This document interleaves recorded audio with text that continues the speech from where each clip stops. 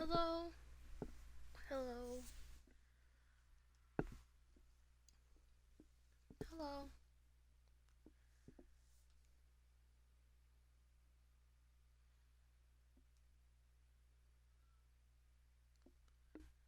Hello? Hi.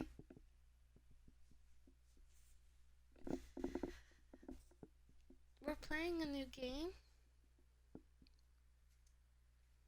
It's supposed to be like spooky, so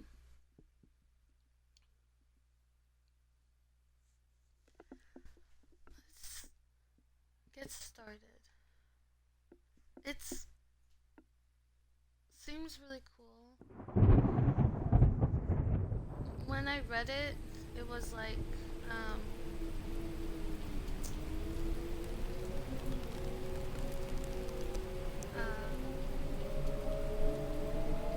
an adventure game, which is pretty cool. Dear reader, allow me to introduce you to my book. Though it might at first appear like many books you've come across, it is far from ordinary. You may, therefore, have some misunderstandings about its nature. The story that awaits you has not been fully told. In fact, its conclusion is not yet known, even to myself. It is in that way that my book is special. It is in that way that you are special. Oh my gosh, I'm special. Without you, there is no story. Chapter 1. Normal isn't what it used to be. This is a story about change. Nestled in a shallow valley is the town of Beacon Pines. Far from the town square, across the river, past the neglected welcome sign, a young boy walks alone at dawn. Nugget, I think he's sleeping in my sister's room with her. His name is Luca Van Horn, and like you, dear reader, he's here for a reason.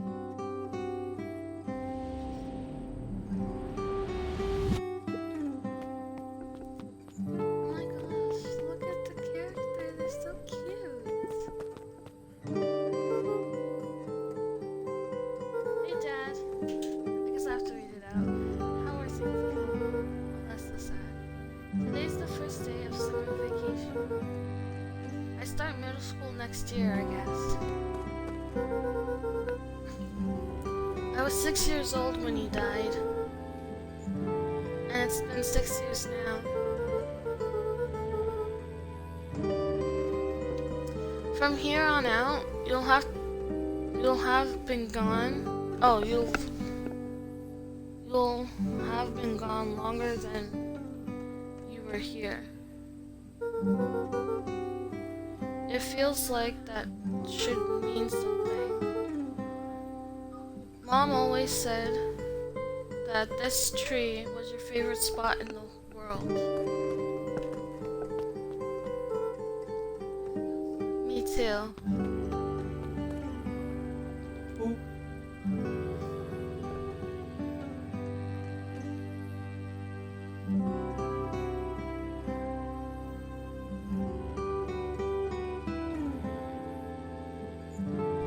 Hey, Luca. I knew I'd find you Rolo here. was Luca's closest friend. He possessed many fine qualities, but subtlety was not one of them. Well, after I banged on your door till your gran answered, and after I checked the pond and climbed up the treehouse, then I knew I'd find you Rolo here. finally noticed the tears welling in his friend's eyes and the flowers on the grave. I know, right? It's so cute. I love it. Oh, yeah, right. You and your mom always did this on your dad's birthday. Yeah. I didn't know if you were going to keep doing it now that your mom's gone too. Oh my goodness. This poor child. She's not gone. She's just missing? Oh my goodness. Sorry, I meant to say since she went missing. She's going to come back, Rolo. Of course she is. Okay, Dad. See you next time.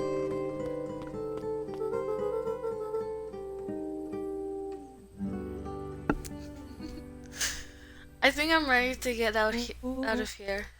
Sure, lead the way. Nice. Oh, look at this. Oh my gosh, the little sneeze. Tickle. Okay. Wonderful. I had a good feeling about you from the moment you opened my book. That charm is a very special thing. Very special indeed. Keep hold of it for now. Its purpose will reveal itself soon enough. Okay. I'm gonna stay on this. It's so cute. Aww. Okay. Ooh. Oh yeah, I almost forgot. The whole reason I was looking for you. I was wondering if you'd ever get to that. I found the perfect way to start our summer. Rolo How's looked to the that? side suspiciously. Oh no. Not here. They might be watching. They? Who? Shh, not too loud. We need to do this in a secure location. Mission control. Alright. I just have to tell Gran and then we can head out. What are you gonna tell her? I don't know. I'll think of something. If it's all the same to you, I'll meet you at the welcome sign. Your Gran still kind of wigs me out. Oh, wigs me out. I don't do well with new people. She moved in like half a year ago. Just meet me at the sign when you're done. Suit yourself. I won't be long. Tell Gran before heading out with Rolo. What if I don't? What if I just... Okay, now we'll follow the... Dear reader, forgive me for this interlude. Remember that charm you found in the dandelion patch?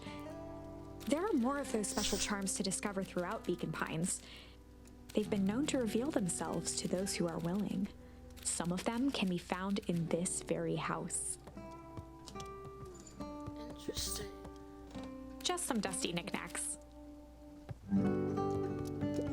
Since Gran had moved in, the house was more peaceful, more orderly. I like this woman's voice. Hello. Her voice sounds And very more covered in nice. flowery fabric.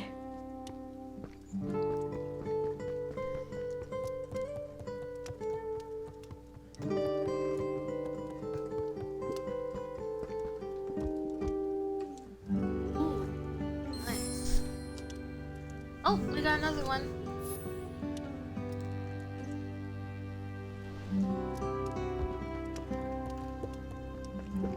One of his father's old stethoscopes.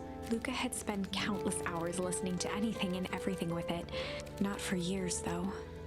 Dang. Gran had already lit the fire. She kept a warm house, as if by grandmotherly obligation. True.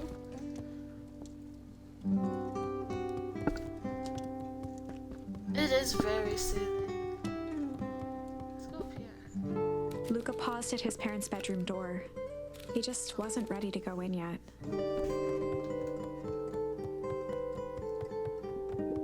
Gran had commandeered the upstairs closet when she moved in. Some things need shelter from a young boy's mischief, she said. Hide. Yes, the music is really awesome. I really like it. Gran's bed was undisturbed.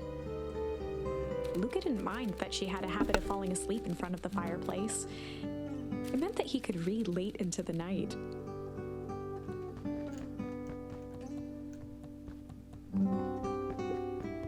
Luca tossed on his favorite old sweater. Even though it was the first day of summer, a chill still hung in the air. Nice. Ooh, chill.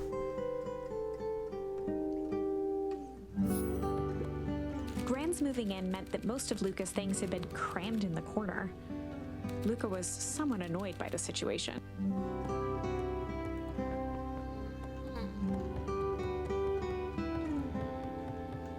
This is so cute.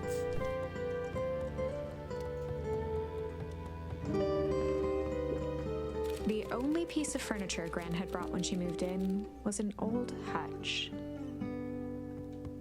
Interesting. Oh, that's so cute. A pair of dull scissors, a broken can opener, a mostly empty bottle of glue, and some loose string. Ooh, junk.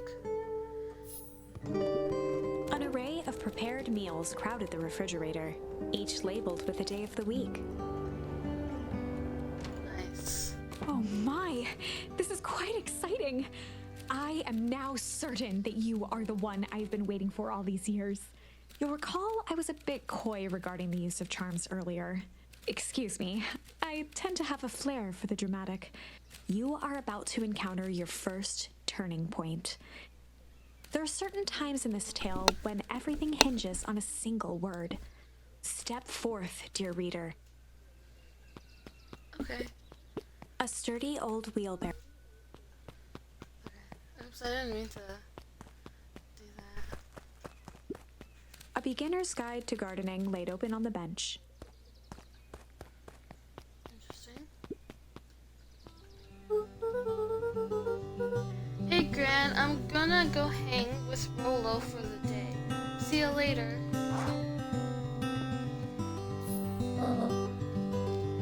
Hold up now. Where are you and Rolo headed exactly? Oh, nowhere special. The better for everyone involved. Nice. We were just gonna go. Oh shoot. We were just gonna go Chill for the day. Chill for the day. I know, right? Look at her. Also, my joystick is going crazy. That's why it was going through all of them. We were just gonna chill Lives are for the built on day. truth.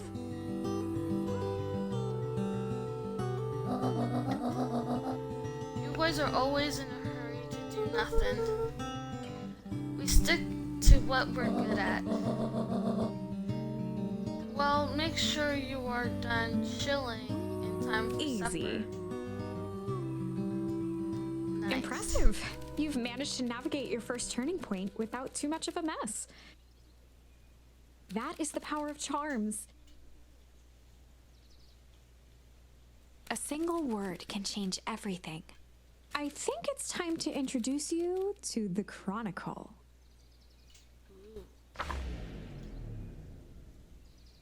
The Chronicle is a record of the decisions you've made.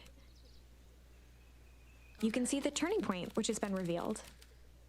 At any time, you can use the Chronicle to go back and invoke different charms, creating new branches. Luckily that's for cool. us, this is the one and only turning point where the charms won't dramatically alter fate. Oh, It's the perfect opportunity to experiment with rewriting things. that's really cool.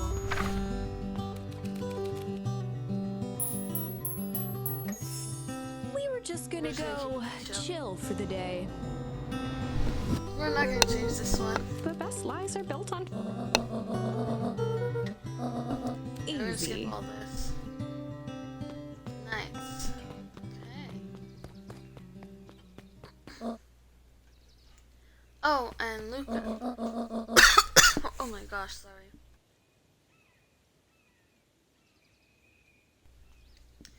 You and Rolo stay out of trouble.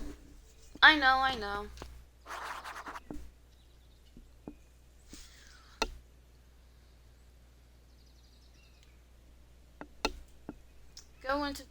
Get into trouble with Rolo. Oh my gosh.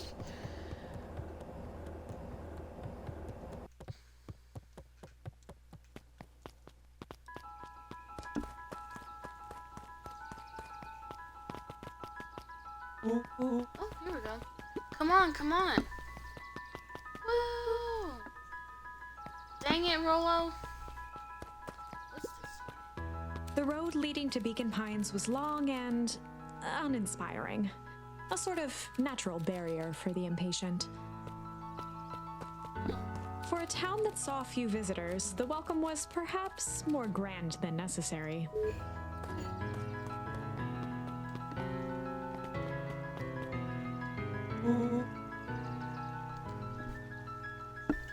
You know the drill.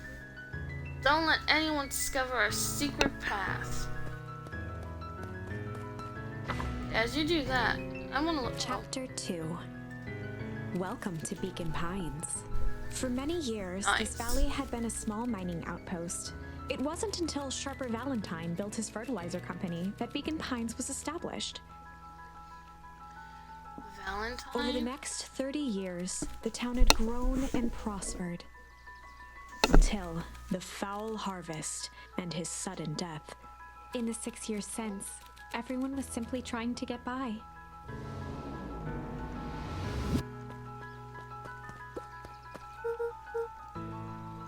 Hey, Mr. Kerr.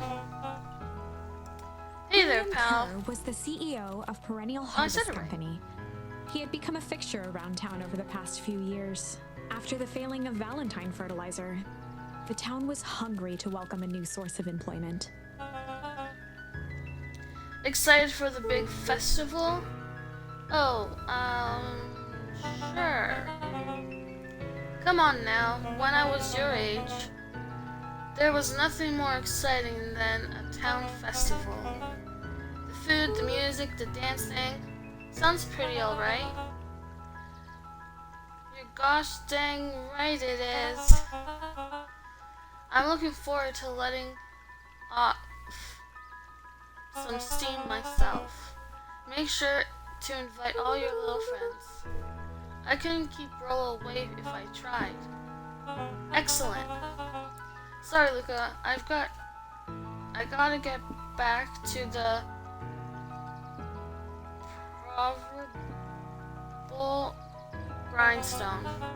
There's gonna be some words that I cannot pronounce. Please do not judge me with that. Our harvest awaits and all that. Oh, now. The left side's a little low. Can I talk to this guy? No, I didn't mean to do that. Sorry, young Mr. Van Horn. Can't talk right now. Oh, it's a little dog.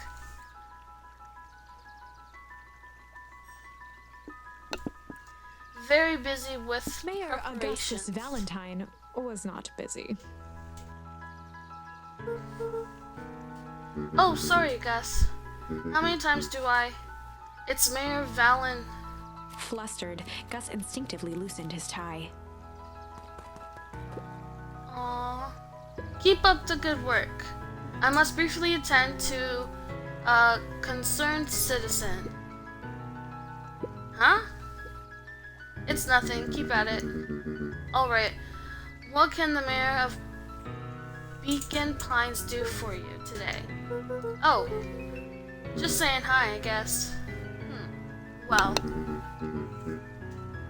Oh my gosh, heart. Oh my. Heart. Oh my gosh, High Point. Good day to you, young Mr. Van Horn. I want to explore everything. We have to explore everything. Oh. We could look cool. We look cool. Look how cool we look. Yeah. Okay.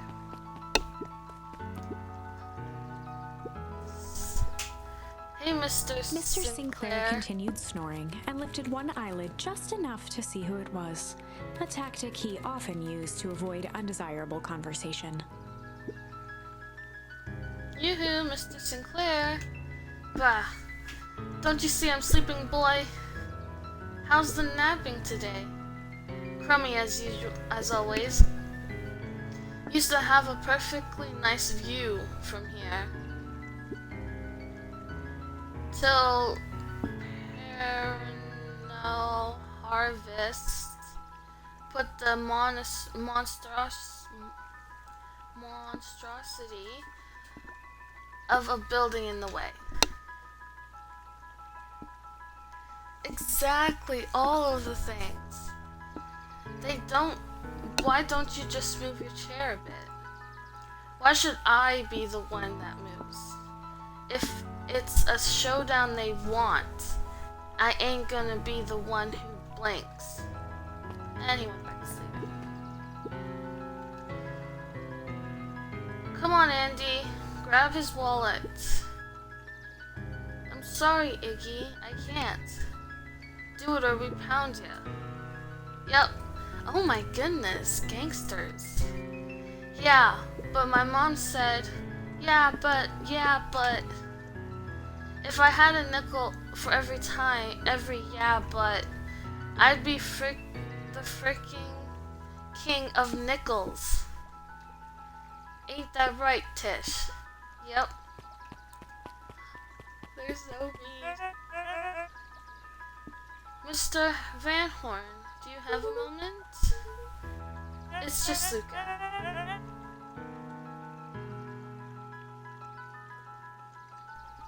Golly, I'm sorry. It's my first weekend at No, I have no He idea. pulled a pen from the pocket of I'm his just sweater gonna say vest and harvest. began to frantically jot something down on a clipboard. Wonderful. It won't happen again. If we are going to be on a first name basis, then you can call me Pete. Oh, nice to meet you, Pete. Sorry, what are you writing? Oh, just documenting. Gosh, it's exciting to be a part of something so darn special. You know, it's not just about new fountains and phone booths. We're gonna change the world. I know. And it all starts here in Beacon Pines. Isn't that amazing? Uh-huh. Anyway, I better get... Oh, that reminds me. We'd love to hear your thoughts. My thoughts? You bet. If we're gonna change this town, we need to get every detail right. That sounds intense. Changing the world is intense. So what do you say? Could you answer a few questions? Well, I guess if it's quick. Wonderful. Open to answering a few quick questions. One down. See, it's not that hard, is it? Oh, okay. We're going already. Question 2. What is something you love about Beacon Pines? I never really thought about it before. Perfect. That was the answer. It's the only place I have lived. See, that wasn't Pete painful. stopped scribbling and glanced up from the clipboard. Was it? I guess not. Huzzah! Our first 3 questions answered in record time. Are you literally writing down everything? Oh my goodness. Thank you so much for your time. I need to process these answers. We can save the rest of your thoughts for later. Okay. Our harvest awaits. Can I go in? Dang. Go this way? Oh right, Rolla's waiting. Oh yeah, okay. Let's go then.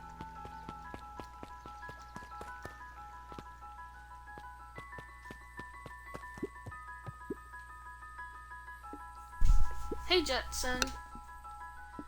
Is the line playing any tunes today? No bites this morning, I'm afraid. Come to think of it, I can't remember the last time I reeled one in.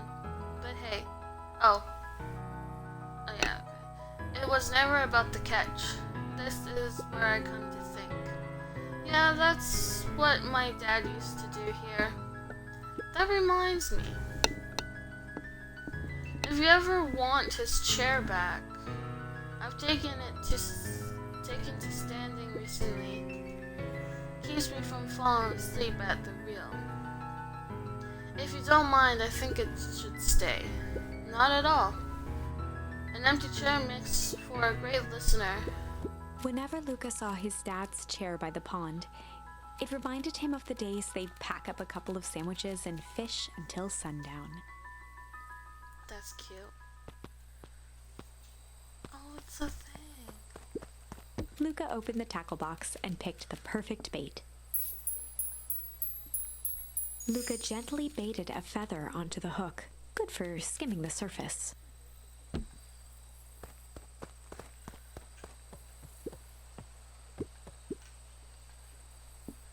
Give it a good cast now.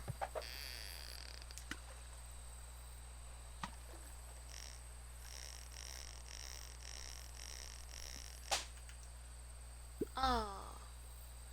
Easy there, Buckaroo. You don't know your own strength. Okay. So we have to Luca catch a tied fish. a shoestring to the hook. What fish could resist a nice shoestring? Yeah, shoestring, okay.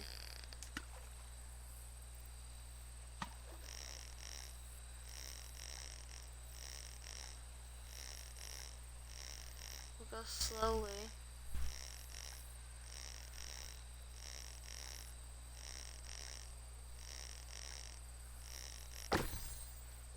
Nice. Oh. We got a shoe. Where do you think the other one is? Hard to say. Sometimes things drift away. That's not fair. No, it's not. Well, wherever it is, I hope that other boot at least has a sock to keep it company.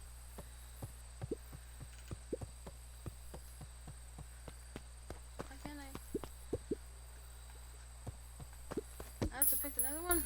Luca tied a shoestring to the hook. Oh, shoot. What fish could resist? I have to... Okay.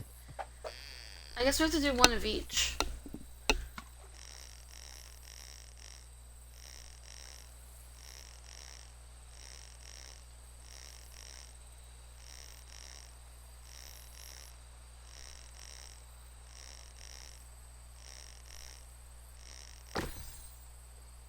Another... Oh, okay.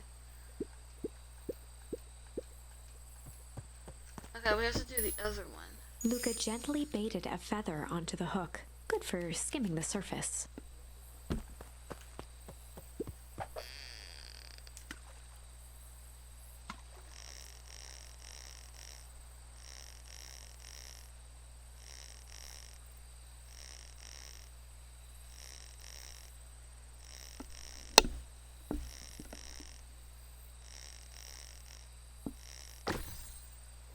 Nice. Oh, it's a duck! Well, all re-switched. It's your old rubber ducky. You were just a little drooling ball of fur when you lost that. Cried for days. I told you to turn up. Hehe. Do I... Luca gently baited a feather, good for skimming the surface. How many do I have to do? Oh, okay, I can leave the thing. Oh, no, go back. I want to see what this is. Mission control. Authorized personnel only. It's not really secret now, is it? The boys had a good thing going, as long as they kept old Jeff happy. They had an endless source of precious materials to add to the treehouse.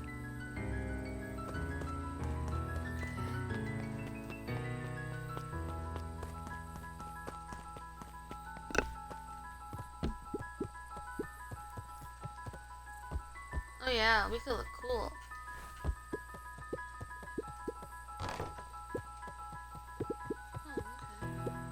After Luca's father had passed, Rollo became obsessed with them building their own Hank atomic star scraper. It was some time before Luca realized it was Rollo's way of keeping him occupied. That's cute. No. Up. On certain nights, when the clouds were just right, the boys could tune into strange patterns of static. Rollo thinks it's aliens. Of course he does.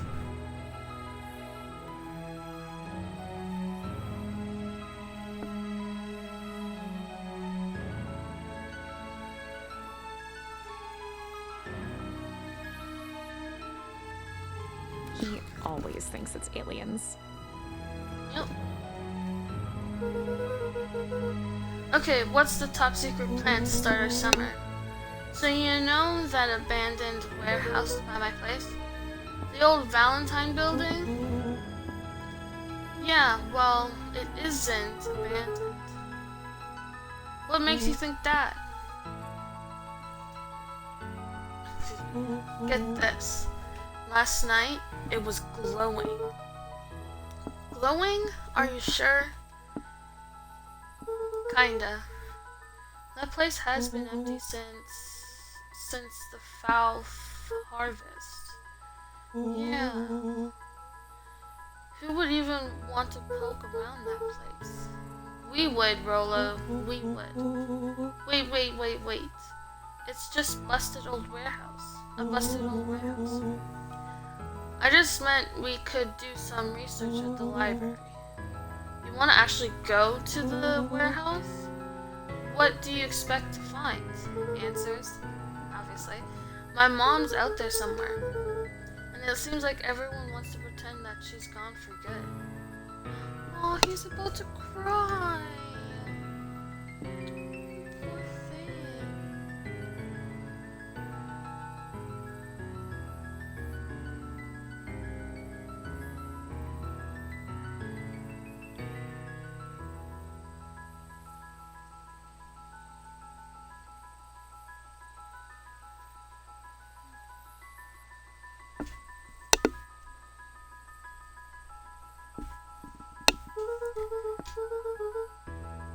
You don't have to come, Rollo, if you don't want to. Look, I remember that time I sort of accidentally burned down the chicken coop, and you jumped in and said it was your fault before Pa throttled me. This is a flaming chicken coop sort of deal. I've got your back. Thanks, Rollo. Now that I think about it, poking around something fertilizer warehouse is exactly how I want to spend my first day of summer. Let's go! Oh, we're back in. Luca's winter coat decommissioned for the summer. With the cold holding out longer than usual, he reconsidered its usefulness.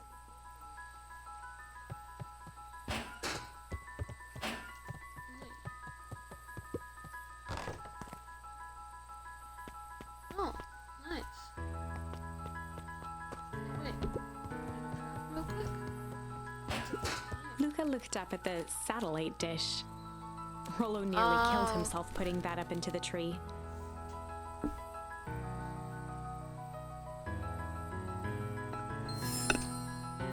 While it didn't turn the radio into an interstellar communicator, as he'd hoped, it did at least boost the signal enough to overhear truckers one town over.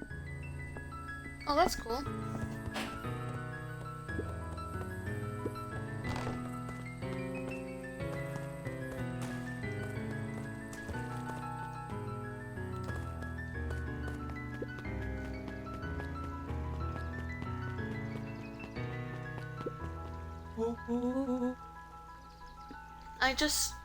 I'm just catching my breath a bit. Go on, I'll catch up. Okay. Ooh. Town Hall. Last Chance Diner. Holden Wilder ran the local paper of record, the Beacon Beacon. The beacon. Hey, Mr. Wilder. Morning, Luca. What's the day have in store for you? I was wondering if you heard any news about... News? The beacon knows the news that needs knowing. Any news about the old fertilizer warehouse? Nope. Oh. Rolla thought he saw some lights there last night. Rolla oughta be careful poking around that part of town. The winds of change are blowing. And change is a dangerous animal. Change. Nice.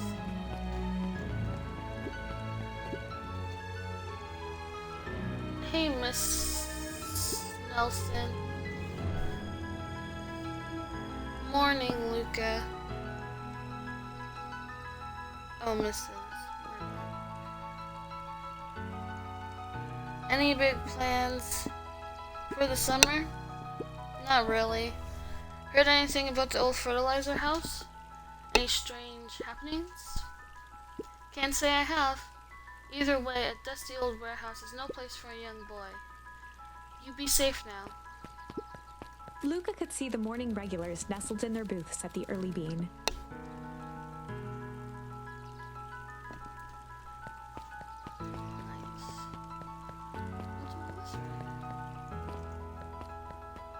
Ooh, more people. Or animals, I guess. Piper? Oh, hey, Luca, what's up? You know it's summer break, right? Of course. And it's like the morning? Correct. And you're studying. Like they say, the early bird gets the proper education required for a successful and fulfilling career later in life. Oh my goodness.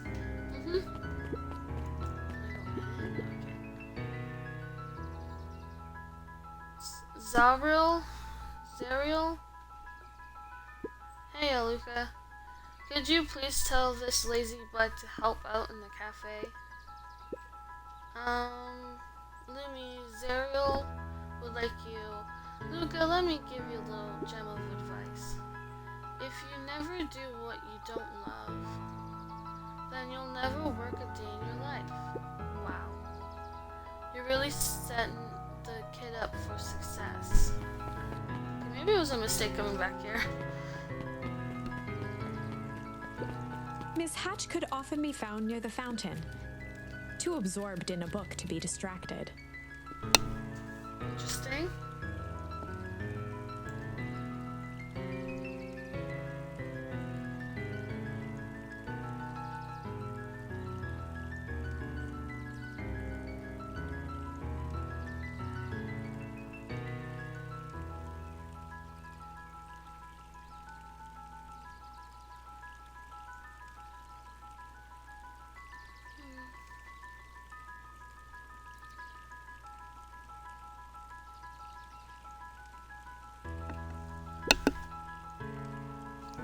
Two wandered down the wooded path, unaware of the danger ahead. Oh, this is getting good. Nice. Can I get on this one? I can't. Okay, we're not done talking to everyone. I know. Luca, just the fella I was looking for. Hey, Roxy, Right. what's up? Rendezvous with Roxy. This is an important turning point. The first time where your charms will change the course of fate. And currently, we only have one suitable charm at our disposal. Have no fear, we can always return later using the Chronicle once we find more charms. Well, now I'm just rambling. Where were we?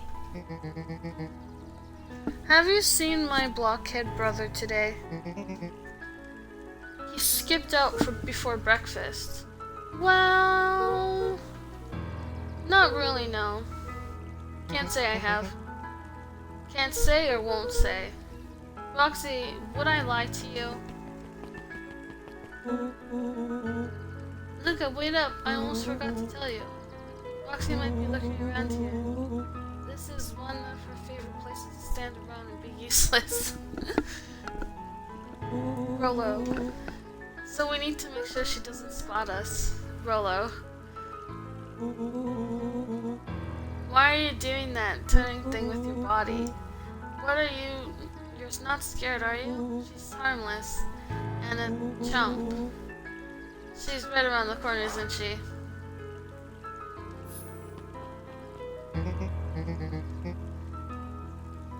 Don't mind me, just over here lurking uselessly. Oh, hey, sis. Nice weather we're having, eh? I couldn't help but notice you snuck out this morning before breakfast. Wasn't hungry.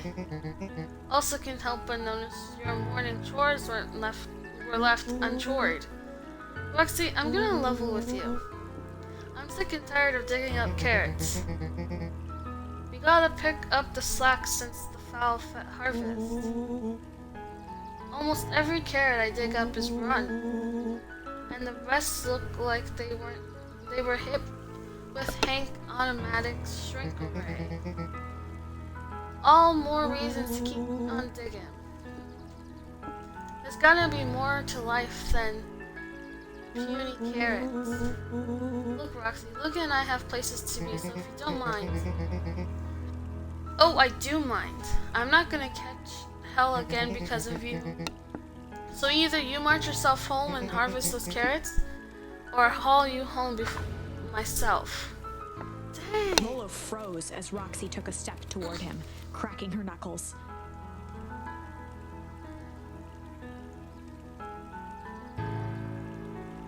Luca knew he had one chance to save his friend from being dragged home.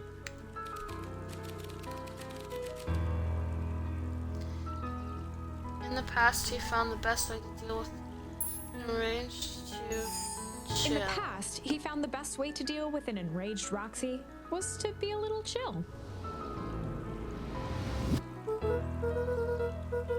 Come on, Roxy, it's the first day of summer. The sun's shining and we just wanted to take it easy. Let's leave tomorrow's problems for tomorrow. That's great and all, but Rolo's problems have a way of becoming my problems. And Paul always says tomorrow's work is best left for yesterday. Watch you, big oaf. Oh, rats. I expect a full report about the Valentine place. Full report! Investigate Valentine's warehouse. Okay. So, Fitz. What are you up to this lovely day? Nope. Cool. Interesting. Sharper Valentine, founder of Beacon Pines. Never underestimate what a great man can do. A bit much, if you ask me. Nice. We got another thing. I want to go down here. Look at all these stuff. No touching. No touching. Oh, smack. Oh, that is so cute.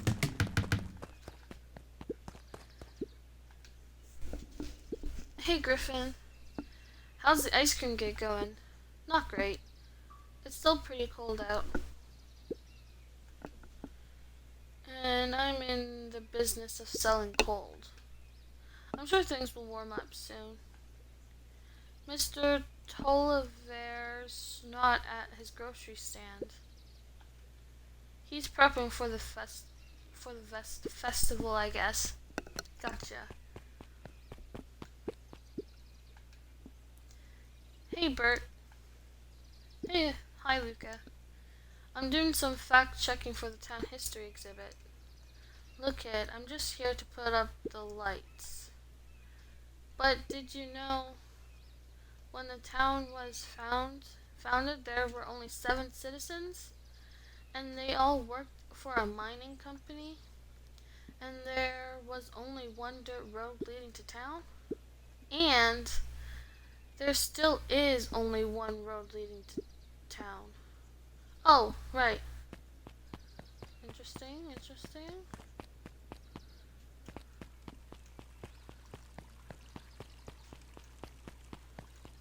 There's something here, I think. Yeah. Hey, Dawn. Sorry to wake you. Yawn. No problem. It comes Dawn with the had job. dreams of becoming a big-time reporter. At night, she searched for the story that could be her big break. By day, she hawked papers at the newsstand. She's adorable. What's up? Rollo said he saw something strange going on at the warehouse. You know anything about that? You may say I've heard some things. I'm working on a story about it right now. So what's going on? I can't say quite yet. Oh, can't say quite yet. I don't know. I still need to follow up on a few leads. Keep me in the loop, okay? Sure thing. Things seem to be quiet in town today. Yep, everyone's preparing for the festival. Should be back to normal tomorrow. Catch you then? Catch you then. Oh, and Luca? I'm really sorry I haven't been able to find anything about your mom yet. I'm just grateful that you tried. I'll still keeping my ears out. Okay, that's nice. Guess Mrs. Fertilli is getting ready for the festival.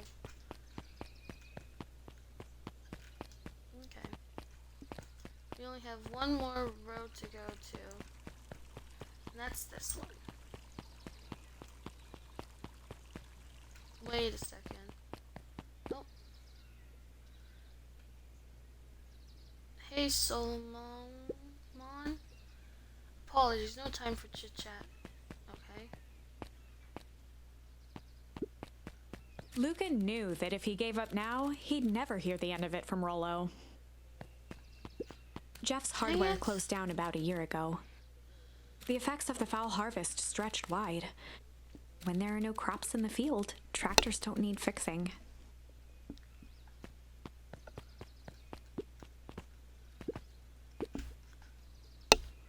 Looks like the library hasn't opened yet. I'll check back later. Okay. Luca, my boy, hold up a tick. Oh, hey, Mr. Nuncreed. I was just on my way too. I just sold the last jar of your grandmother's preserves. Can't stock the shelves fast enough, turns out. Hey, that's great, but I guess Juniper will just have to swing by with more of her lovely jam. Uh-huh. Well, don't let this old man slow you down. You just remind her that she still owes me A that promise dance. Gran regretted the second it was made. Will do. She's a fine woman, that Juniper. Yeah, she's pretty cool, I guess. A real fine woman. Gotta go. Sweeter than any jam on earth. Kinda weird, bro. The phone booth was brand new, part of Perennial Harvest's Beacon Pines Reborn initiative. Perennial. Okay, that's how you say it. It didn't see much use. Can I go this way? Oh, no, I can't. I guess we just have to go this way. Oh, hey, Luca. Hey, Joey. How's the bug hunt going? Not great. Bugs have been shy this week. Bugs get shy? Oh, sure, bugs aren't that different from people. Sometimes they just want to be left alone. If you're going into weak wood, just be careful where you step. No bug crunching, got it.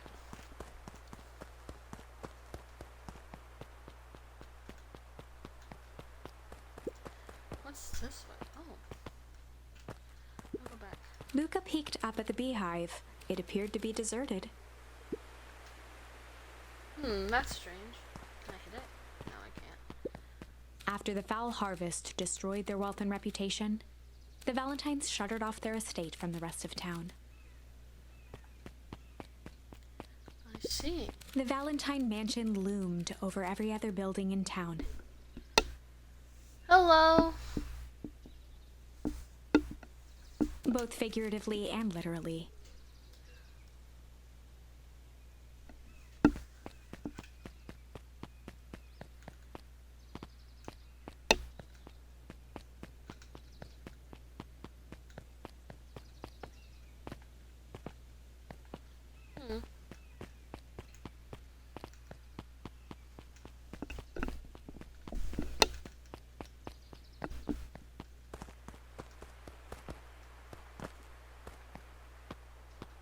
The path led into a small hollow at the edge of Weepwood.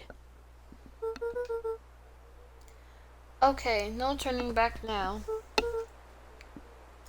Caution, electrified fence. Is The that fence sign new? thrummed with a gentle electric buzz. Okay, so what would Rolla Luca do if often he was asked here? himself what Rollo would do, so that he could rule out that option. I'm definitely not touching that thing. Okay.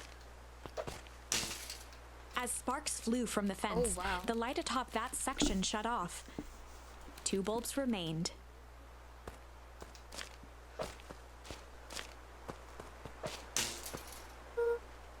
Oh, I see One what I more to have go. do.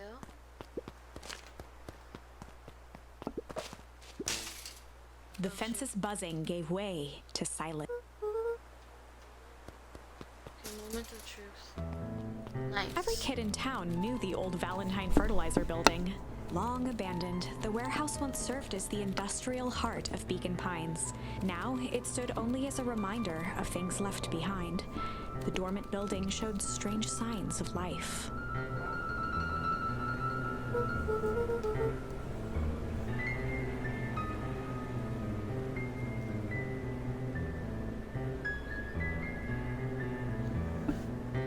Okay, so Rolla wasn't exaggerating for once. What's There going was on? only one way to find out.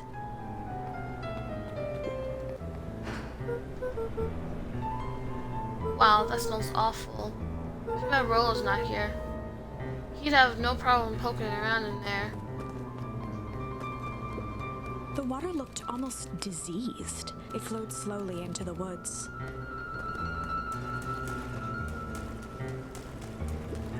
The hose emitted a subtle sound. It was actively draining some kind of liquid.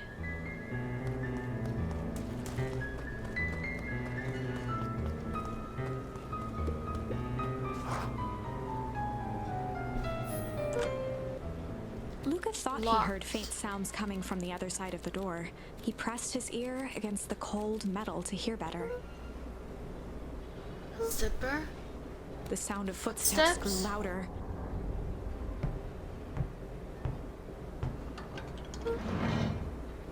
Hello? Oh no. Oh, swear word.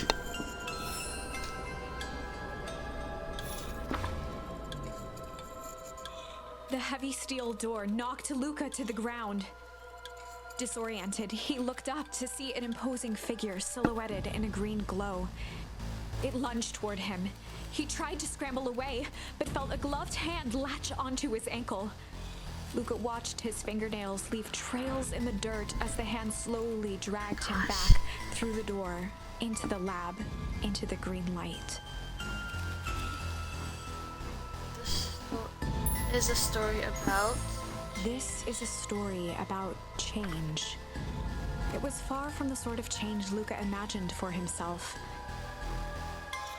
But change is, after all, a dangerous animal. It just got so The intense. I probably should have warned you about this. There are many paths that our story can take. Most will end in tragedy, but don't let that discourage you. We will find the ending that this story deserves. I just know it. From here on out, a charm will have a check mark when it's been used to its full potential at a given turning point. Now, let's try something different.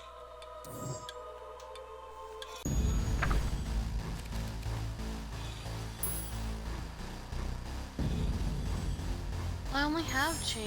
This is a story about change. It was far, but change the. I probably should. There are many. Most will. We will find. From here on out, a charm will have. Now, let's try something different.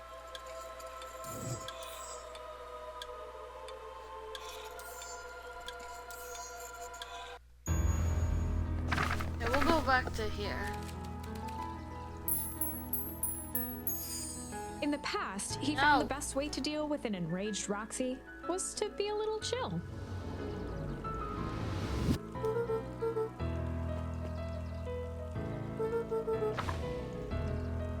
No.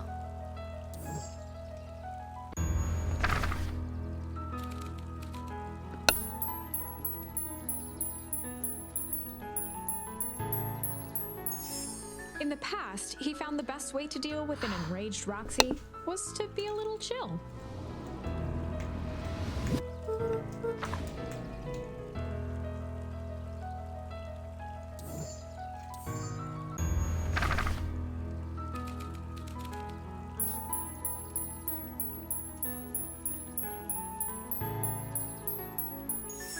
In the past, he There we found go. the best way to deal with an enraged Roxy was to be a little shit.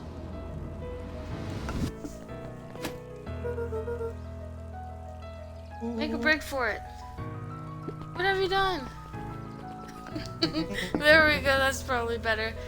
Did that little just kick me? Run all you want, you little twerps. You gotta come home eventually. That was funny.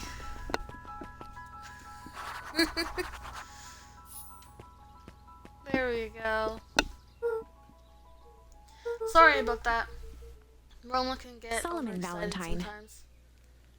Current ward of and future successor to the Valentine fortune, huffed as he brushed off his pants. A town of complete and utter fools.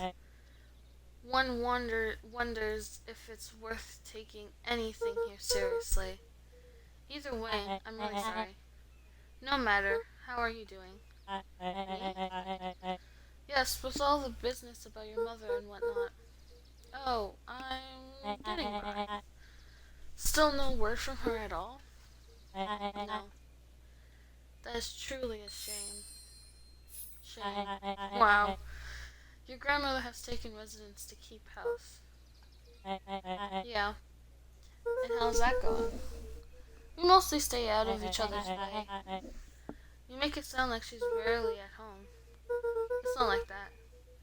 She just has a lot to do. She's still settling in and trying to figure out how to make ends meet. Indeed. Well, count your blessings. It's better to have a caretaker who's rarely around, in lieu of one who tries compensate by smothering you with attention. That doesn't sound so bad. Trust me when I say it's best to rely on yourself. Family has a way of creating more problems than they solve. Interesting.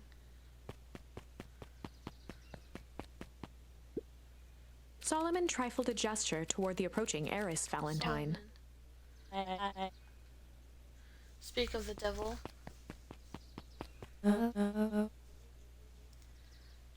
not wander off like that. I'm much too busy to be looking all over for you. Apologies, Harris.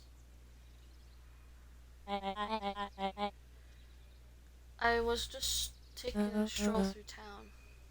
Strolls are for commoners. I hate her. You're a Valentine now. I want you to be present for the construction of the History Museum. The future of this town relies on its ability to remember our family's great past. Of course.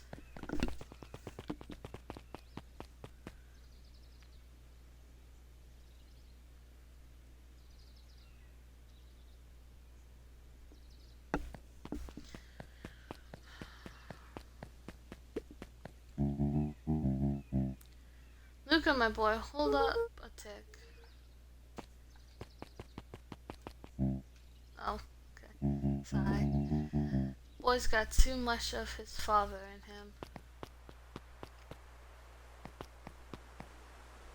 in him. I win. Little hope.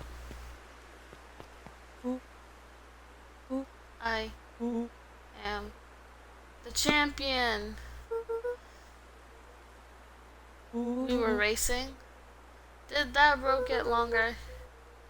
Like anything ever changes around here. It seemed longer. You're just lightheaded from the run. You really need to pace yourself better next time. Not sure why I would take advice from second place. Has that sign always been there? Wait, what? Caution, electrified fence. No, that's definitely new. Creepy. How are we going to get around the electric fence? Don't worry, I've got this. Why did you do that? Pa always says you can figure out what the plan was when you're done. Great, what now? Well, I did my part in establishing that touching the fence is bad. I'm sure you can handle it from here. I'll supervise. Oh, good thing I know what to do. From a safe distance. Great.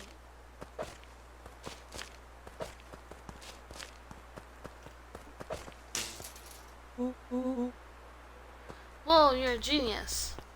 I know, thank you.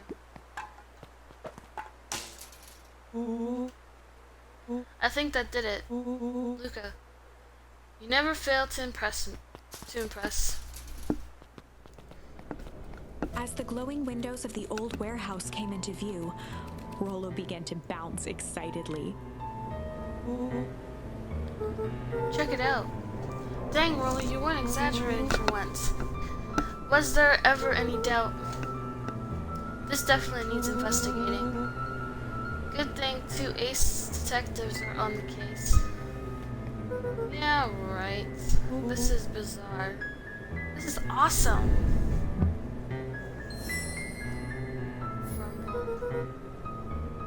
Did you feel that? What? The excitement in the air? You bet your butt I did. Check out this puddle. That's not normal. And this hose. Oh man, the door's locked. Try harder. No dice. It won't budge. Oh well. This dumpster's new, right? I bet it's got stuff in it. I can't really see what's in here. Who did all of this? My nose is itching. I think I smell some treasure. Are you sure that it isn't hazardous waste? Just help me get in, Rollo. It would be my honor to throw you in the trash.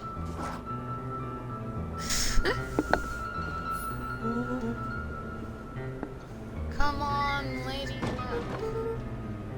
So, what's in there? Let's see. There's a squishy bag of squish. Wow. A good itch of stagnant sludge. Your natural habitat. Wait, hold on. Hold the phone. Hold 2 phones.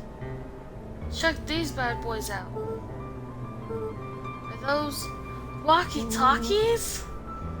Just like Hank Atomic communicators. Do these actually work? Ground command to Hank Atomic, sorry. Hank, do you read me? This is Hank Atomic. Ground commands. You're coming in 5x5. How are your vital readouts, Hank? It's getting a little stuffy in here.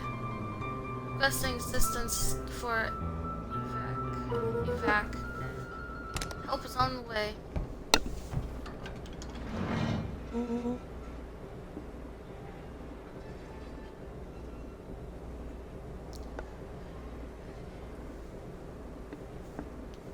What was that? Someone's coming. Give me a hand. Give me your hand. I'm trying. My hands are covered in squish. Scoot over. I'm coming in.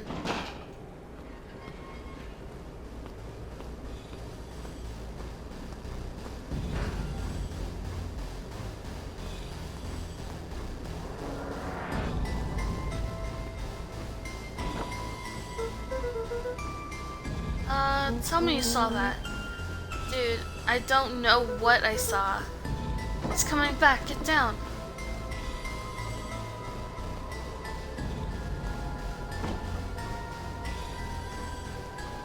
Oh no, things are getting crazy. The boy sat petrified under the weight of the bag. Oh god, tell me that's not what I think it is. Luca, do you know what separates Run from the Mill detectives from Ace detectives? A ridiculous hat? When the chips are down, Ace detectives dig deeper. Rollo felt around at the large sack which burdened them. He snapped off the bag from just within a small zipper opening in the bag. It's some sort of badge or something. Rollo held the badge up to a faint shaft of light within the dumpster. Dr. Scott, Deep Engineer. It's a name tag. Who would throw away a bag full of slimy old name tags? I think it's just one name tag in a bag full of something else. Oh, okay. I think we should make a break for it. Stay calm, this is no time to panic. I'm not panicking. You're panicking. Rollo, calm down. You don't have to squeeze my hand so hard. Dude, I am not holding your hand. Quit messing around. What other slime-covered hand would be in here? Oh my gosh!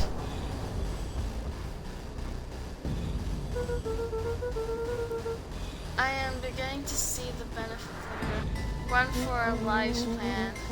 Great. We've clearly established that I'm faster than you, so I'll go first. Why not go together? Flamin' chicken. I'll make sure the coast is clear. After I go, count to 100. If you hear me yell, run. If you don't hear me yell, run. Actually, either way, Bro, I'll give you credit. You sure found an eventful way to start our summer. It's what I do. Well, here goes nothing. Lucas sat in the dark, tracking the sound of Rollo's footsteps as he ran. 1, 2, 3. He pressed his ear to the dumpster wall, straining to hear Rollo's footsteps as they faded away. 15, 16, 17. He tried not to think about the contents of the dumpster as he counted. 35, 36, 37. The thick stench made it hard to breathe. Screw it, that's long enough. Luca carefully lifted the lid and peered out. Nothing. No sign of Rollo. No sign of the man in the yellow suit. Time to haul ass. Luca clambered from the dumpster, stumbling to his knees. He was up like a shot and running, sprinting toward home as fast as he could. Beacon Pines flew by, blurred by the tears that welled up in his eyes. He wouldn't remember getting home at all that night. Throwing his front door open, storming up the stairs to his room and surrendering to sleep almost as abruptly as he hit his pillow. Chapter 3. Finding a Friend. The next morning, it was quieter than usual at the breakfast table. Only the sound of silverware and chewing interrupted the awkward silence. I finished drawing a mess of jam last night. So that'll need to get delivered into town today. Okay. So what did you and Rolo get you up to yesterday? Oh, nothing interesting.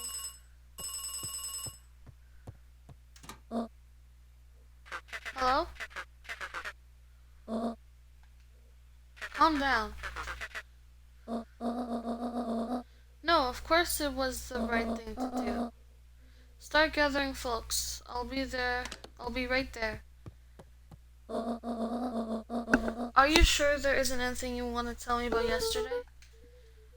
Anything I want to tell you?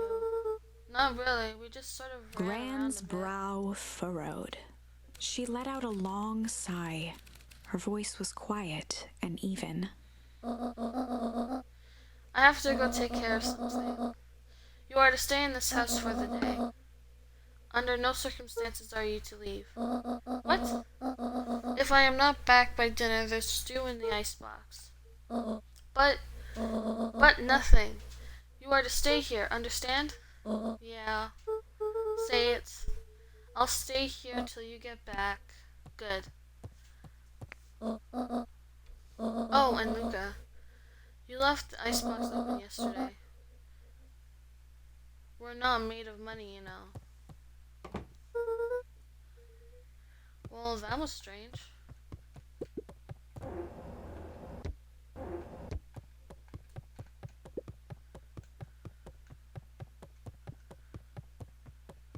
there anything new back here?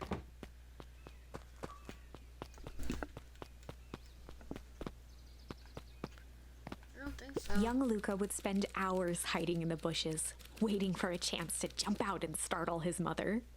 She always enjoyed humoring him by feigning terror. Interesting.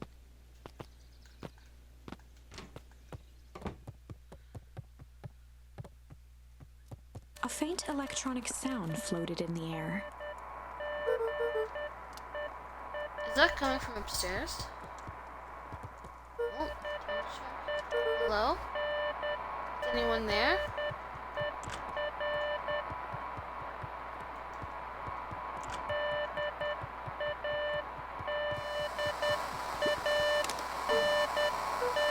Hello? Will, is that you?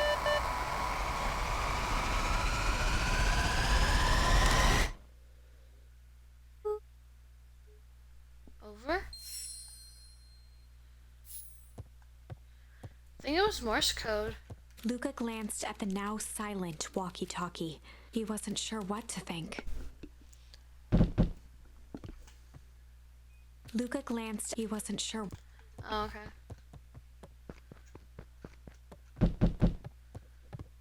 Oh. Someone at the door?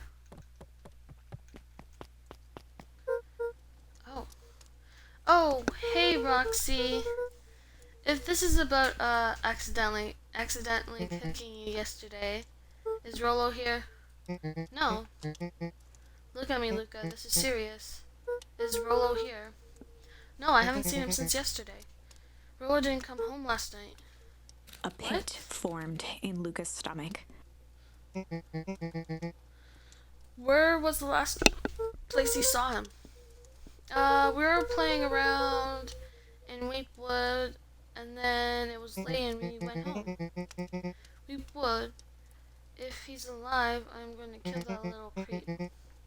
Is there anything else? Luca's Anything mouth that he felt said? dry. No, we were just messing around. Okay. I need to go let people know to check the woods. You just stay out of trouble. Go see if he's hiding in the library or something. Luca could feel his heart beating in his throat.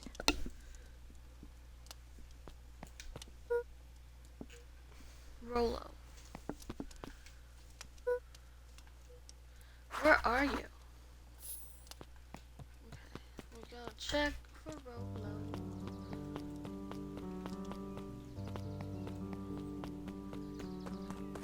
Can I go down this way yet?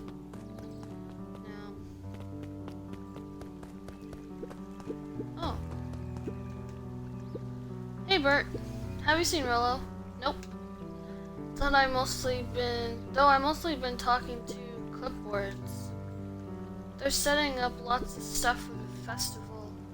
This one said he had to process some answers. I told him that was fine. I'll wait right here until he gets back.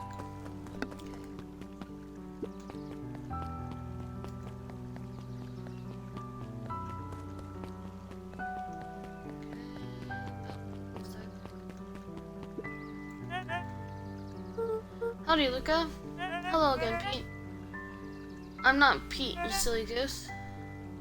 It's Toby. You could have fooled me. Well, hey, it's no problem. The important thing is we'd love to hear your thoughts. Yeah, I'm getting that impression.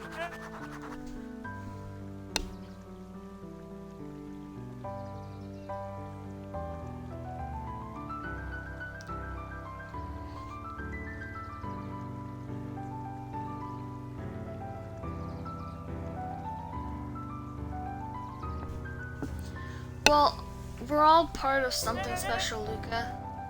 And it all starts right here in Beacon Pines. Toby I looked up got from the it. clipboard excitedly. It's right. So how about you start by telling me, look, no offense, but I've got my own stuff to take care of. Oh, you joker. We're all part of this together.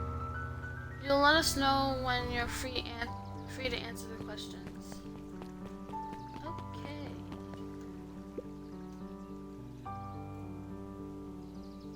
We really need to get back to work. Just a couple more minutes. If Roxy said she'll be here, then she'll be here. I just don't see why I'm standing around, doing nothing, and waiting for Roxy, when I could be standing around, doing nothing, and getting paid for it. Come on, Luma, Roxy needs our help. My parents wouldn't listen. No offense, but isn't Rolo always getting into trouble? It feels different this time.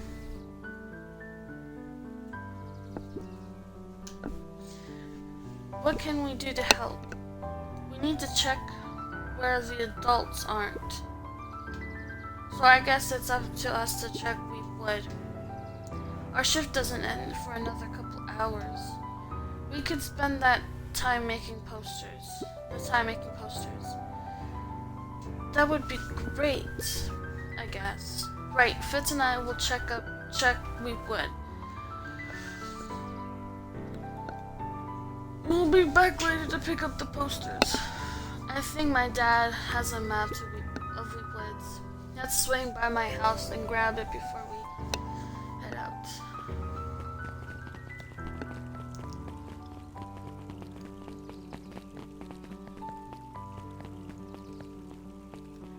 Interesting.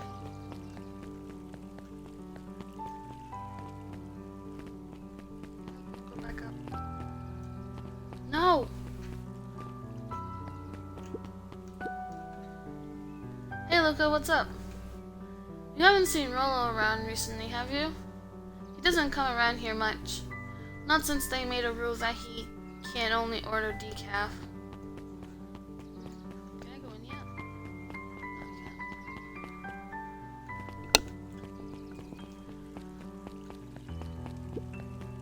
Okay. What is this about a missing child? I must stress that the situation is completely under control. It's just all seems so terrible. And you're sure there's nothing we can do to help? Nonsense, young Mr. Cooter. Young Mr. Cooter will turn up safe and sound, I am certain. You just focus on settling in. I trust my sister has supplied you with suitable lounging. Oh yes, Miss Valentine has been more than accommodating. We were just telling our daughter, Beck, that... Now where did she run off to? Interesting.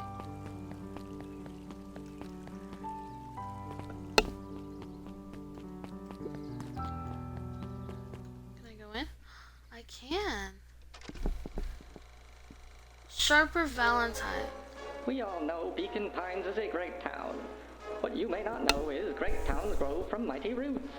And that is why you cannot tell the story of Beacon Pines without telling the story of one Sharper Valentine. Young Sharper's keen intellect and strong moral fiber led to a grand vision. A vision of a community dedicated to a better tomorrow. In his own words, a better tomorrow is within our grasp, but it requires a singular mind to harness it.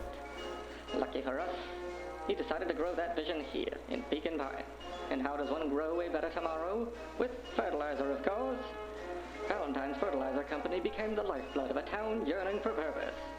But then tragedy struck, a scientific experiment gone wrong. An accident which took Sharper away from us far too soon. To this day, we struggle to pick up the pieces. But one foul harvest isn't enough to stop the people of Beacon Pines. The spirit of Sharper Valentine lives on. It lives in the hearts of everyone with a dream for a better tomorrow. Together, we will follow his example and grow a bountiful future. Paid for by the Valentine family and the Valentine Fertilizer Company Riverfence Fund.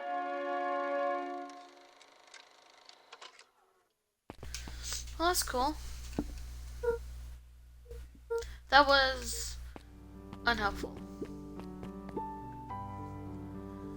Hey, Olsen. History Museum. It's laughable, really. Did you happen to see Rollo in here?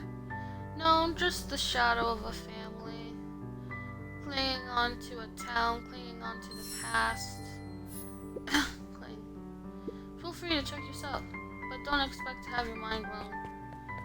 Well, they were right. Hey Griffin, has Rollo been by? Haven't seen him all day. I'm sure he'll show up safe and sound. And when he does, tell him there's a strawberry chocolate double scoop waiting for him. On the house. He'll like that.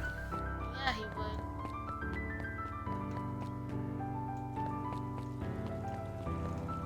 That's right, there's a thing over here too.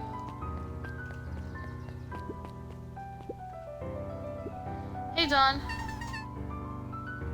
Is it true about Rollo?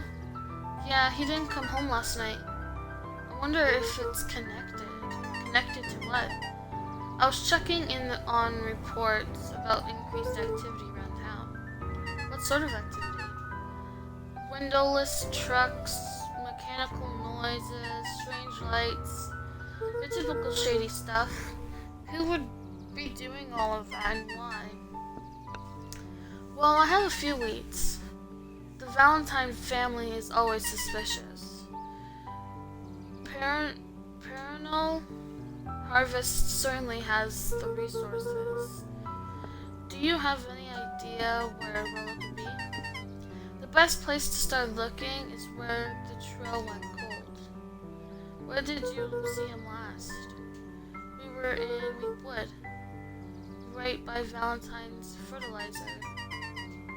I'll check out Weepwood when my shift ends. I do my best work at night. Nice, okay.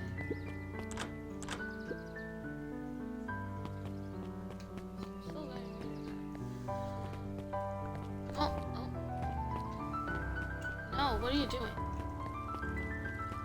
Okay, so I guess our only option is to go this way now.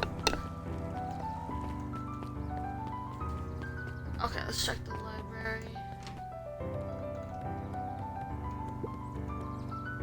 There were rarely any actual new additions.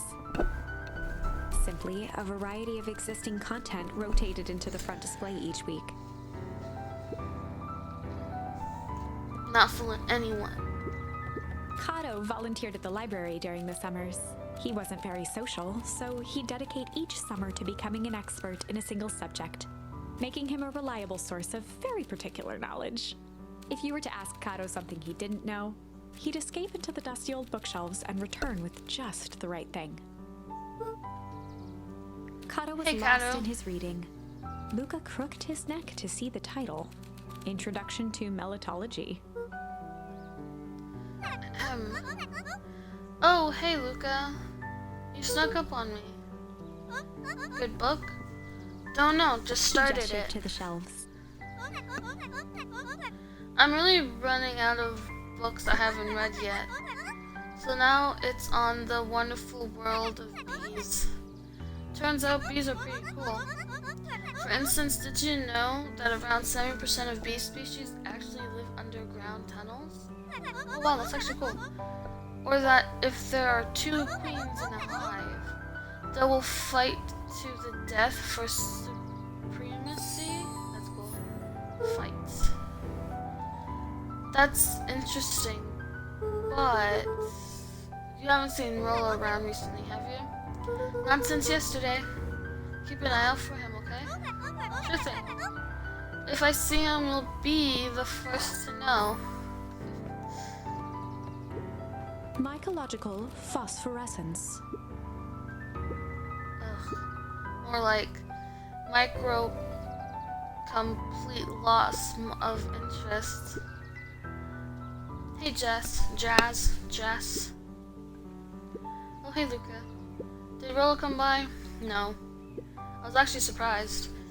He's usually here early on days when new issues drop. Rolo's the biggest Hank Atomic fan I know. Besides myself, that is. Well, if he does swing by, tell him to meet me you know where. I don't know where. No, he knows where. Oh, roger that, Space Cadet. The bottom corner shelf was a dusty array of thick science books.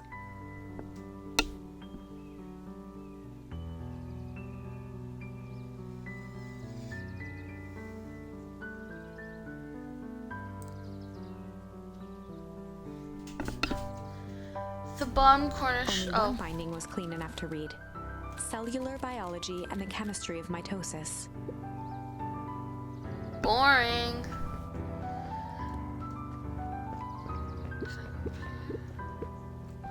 The entire top level of the library was devoted to comics, most of which were Hank Atomic and the myriad of lesser revered spin-offs.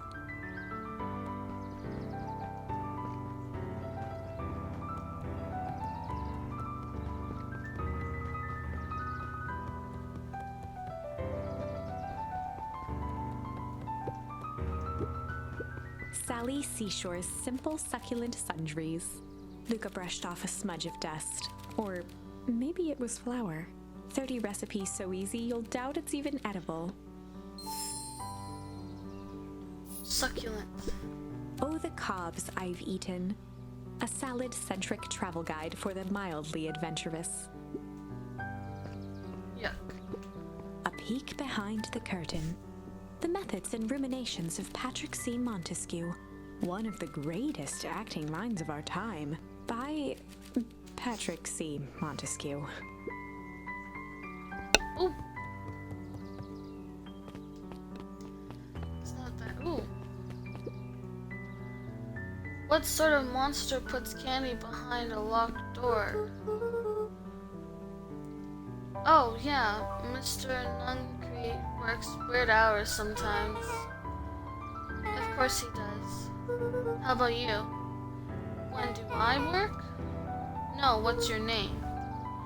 Luca Van Horn. You new here? Yep, not by Family choice. moved often, giving her little time to establish any real connections. She would tell you she prefers it that way. I'm looking for my friend Rolo. He didn't come home last night. So he's missing? I guess so. Like missing? Does that sort of thing happen a Luca lot around shifted here? his feet uncomfortably. Well, that sucks. Yeah. So I should probably get going. Hey, wait up. Beck pulled a What? coin from her pocket. I'm coming with you. What? So says the unlucky penny. Unlucky? Yep, well, technically it landed on heads. Leave this kid to find his friend alone. But I always do the opposite. Oh, that's kind of like me and Rolo. I guess Rolo's my unlucky penny. That settles it. A person should never be without their unlucky penny. Let's go find him. The name's Beck. Pleasure to meet you, Beck. I suppose I could use some help. Try to keep up.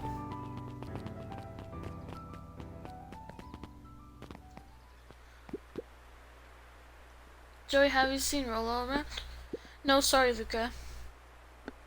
I've had my eyes in the dirt looking for beetles. Can't seem to find any. He never came home last night. Do you think it's because it's been colder than normal? I don't see why that would have anything to do with Rollo. No, the beetles! Do you think the temperature confused their rhythm or something? Who's to say? I'm not a beetologist. Just keep an eye out for him, would you? Of course.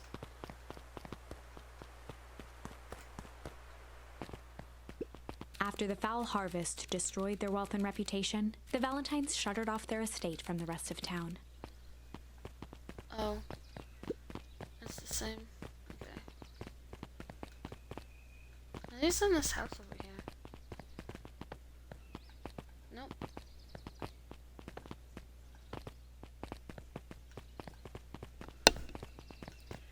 I wonder where we have to go.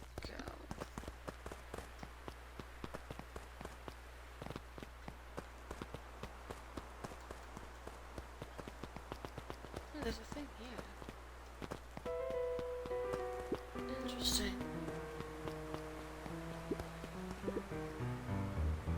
Property of Valentine Fertilizer Company. Looks old.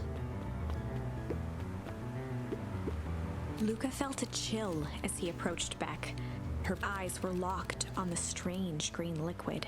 The nearby grass was coated in a fine layer of frost.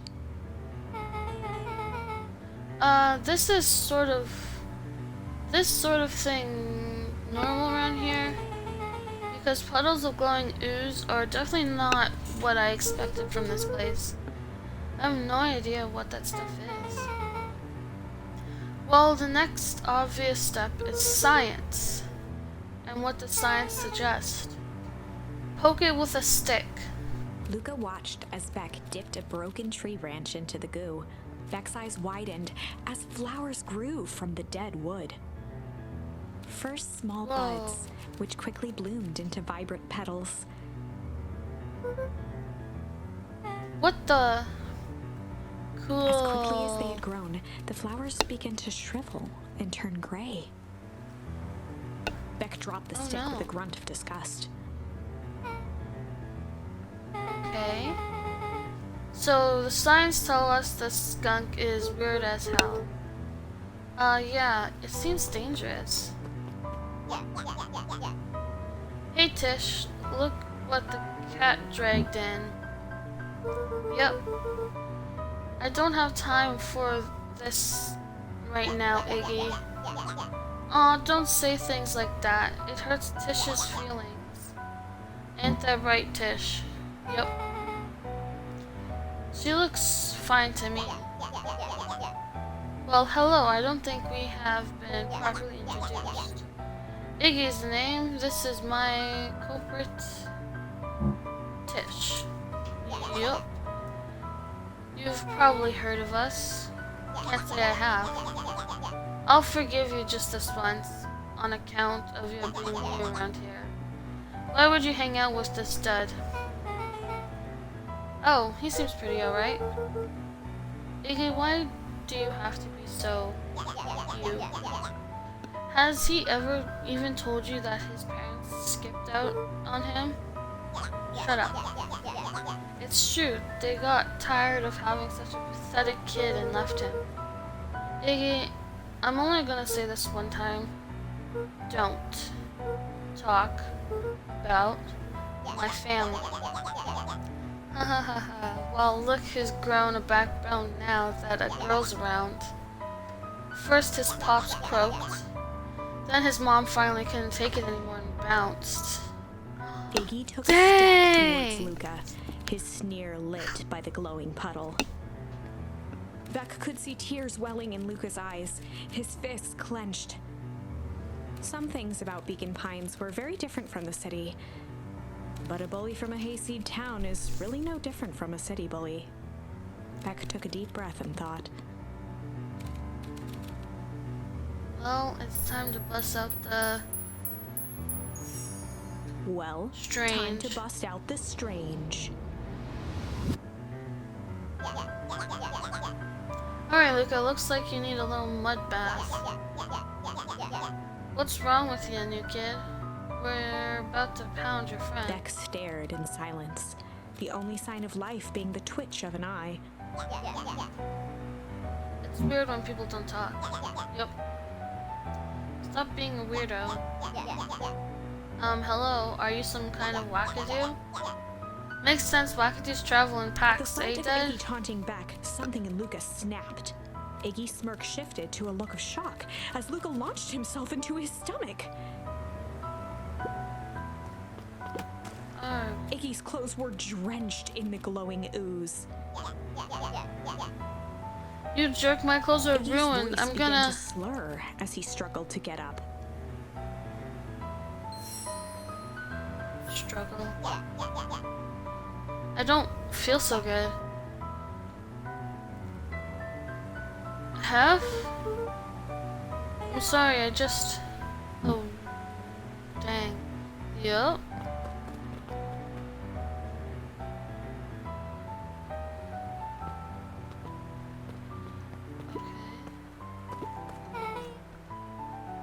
That was intense. Iggy's gonna be okay, right? Nothing about this seems Person of the okay. warehouse. This strange ooze and what it did to Iggy. Was Rollo caught up in all of this? We have to find Rollo. You took the words right out of my mouth. Is there like other ways? No, I didn't mean to go there. Oh. Whoa there, little buddies. You startled me. What in the dickens are you up to in this part of town?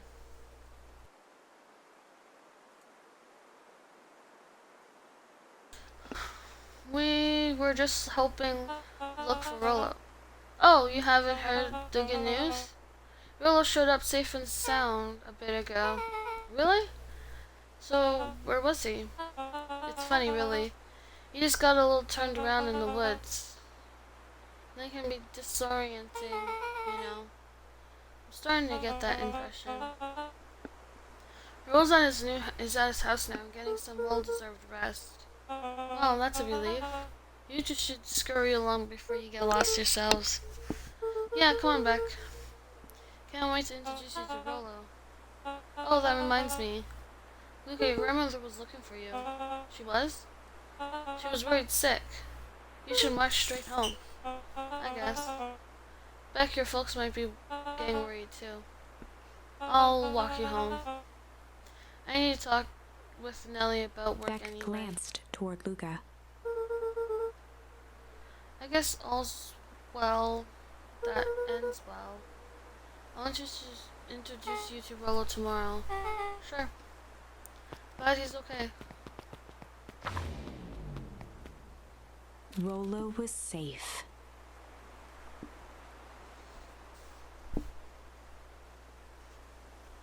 A wave of relief washed over Luca, which was quickly replaced by a sense of dread. Gran is going to kill me. If he hurried, he might just make it home before sundown. Chapter 4. Our harvest awaits. Luca took a deep breath and gingerly opened the door, steeling himself for Gran's wrath.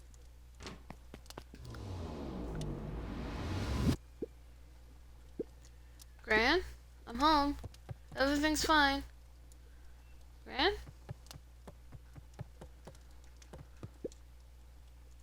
Gran? I know I wasn't supposed to go anywhere. I was just helping look for Rollo.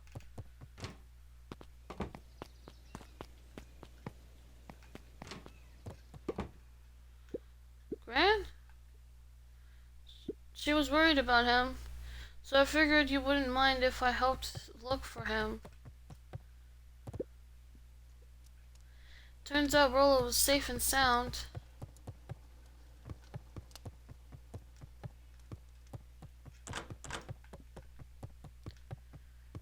Luca was alone. The house was empty.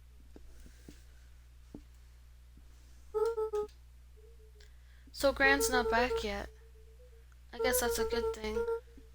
Nothing to do now but sleep, I guess. Luca was sitting by the pond, listening to small waves lap against a rock. His father sat in a folding chair in front of him. Without turning, he spoke. "Why don't you grab me some nice bait?" "Sure thing, Dad." Luca hopped over to the tackle box and popped open the lid. Inside was a rolling, buzzing mass. "We're fishing with bees?" Luca's father gave a warm chuckle. "Well, you catch more fish with bees than honey. Pick us out a good one." Luca closed his eyes and plucked out a bee. He could feel its wings struggle between his finger and thumb. Holding it at arm's length, he hurried over. His father deftly baited the hook and examined his work. "Interesting choice." With a practiced flick of the wrist, the line buzzed in a graceful arc. The water accepted it without a splash or ripple. The wrong choice, but I respect it. The pond began to freeze over. Sometimes we gotta make the wrong choice before we can make it right. Pallid ice propagated across the still surface with an alarming speed. Luca scrambled back as the ground beneath him turned cold. "Dad, I don't understand." "Sorry, kiddo. Understanding isn't always part of the deal." The relentless ice shot through the fishing line toward his father. "Dad, look out!" His father casually wound the reel. "None of it's your fault, you know. Never was." "Dad, we have to go." Luca grabbed his father's shoulders, trying to pull him away. "Please, you have to run." The ice crackled as it spread across his father's hands. "That's the thing about fishing, Luca." His chest began to crystallize. "You toss your hook in, and you never know what you're gonna pull out." A shock of searing cold ran up Luca's arms. He gave one last desperate tug. The chair tipped backwards in a single frozen mass. Luca tried to stop the momentum, but it was too late. He watched the icy form of his father slam into the hard ground, shattering into 1,000 pieces that crowded around his feet. "Dad, I don't understand. What does all this mean?" The gentle rustle of leaves was the only reply. Dang, that was intense. Luca's eyes struggled to focus on the walkie-talkie. Rollo? Faintly, he could hear Rollo amongst the noise. Luca? Rollo, is that you? Luca! There? It was in the middle of the night. Luca, thank God. Listen, I don't know how long this thing will work down here. Rollo's Down voice was here? coming through more clearly now, but some words were still just static. Listen to me, someone grabbed me yesterday. What? The man in the hazmat suit? It was... blank, blank, blank, took me to some sort of blank. I think I'm underground. Underground? Are you okay? Kinda. They seem more interested in blank, blank, blank for now, at least.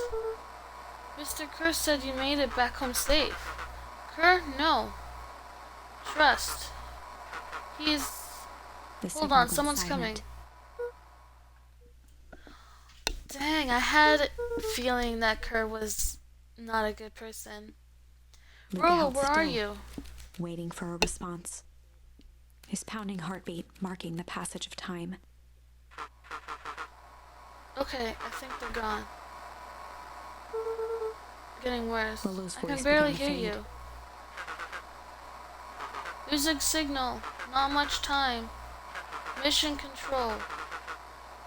You need to the treehouse. With The that, treehouse. the signal died for good. What was he trying to say about the treehouse? What's at the treehouse? The antenna! He wants me to use the antenna in the treehouse to get a better signal. Luca Really, grabbed the you're a walkie-talkie and genius. sprinted to the treehouse.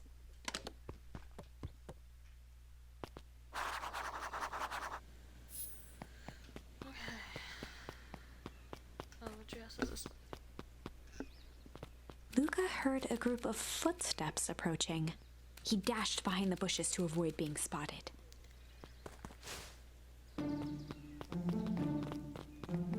Oh.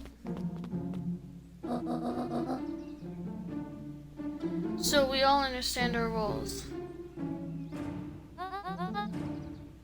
You can count on me. I still think we need more time. This wasn't the original Mr. Tolliver plan. paused, shifting his eyes to one side. We're all in danger now. I, for one, refuse to sit idly by while that danger persists. Refuse. Hiram, you just keep your wits about Mr. Tolliver you. took one long, quiet breath. You're right. You can count on me. I just wish we could have made that deal with Harris Valentine. Her resources would have still come in handy. As I said, I had no time to contact her after your call this morning. Plans change. How is Luca holding out? He's fine. We shouldn't lose sight of the fact that this is all... I know very well what all of this is for. We have no choice. Operation Sparkplug has a new objective. Are we in The three agreement? shared a determined look. Good. We'll reconvene after the festival. Oh, it's getting good.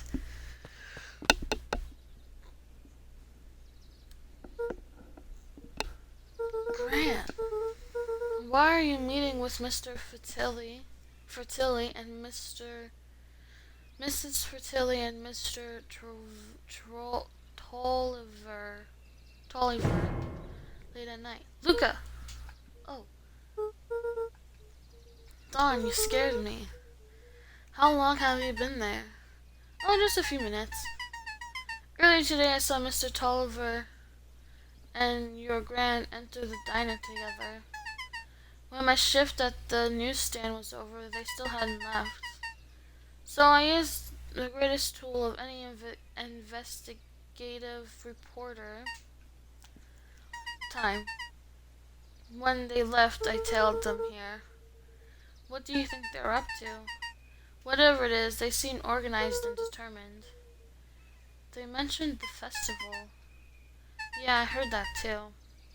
Has your Gran been doing anything different recently? Anything strange? She got a phone call this morning and rushed out the door. A call from Hiram Tolliver, it seems. She was either furious or terrified. Or both.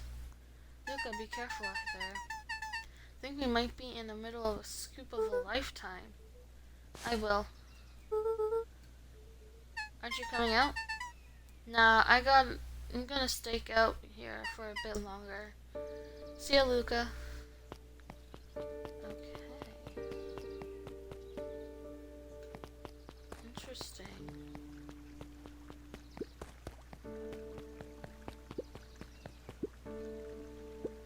I did it. I changed the sign. Splendid. Did anyone see you? I don't believe so. You were right. It was simple enough to just rearrange the letters. Odd choice for a prank, though. It's situations such as these. The two Odd boys is shared good. a mischievous grin. I can't wait for everyone to see the big reveal. It should be quite memorable. Let's make ourselves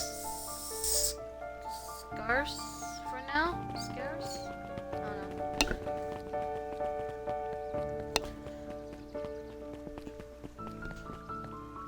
I want to see the sign.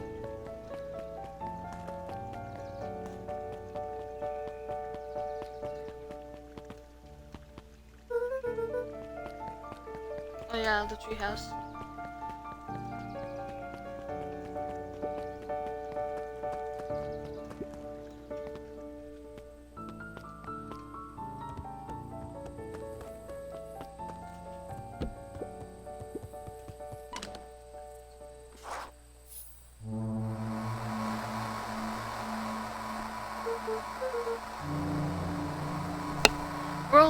Rollo, are you there?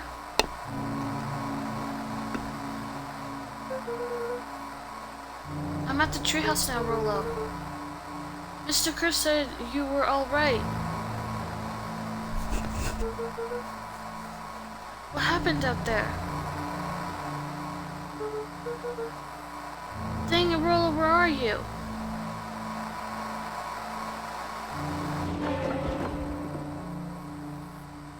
Oh? Who's there? We see a cloaked shape behind the rocket. I've got weapons in here. So you'd better He come out strained right to now. hear as a muffled voice began. Weapons. How could you hurt something that's already Fear dead? gripped Luca's throat. Who are you? What? You don't recognize me? I guess I don't even Luca recognize stared at the myself. ground for a moment, trying to place the dampened voice. The figure shifted slowly from behind the rocket, revealing itself to Luca.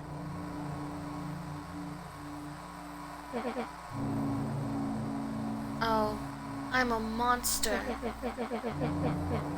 And now they hunt me like the beast I am. Luca reached Iggy. over empathetically. Iggy's tone jolted to dejected anger. Don't touch me. This is Luca all your slumped fault. to the ground, overwhelmed by guilt.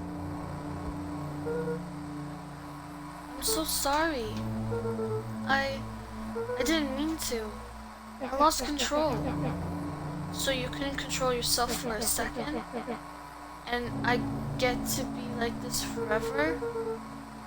There must be a way to fix this. Oh, you're gonna be my savior? Perfect little Luca saves the day. With his positive attitude and the power of friendship. None of this matters. There's no time. They're after me. They chased me all through the wood. I only came in here to hide. Hide from who? Who's after you? Luca! Rollo? It's not safe, Luca. Rollo, where are you? The treehouse. I'm at the treehouse, Rollo. Where are you? No, Luca, the treehouse isn't safe. They said they were going to the treehouse. I was trying to tell you to stay away from the treehouse. Who said they're going to the treehouse? The clipboards. What did I tell you? Those Paranel Harvest wackadoos are after me. They've been chasing me, yelling questions at me. What sort of questions? They were saying the same stuff they always do. But it's different now. Less asking, more threatening. Ooh. We're gonna figure this out, Iggy. Yeah, well, thanks. Hello? Is anyone present in this arboreal debacle? Crap, they found me. Luca, what's happening? Don't panic. You stay here and I'll see what they want. Oh my gosh, there's so many of them. Hello, Mr. Van Horn. We would love to hear your thoughts. Do you have time for an informal chat? We will be brief. Your time is valuable to us. Be down in just a second. Of course. We have a problem. Luca, you gotta get out of there. Who's out there? Is it them? Yeah, it's the clipboards. bunch of them. How many? Maybe all of them. And yeah, you were right. They were saying the same stuff with a creepy knob cranked to 10. You might, young Iggy, be present? We would love to hear his thoughts. Iggy slumped to Run. his knees.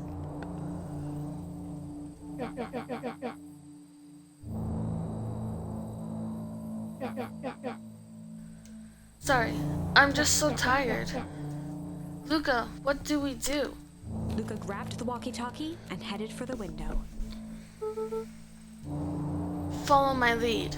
Luca and Iggy climbed up the back of the treehouse to its roof, where Rollo had constructed his MCDC, the Mission Control Defense Cannon. From behind the crowd of clipboards, William Kerr strode forward, a warm smile on his face. Iggy, there you are. You gave all of us a heck of a scare. Go away, just leave me alone. Oh, I'm sorry, Iggy, but no can do. Don't worry though, we're here to help. Help? Then why were you chasing me? Luca, can you talk some sense into your pal here? Just look at him, he's not well. What's wrong with him? Why did that gunk do to him? Well, that's pretty honkin' big question, Luca. All you need to know is that he's sick. He's real sick, Luca. I just need you to let us up there and take care of him. You told me Rollo was okay, that he was back at his place resting. He is, poor fella just got a little lost. That's a lie. That's a hurtful thing to say, Luca. I thought we were buddies. Why? Because he lets you ramble on like a wackadoo? Nobody likes you, you Kerr's smile faltered. Why don't you pop on down here so we can have a face-to-face? Feeling like this is gonna give us all a heck of a sore throat. And who wants Luca's that? grip tightened on the MCDC. What did you do to Rollo, you liar? Well, shucks, Luca. The only teeny tiny fib I told you was that he was at home. He is resting and he is perfectly safe. For now, at least. Oh no. What happens to him next is up to you, Luca. Look around.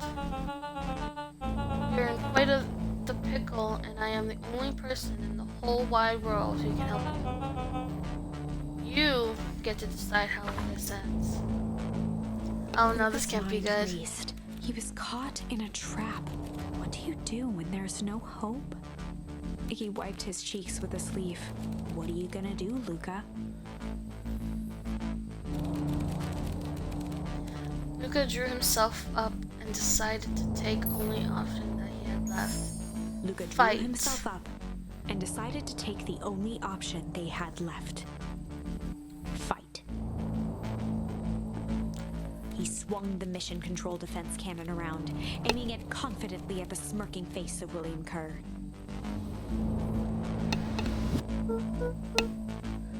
Hey, Mr. Luca Kerr. assumed his most insolent demeanor. Rollo sends his regards. Oh no. Hey, that was uncalled for. More than a little rude. And just plain unsanitary. Luca, I really did think we were good pals. What a shame that it's Kerr come to turned this. his back on the two boys. And With a this. nonchalant wave of the hand, he made his exit. As the clipboards began to slowly advance on the treehouse, Luca looked to Iggy with resignation in his eyes. The end. That escalated quickly. Maybe discretion was the better part of valor here. Let's put a pin in this for now. Dang.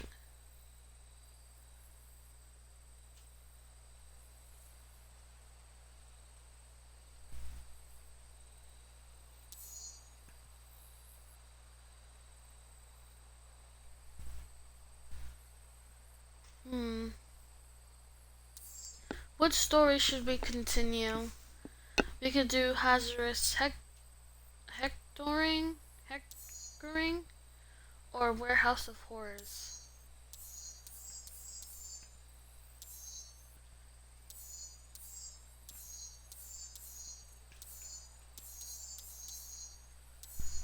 We'll go back to here and do tickle. Well, time to bust happened out again. the strange. Hold on. It's okay, we can fix this.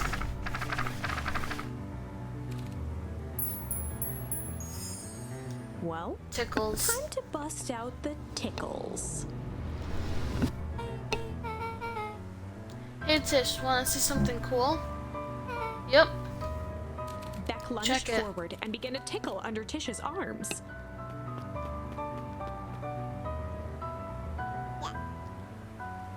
What the? Tish, is she tickling you? Yep. Tears began to form in Tish's eyes as she gasped for breath between gales of laughter. Beck redoubled her efforts until Tish finally had had enough. What just happened? She seems nice. Sorry for the interruption. I think we were just threatening. You were Eddie's just eyes threatening darted us. around, a realization dawning on his face that he was now outnumbered. I just remembered. I have somewhere to be. See you around, new Iggy kid. kicked at the puddle before making his escape.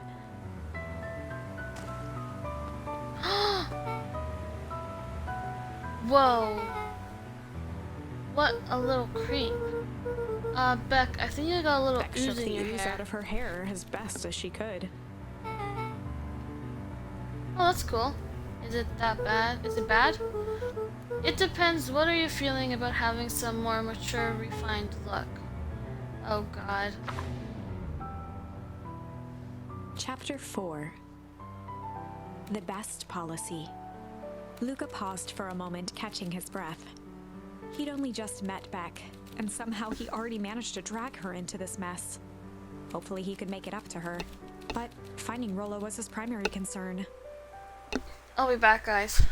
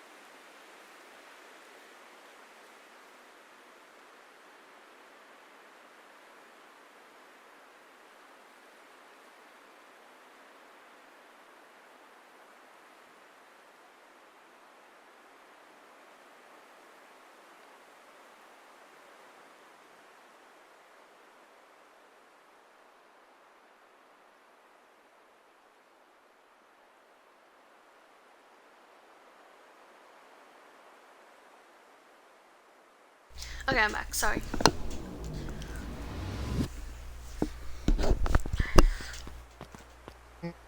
Oh.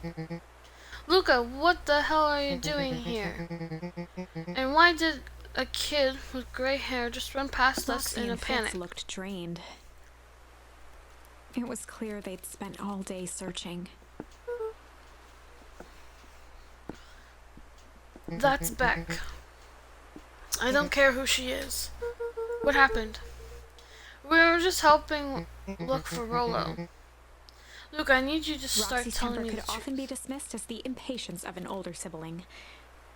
But this was the most intense Luca had ever seen her. Her eyes were wild and unfocused, looking straight through Luca. We're running out of time. Rambled words and tears, Luca broke down. Rollo and I weren't just playing in the Weepwood yesterday. We were investigating lights at the old Valentine warehouse. But someone was there in the strange suit, and we hid in the dumpster and had a heavy bag dropped on us. And I think it was a body. And so we ran, but we got split up. And I ran home.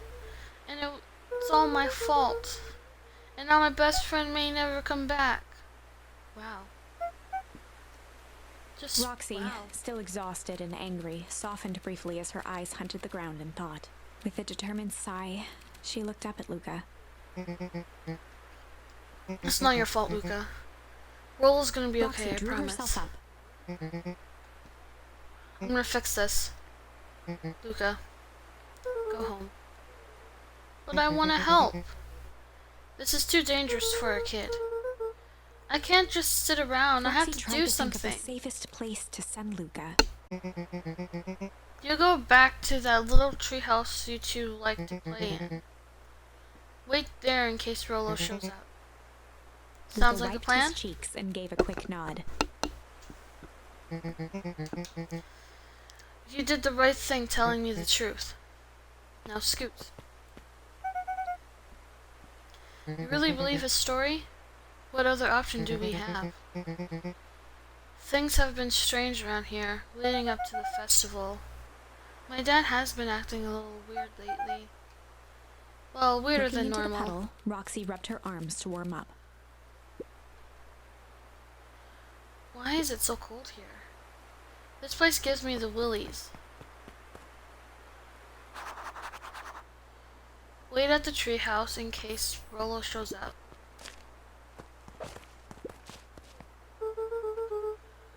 Dang, they boarded up the way in.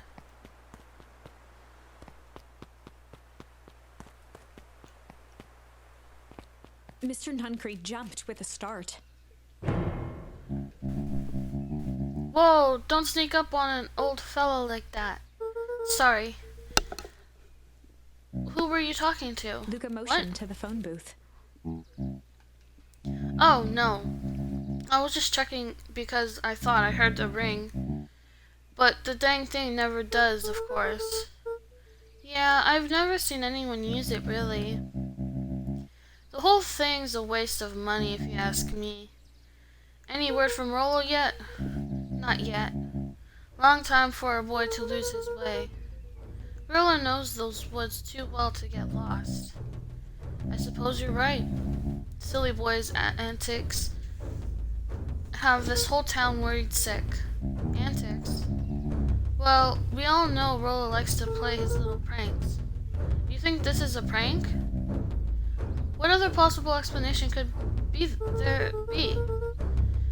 He's not playing a prank and he didn't get lost. Someone took him, I know it. How would you know that? Unless...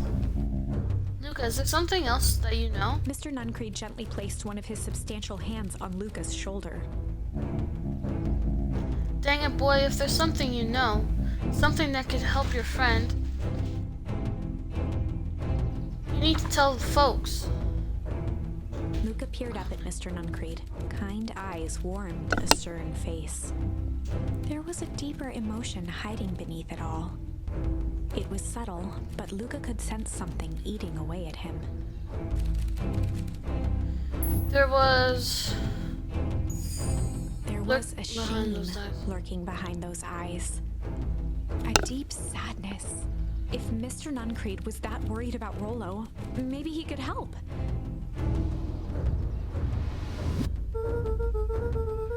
Yesterday, Rollo and I were messing around the old Mr. Valentine Nuncreed warehouse. raised an eyebrow. Both of you? You were with Rollo when he went missing. Not exactly. I was hiding in the dumpster. The dumpster? What were you doing in there? At first we were just looking around, then someone in a strange yellow suit came and dumped something on us. We both got scared and ran. That was the last I saw him. You got scared by some garbage? Well, that's why you don't skulk in someone's dumpster. But it wasn't garbage. I think it was a body. I'm sure it was just some trash. No, there was a name tag. It's a deep engineering. Mr. Nuncreed's shoulders slumped. I wish you wouldn't have said Deep that. sigh bellowed from his chest. Why did you have to? I tried, Luca. God knows I tried to keep you safe. Take a step back, but Nuncreed's hand clamped down on his shoulder. But you Van Horns just can't help yourselves, can you? Oh no. We were all so close to being done with Firm this. shove, Nuncreed manhandled Luca into the phone booth. What are you doing? It's out of my hands Shut now. with a mechanical hiss. Oh no. As Luca pounded the glass, the floor dropped from under his feet. The inside of the phone booth was now a loose capsule plummeting at gravity's whim. Luca winced and pressed his hands to the walls. As he braced for impact, the capsule hurried to a surprisingly smooth stop. He felt a cold rush of air and opened his eyes with hesitance. Two large figures in hazmat suits occluded his view. Luca heard the deep, resigned voice of Mr. Nuncreed over an intercom. He knows too much. The end. Wait. No. What? Hello, cowboy. This isn't the end. I know there's still much more. Somehow this went wrong. Okay, let's try something else. Yeah. But I can't get another thing for this.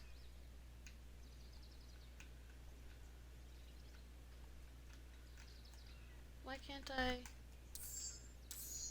Oh.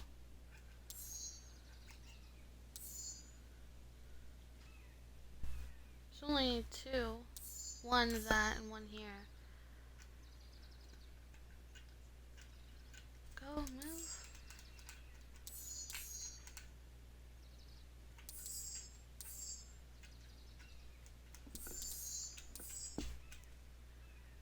Okay, so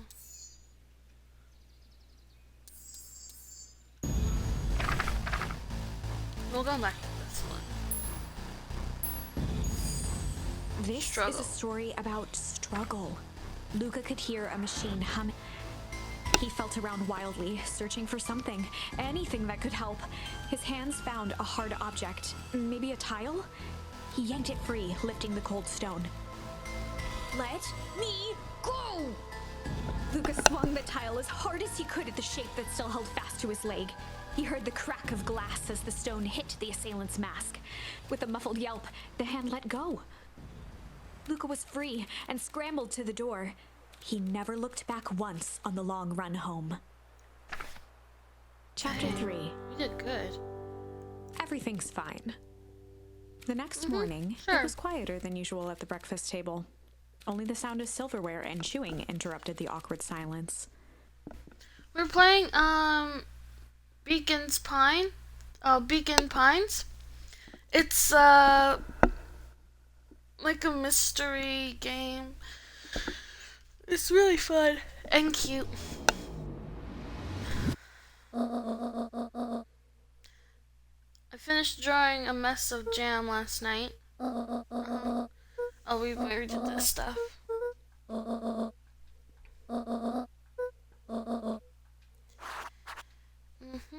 Deliver jam to Mr. Tolliver. Oh, this is new. Another for Miss Fratelli at the diner. Okay. Oh, and Mr. Nuncreed. He said he wanted some more. I suspected as much. Yes, he seems to have taken particular interest in my jam. There are some extras in the basket for the enthusiastic gentleman. Okay. Just make sure Fertilli and Tolliver get the ones on top. No problem. Off with you now, while the day is still young. Okay, I shall go get... Oh! We shall deliver the jam. Hello, it's Juniper Hartford. Before you hang up, just hear me out. I have a business proposition. The simple matter is we both have the same problem that needs solving. Very well. We can meet tonight. Nice. Oh. Okay. Sorry about yesterday. Roxy can be so annoying. But good news, no more boring chores for me today. Did you make it to the old Valentine warehouse? So, what did you find? Give me the dirt. Something happened. There was someone else there. What? Who was it? Was it aliens? I knew it would be aliens. No. Zombies? No. Alien zombies? What else could it possibly be? Rollo, I've gotta deliver these into town first. We can catch up after. Ooh, is it a whole thing? Sounds like a whole thing. Yeah, we shouldn't talk about it here. Meet me at the treehouse tonight. I'm not sure what this treehouse is that you speak of. Sigh. Meet me at Mission Control. Roger that, Space Cadet.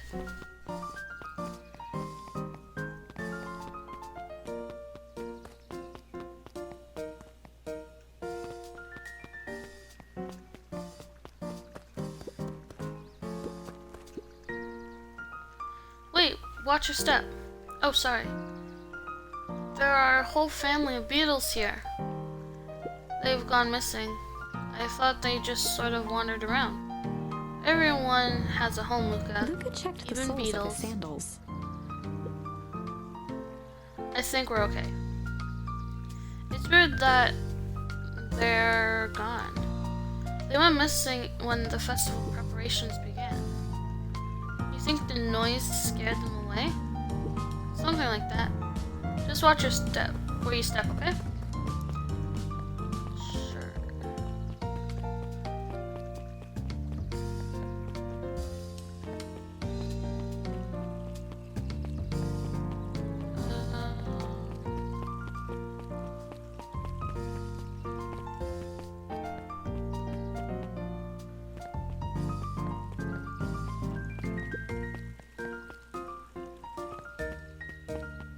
Oh, yep, there he is.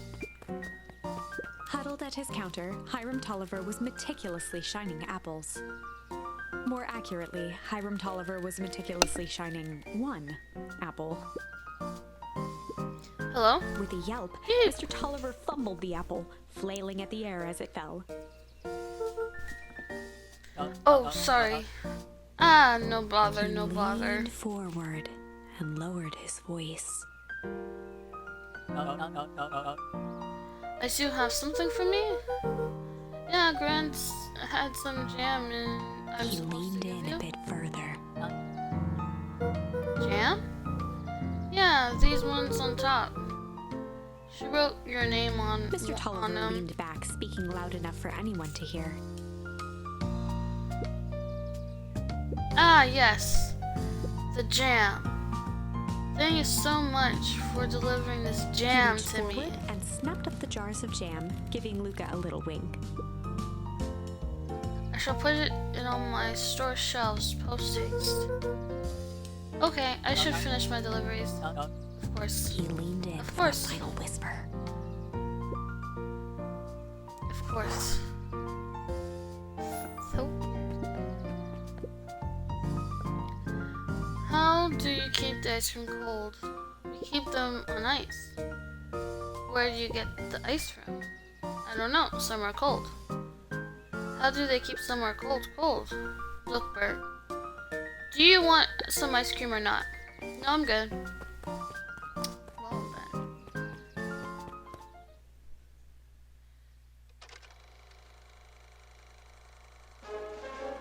We all know Ah, Beacon Pines it's is the a great same town. one. What you Sit may not through know this is over great again. towns grow from mighty roots. And that is why you cannot tell the story of Beacon Pines without telling the story of one Shopper Valentine. Young Shopper's keen intellect and strong moral fiber led to a grand vision. A vision of a community dedicated to a better tomorrow. In his own words, a better tomorrow is within our grasp, but it requires a singular mind to harness it. Lucky for us, he decided to grow that vision here, in Beacon Pine. And how does one grow a better tomorrow? With fertilizer, of course. Valentine's Fertilizer Company became the lifeblood of a town yearning for purpose.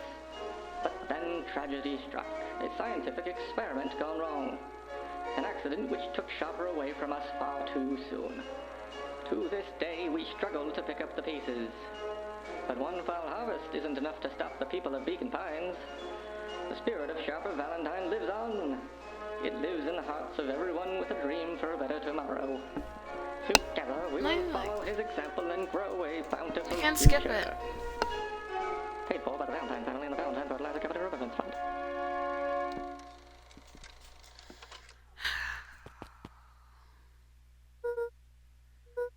That was unhelpful. Yeah, it was. These are all our things.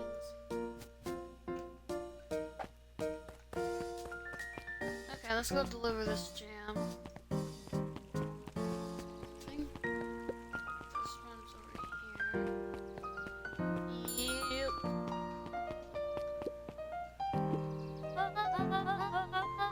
Well, if it isn't my favorite little jam runner. Hey, Miss Fertilli. Look at She you. leaned forward and pinched Luca's cheek. Sounds like my Nona. She does that. You're all skin and bones. Is your grand not feeding you? She is. It's just... I understand.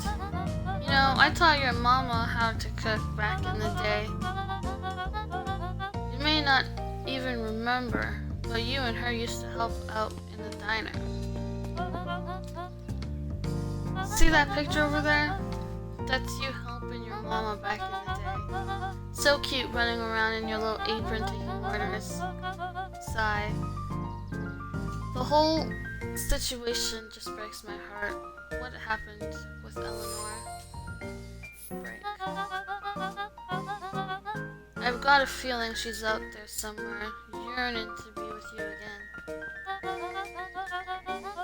Few things in this world can keep a mother from Luca her shifted the son. basket uncomfortably.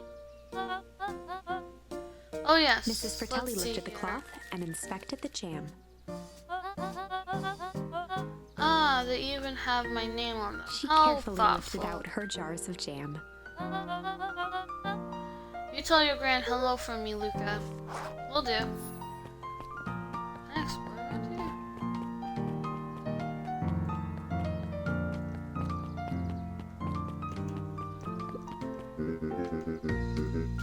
If I could just be left alone, young Mr. Van Horn. Oh sure, sorry to bother you.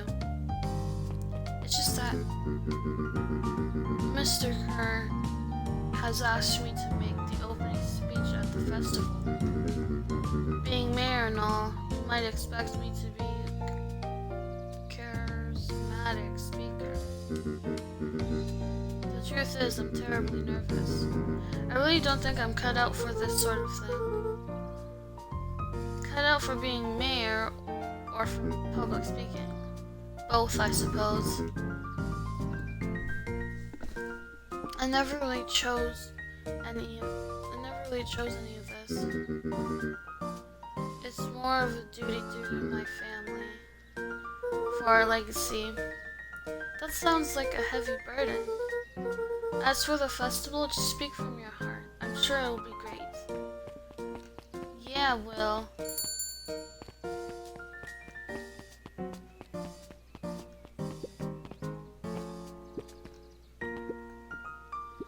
Hey, Don. Hey, Don. Oh. Hey, Luca, what's up? They got you on Jamslery, eh? Yup. Have you seen that new kid around yet? New kid? Yeah, came in from the big city. Her parents both got jobs here. But get this, one of them is working for William Kerr and Pernell Harvest. I can't pronounce it every time. And the other is working for Harris Valentine. And the Valentines represent Beacon Pine's past. Colonel Harvest has positioned itself as this town's future. Must make some interesting dinner table conversation. Oh shoot, sorry. I can imagine.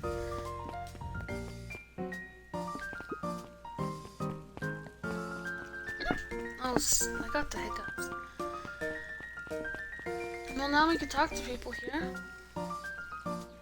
Anger from the past mistakes not yet made, and a glimmering hope for the future.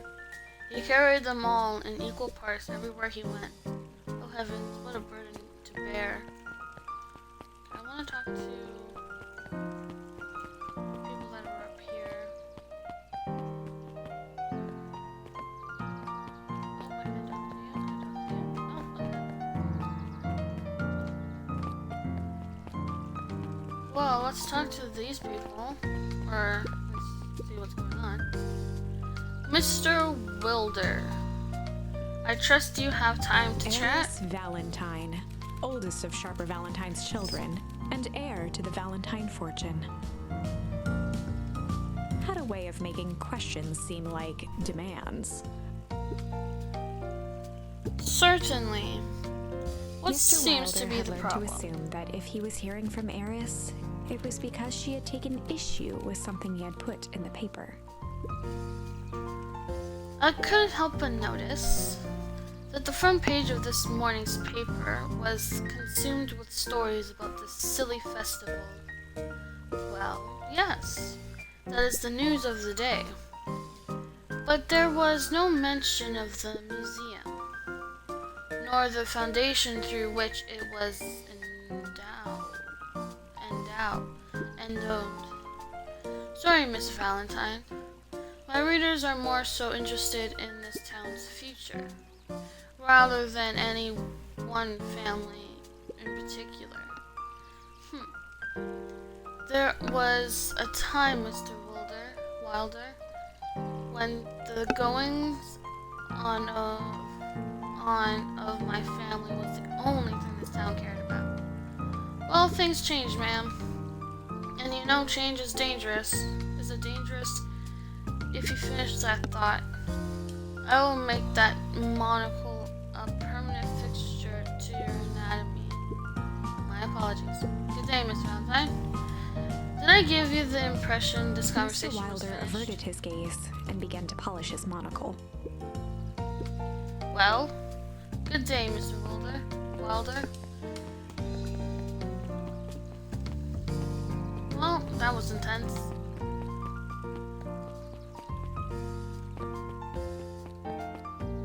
So we know he's part of it. Got some jam for you, Mr. Nuncreed. Luca, you seem chipper. Well, aside from being on delivery duty, it's a Mr. nice Nuncreed day. eyed Luca for a moment, then nodded in agreement. I suppose it is.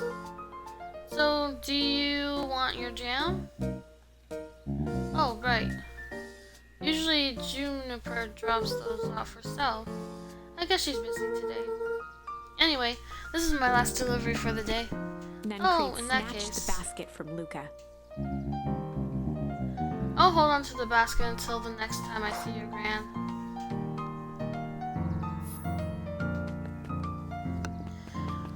Wait, does that mean...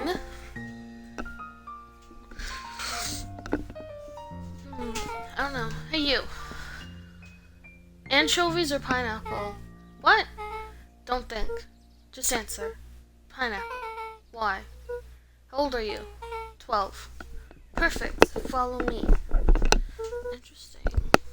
Who are you? Anyone ever tell you ask too many questions? Just try to keep up, okay? Okay. What just happened? Well.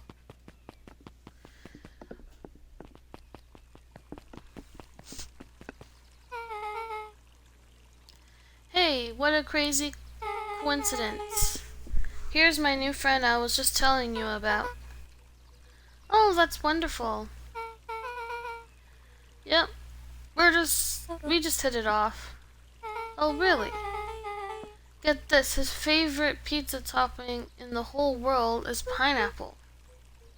Oh, and what is your new Beck little locked friend's name? eyes with Luca. The look on her face was equal parts expectant and desperate.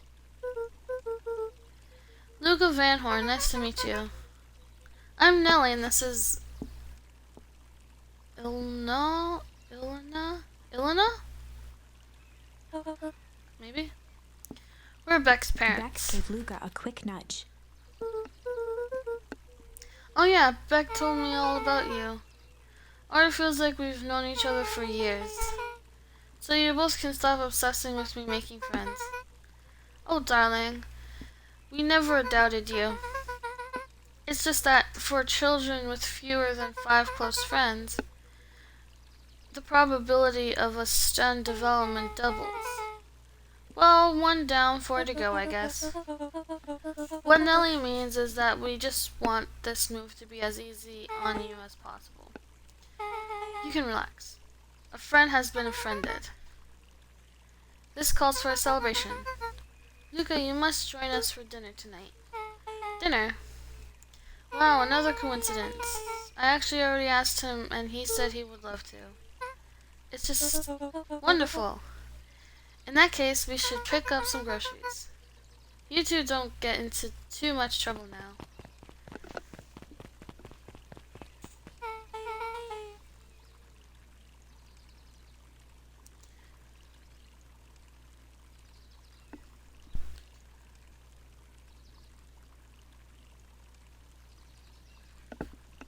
Wow, I can't believe that worked. Thanks a ton. You're welcome? I owe you one. My moms are great and all, but they can be a bit much sometimes.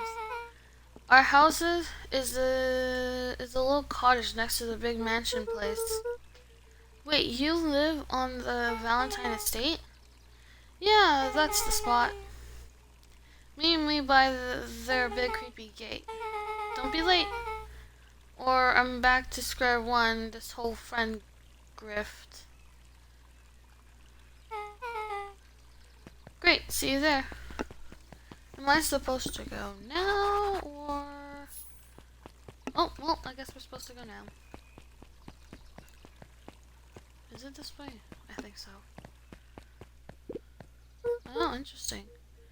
Good morning, Goth? What's so good about it? Another day further down the tubes, if you ask me. Come on now, it's not all bad. The festival's coming up. The festival. Old man Valentine used to put on shindigs all the time, whatever that word was. And where did that get us? Well, it's Paranel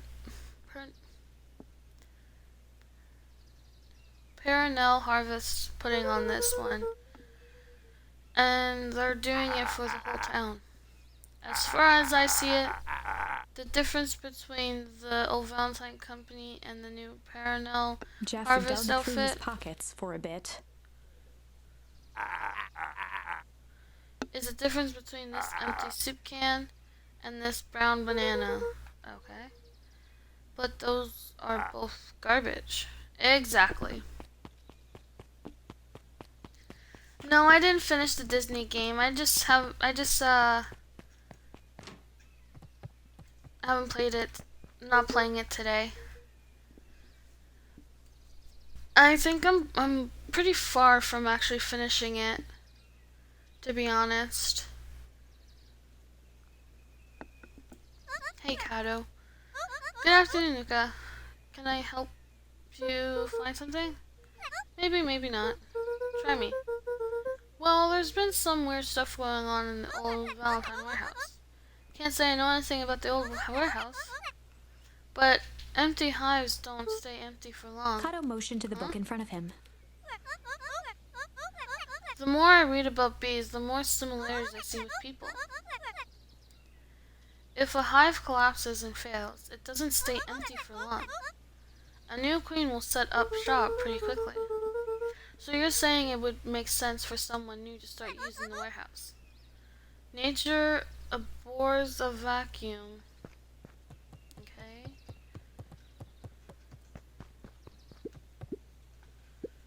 Hey, Jazz. Oh, hey, Luca. Have you seen the new issue? Oh, yeah.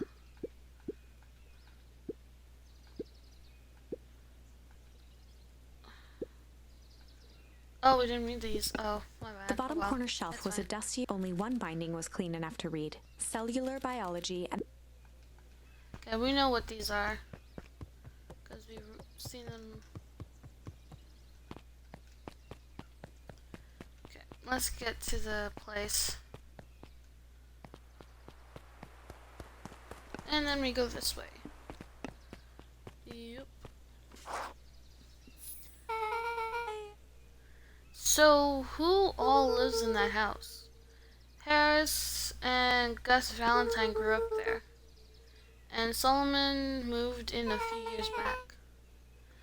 The creepy little kid in the vest? That sounds like the one. So just 3 people live in that huge thing. I bet a bunch of shady stuff happens all the time in a place like that. Not really, the Valentines pretty much keep to themselves. So it's empty and boring? Pretty much. What a waste. Mama says that it used to be way busier back before Sharper died. Before the Fowl Fest harvest. Okay, that's like the 5th time someone mentioned the Fowl Harvest thing.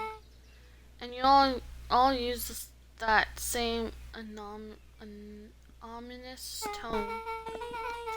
Eventually you're going to explain to me how that harvest got all fouled up. But we can't keep my parents waiting anymore. This way.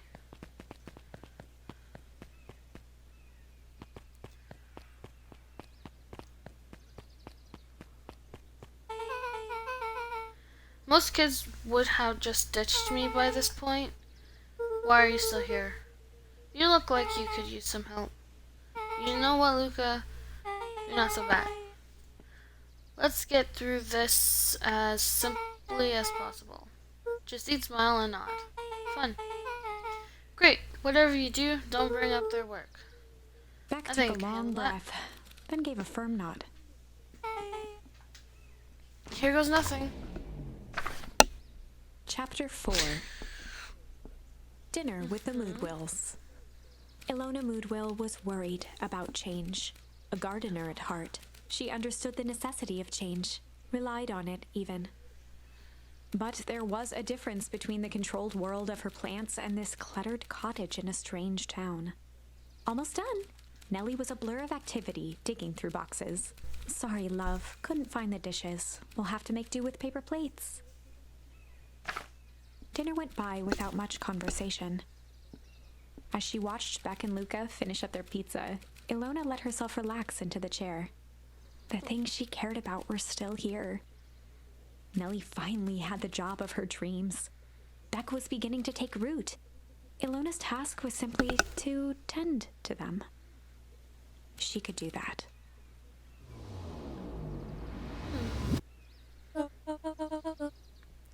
So Luca, tell us a bit about yourself. Where do you live? Oh, I live with my grandma. Over on the other side of the river. Your grandma? Where are your parents at? Beck, manners. It's alright. My dad passed away in an accident at the fertilizer plant 6 years back. Oh dear. My mom's been missing for a few months now.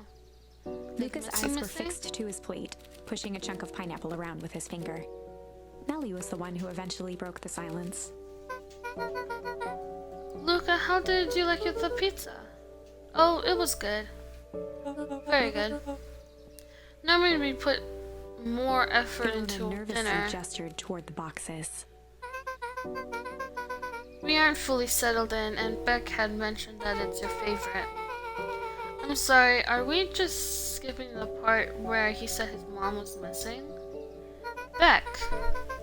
I'm sorry, Luca. This move has us all. Luca wiped his face with his sleeve. No, it's fine.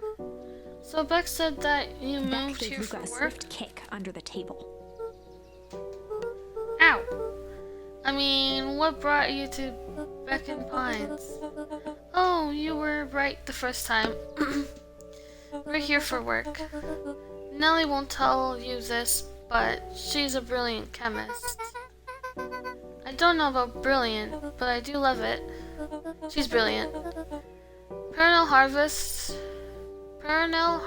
just made her their newest lead researcher of deep engineering. Oh my gosh! She makes it sound more impressive than it is. I'm just happy that I get to make a difference in the world.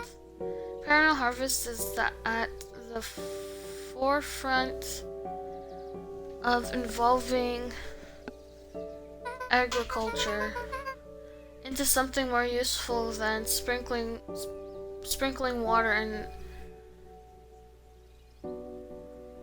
excrement Luca glanced on over the to ground. Beck. She seemed to be holding her breath.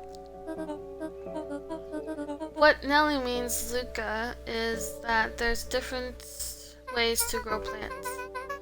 Yes, some people talk to their plants and hope for the best.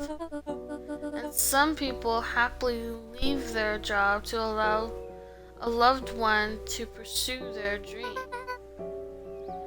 You swore you Beck didn't. slammed her fist into the table, perhaps harder than she intended. Hey, Luca. How about some dessert? I actually have to meet my Luca friend glanced Rolo soon. outside to gauge the time. The sky was darker than he expected, filled with ominous clouds. Looks like there's a storm brewing. I should get going. Oh, I didn't think there was any rain in the almanac. Yeah, the almanacs aren't that useful around here. Luca wiped his mouth one last time with his napkin and started to get up. Thank you all for the pizza. It really was good. See you at the festival, Beck.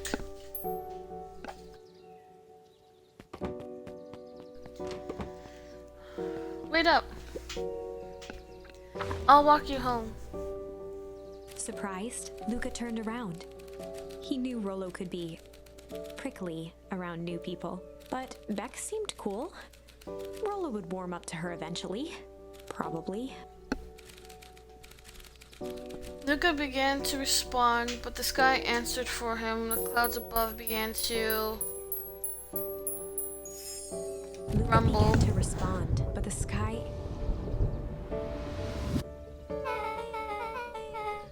You sure can. You sure you can make it home before the storm Luca kicks off? surveyed the roiling clouds. Oh. I'd say the odds are good. Maybe you should stay here and I'll just make a break At for that it. moment, the heavens opened up, unleashing torrential rain.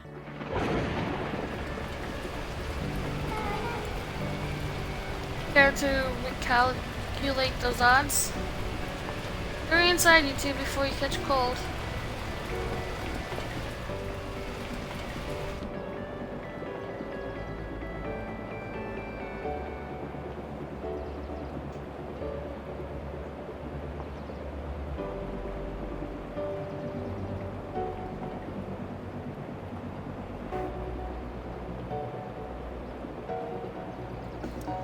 Luca, Nellie will keep trying to reach your gran on the phone. In the meantime, you two hold tight. Sorry, not much to do up here. Most of my stuff is still in boxes. Mind if I poke around? Be my guest. Luca squinted into the eye hole of the microscope. Is there settings? Audio. Oh shoot.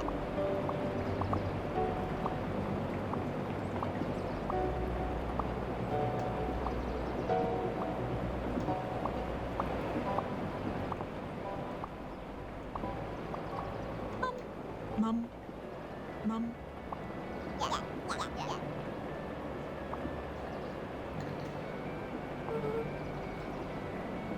This looks wild. What is it? Gum. Luca Gum? adjusted the slide with his fingers to get a better look. I'm tracking the structural integrity of gum with increasing amounts of chewing. Chewed that one for 47 days. Luca Wow. wiped his hand off on his sweater and gave a nervous laugh. Beck It's looked weird, I down, know. timidly tapping the ladder with her feet. You think it's weird, don't you? A little. But weird can be cool. Yeah, it can. Oh, wow. Roll and I have a radio just like this one at the treehouse. Probably not exactly like this one. My mom and I tore the whole thing down to the bolts. Fitted it with some state-of-the-art vacuum tubes. She seems pretty awesome. She gets carried away sometimes. I think she feels guilty for working too much. So when she does have time for me, she showers me with high-tech overcompensation. Luca flicked at one of the toggles. I bet you can get all sorts of stations on this. Not out here in the boonies. You wouldn't believe the stuff I could pick up back in the city. But around here, it's all farm reports and static. Ah, shucks. Luca bent down to examine the bouquet of wilting flowers. Judging by the odor, they were well past their prime. Ooh, He flipped pungent. open the attached card. Happy trails from Coach Walker, and all the Fairview Condors. Boy, you weren't kidding about poking around, huh? Oh, sorry, was this from your old school? The most recent one, yeah. Some schools gave me going away cards. Some did flowers. When they're really trying to feel good about themselves, they do both. So you've moved a lot. Yeah, that's the thing with having brilliant parents. They're always a better job somewhere else. Dang. These flowers would last longer if you put them in some water. That's the sort of thing I would do if I cared. Well, you cared enough to keep them in all. Luca, can I ask you something? Of course. Dang, didn't that hurt? I'll be honest. That hurt more than I expected. Well, at least you looked cool doing Beck it. took a moment to watch the rivulets of water running down the window. Do you ever feel alone? Like, even when people are around? Well, Rolo can be pretty absent-minded sometimes. I'm serious. Does it ever feel like your family doesn't care what you want? I didn't used to feel that way. I know Gran loves me, but sometimes when she looks at me, it's like she's looking at Luca took a problem. deep breath, exhaling slowly. I know the feeling. How do you deal with that?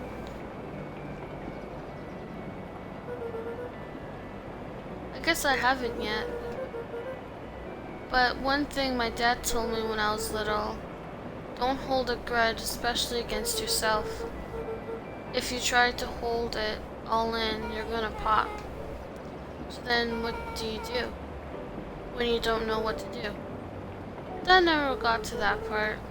Something I figured out on my own though. You gotta do something, anything. Here. What are you doing? I don't know, something. We're gonna register our own complaints with this. Listen here, you miserable universe. Stop jerking me around. I just want things to go back to the way they were. Everyone tells me it's gonna be alright, that things are gonna change. A feral scream that echoed into the night. Every time something changes, everything gets worse. Screw this town. Whoa. Let me try. Moving sucks. I hate it. I hate that I hate it.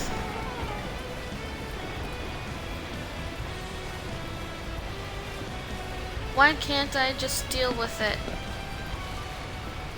And be happy for my mom? Why can't we just stay somewhere? Her voice dropped to a trembling whisper. I just want to be a normal Brushed off kid. her shirt and straightened up. There. Wow, I As actually abrupt feel a little music better. began, the storm abated. Thanks, I needed that. Me too. I should head out before the rain starts up again. Sure, I'll walk you out. See you enroll at the festival? Sounds good. Luca? Don't let the universe Beck jerk gave you Luca a around. light thump on the arm before heading in. Okay. Chapter 5. You're good. Friendly Feud. The air was heavy with a hard rain's residue. The smell of wet things.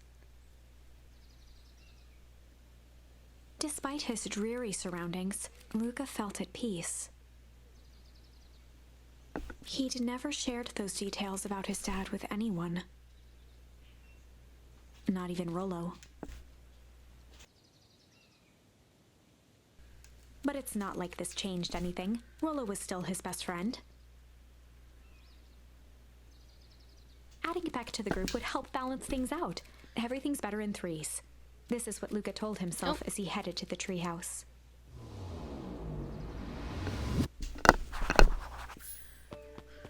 Off to the treehouse. Oh, hello. Hey Don, tracking down a lead?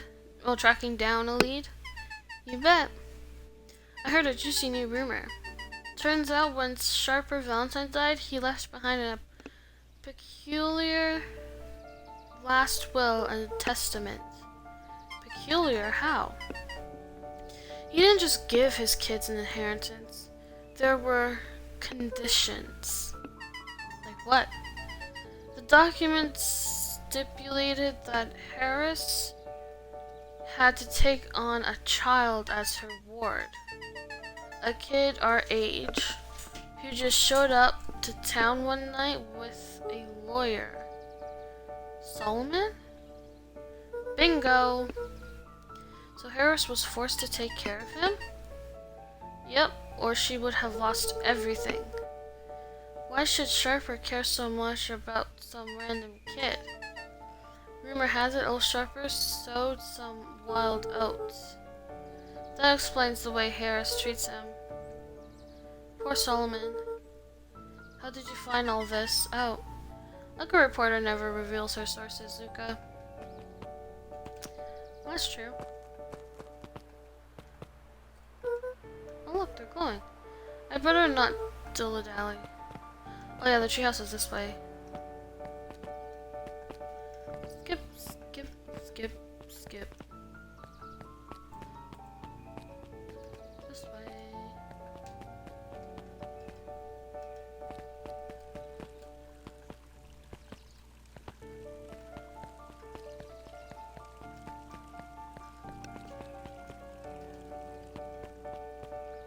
Oh.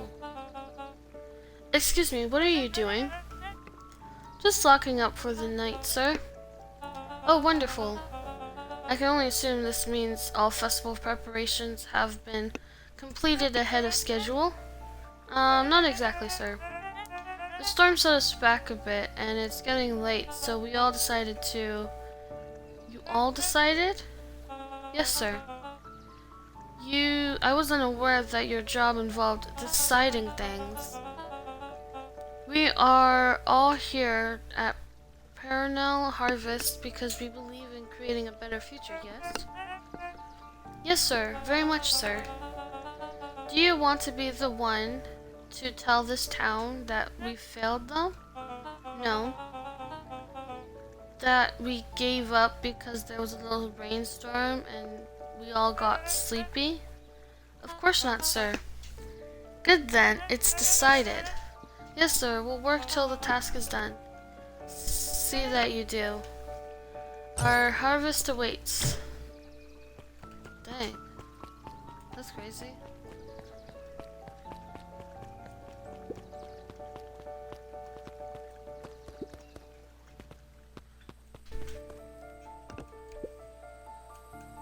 Roll, are you still up there? I'm sorry, Rolling's accepting visitors at the moment. Luca had Come back only never. ever heard him speak in this stiff yet gentle tone a few times, and it always meant one thing. You're upset. Oh, what makes you say that? Maybe because my best friend abandoned me for no reason? I didn't abandon you. I'm just a little late. Scoffed. The rain held me up. Liar. You weren't even home. What? The storm got bad and I got worried. So I went looking for you. Imagine my surprise when I made it to your house and you weren't there. I hadn't made it back yet. I'm not a fool, Luca. It doesn't take all day to deliver some jam. No, that storm rolled in out of nowhere. And I got stuck after dinner Luca at stumbled on Beck's his house. words, knowing he'd said too much. Beck? Dinner? What the heck is a Beck? She's a new kid in town. She's actually kind of cool. You'd like her. She needed help convincing her parents she made a few new friends. New friends? I spent all day waiting for you. And you were off making new friends? It's not like that, Rolo. You know, while I was waiting, I made some upgrades to mission control. It was gonna be a surprise. But you took so long, the storm knocked it all down. Just like you knocked down our friendship. What does that Luca even became mean? instinctively angry in response. Both boys were now shouting across the distance. It means you're a bad friend. I don't care. You don't care about me. Of course I care. I knew I'd get in trouble waiting so late for you. But I kept my word. 'Cause that's what friends do. Oh wow, what a noble sacrifice you made. Easy for you to say. Your Gran doesn't even care. You can stay out as long as you want. And you wouldn't even get in trouble. Seriously? You're acting like I chose this. If that's what you think, then maybe you're Rolo's the tone bad changed friend. to a calm, yet more intense anger. Maybe Pa's right. Storms bring more than water. This brought out the real Luca. Stop quoting your pa's nonsense like it means anything. Yeah, well, at least my pa is still around. The words hung in the cold night air. Whoa, that is so far. Rollo's stomach dropped, knowing he'd crossed a line. But it was too late. Luca, Good night, Rollo. Dang it.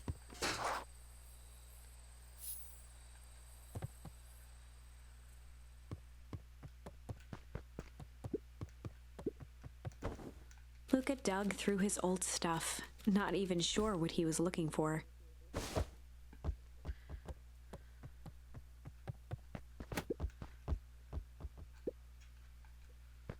What a jerk. Call me a bad friend? Ooh, I'm Rollo. Look at me and my amazing family.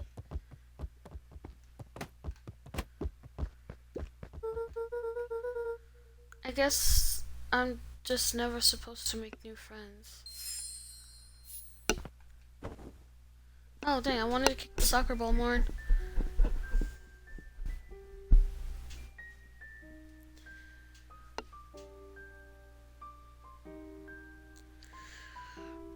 Gran Luca? cooed gently from the hallway. You slept straight through breakfast. Luca, are you still alright? I'm fine. Oh, are you alright? Just don't feel like getting up yet. Okay, I'll leave this oatmeal by the door. I've got to run out and take care of some things. Okay. I'll be back later to check Luca in. just Sure. wanted to be alone. He waited to hear the sound of the front door closing.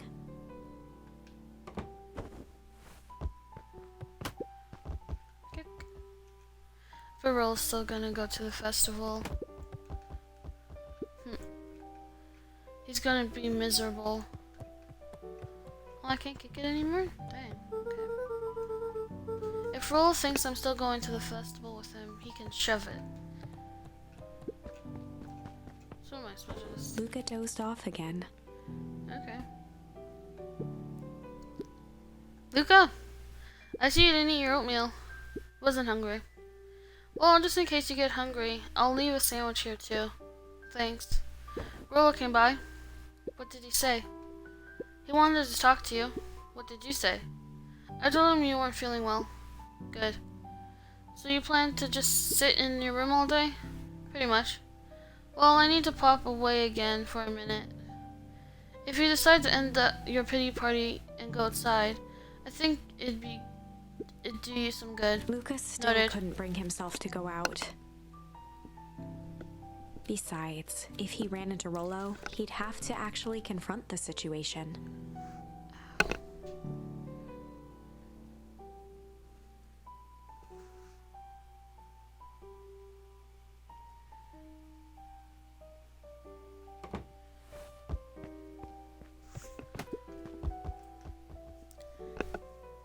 There's never anything interesting in the festival anyway.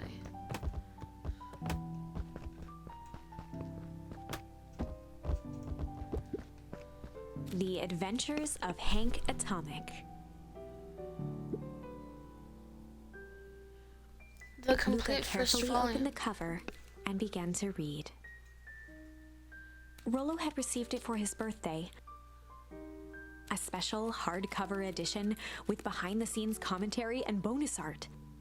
Rollo cherished it, but asked that Luca keep it at his house. Luca wasn't sure if it was because Rollo didn't trust himself with it, didn't trust his sister around it, or just wanted an excuse to come hang out at Luca's more often. Whatever the reason, Luca didn't mind. But it had stayed right there where Rollo had stashed it ever since.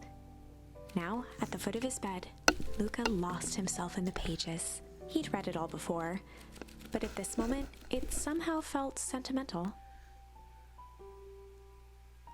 He was well into issue number 5 when he heard soft footsteps from the hallway. Luca! My other friend came to see you. A girl named Beck Modwell? She said you met yesterday?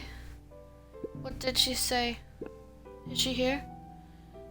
She was just dropping by. Told her that you weren't taking visitors today.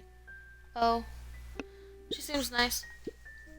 Yeah, you had a fight with Roll, didn't you? Can I come in?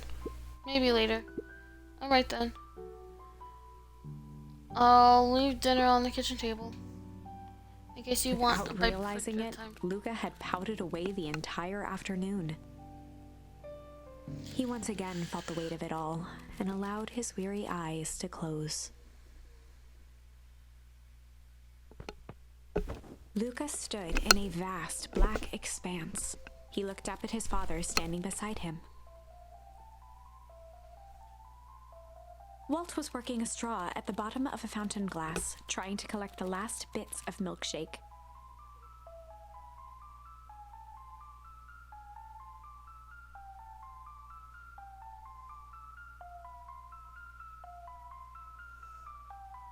Dad, where are we?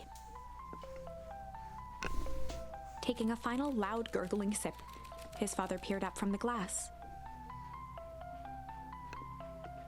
He jangled the straw playfully with a warm smile, then lifted the empty glass as if to point into the darkness.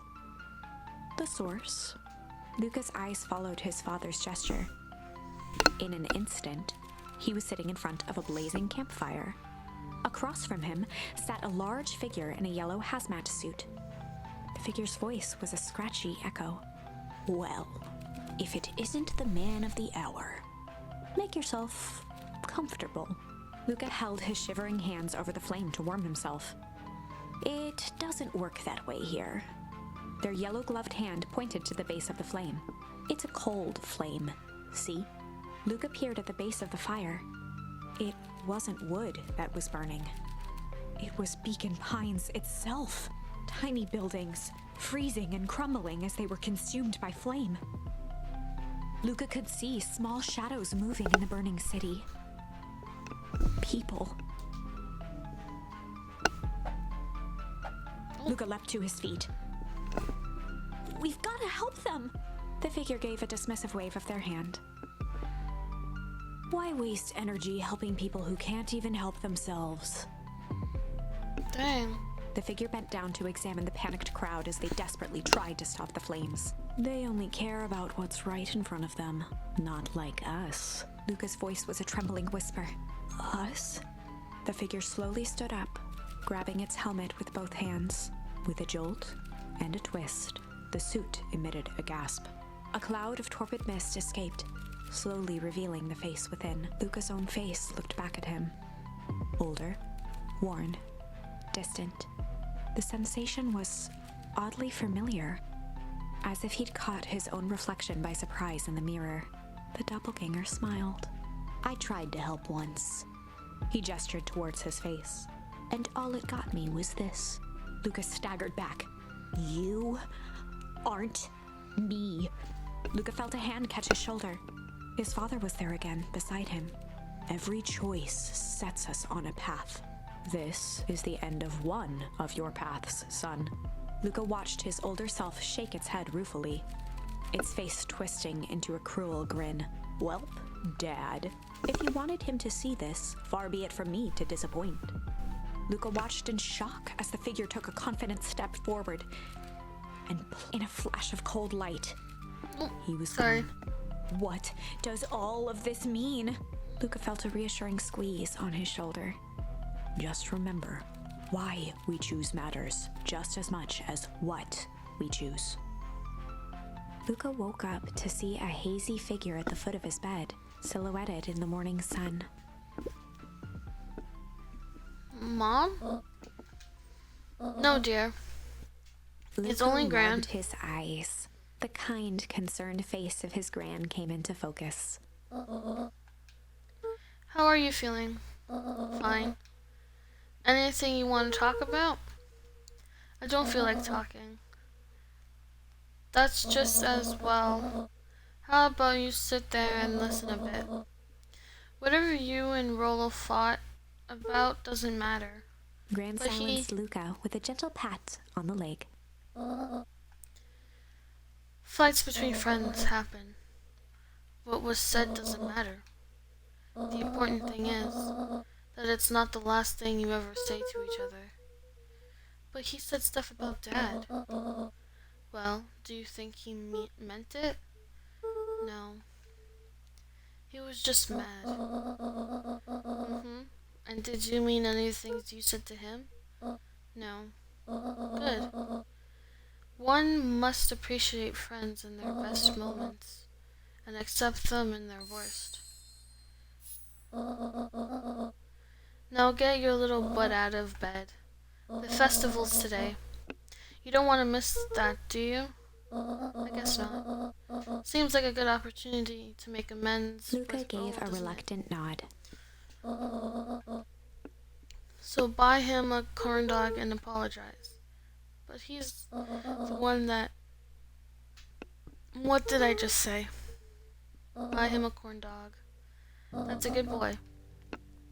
Everything's better with corn dogs. I need to get going now. Get some last minute festival business to take care of. Oh, got some. I'll come find you at the fountain a little later after lunch.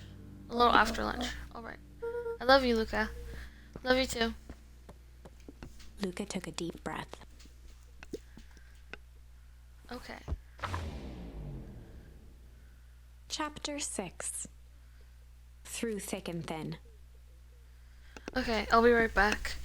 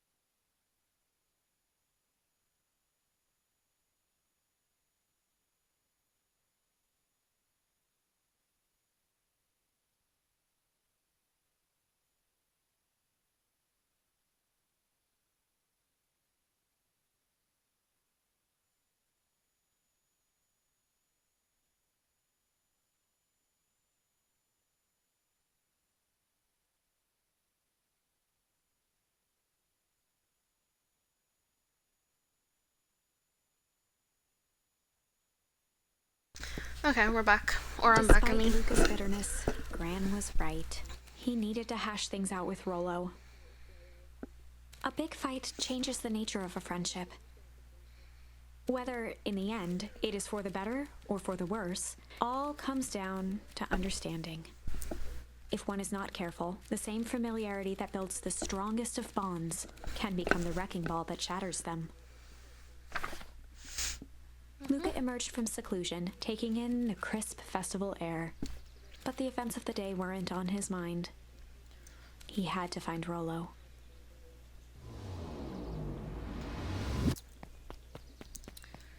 Can I go back this way? Oh, I can.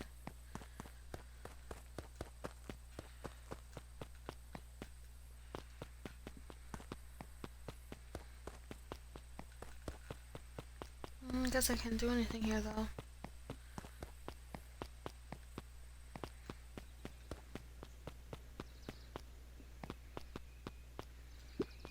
Oh! There you are! Luca, Roller wanted me to tell you something. Roxy rolled her eyes, shaking her head.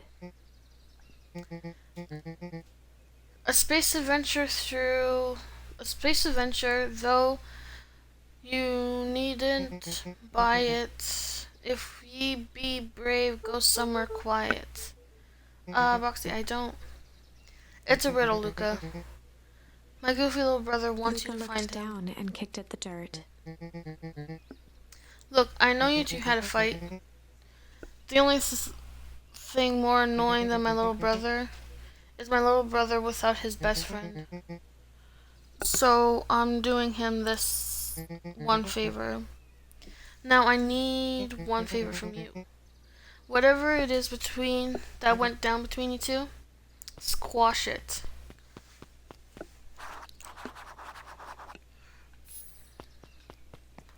Okay, I want to go down here. Can I go down here? Why not? Oh, the festival. How goes the beetle hunt? Pretty rotten. I haven't seen so much as a whatever that is. And it's not just the beetles. This morning I couldn't find any critters at all. It's like everything that buzzes or skitters just packed up and left. I'm sure they're out there somewhere. Maybe all the commotion of the festival just spooked them. Yeah, maybe that's it. Can I get drinks? No?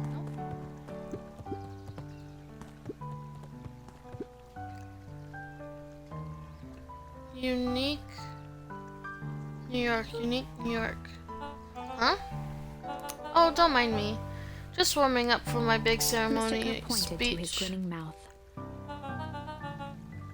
Gotta limber up the old gab box. You nervous? You nervous? Oh, heavens no. Well, break a leg. Give me the... Okay. Welcome to our festival. Don't forget to come back later for Mr. Kerr's speech. And Perennial's Harvest Festival sign reveal. You don't want to miss it. Can I go down here? Okay, I'm gonna talk to everybody first. Don't know who Perennial Harvest thinks they're impressing with this ridiculous festival. Totally.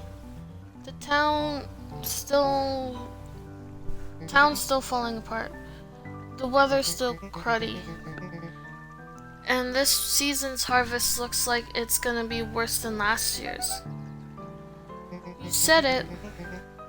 No amount of corporate pandering is gonna change any of that. Exactly. But the lemonade at the drink stand over there does look pretty tasty. Fits. I'm still gonna be mad at them. I'd just rather be mad while sipping some delicious lemonade is all. I love lemonade so much. Can I talk to you? No? Okay. Jeff was staring into the distance with a wistful look. Hey Jeff, Everything alright? Huh? Yeah, everything's fine. I mean, used to be fine. Just ain't right these days, you know? I Jeff really turned do, to Luca actually. with a furrowed brow, then gave an understanding nod. You do, don't you? For a moment, the two now shared that same wistful gaze. Nice. Ain't moving. Ha ha ha, every single time. Yep. Wait for it. Unexplained sound once again noted. Like clockwork. What a bunch of drones. Haha. Okay.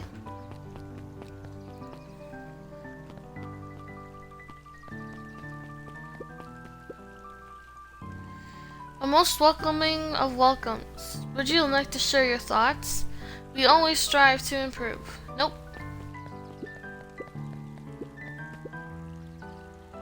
This is the first time I've seen this many smiling faces since the foul harvest. I had my doubts about Perennial's harvest, but I must admit, they do put a nice party on a nice party. Oh, is that even back here today? Yep, they are. Hi, Luca. How's Griffin doing? What? Sorry, Oh, nothing. Flesh. Just pretend I didn't say anything. Okay.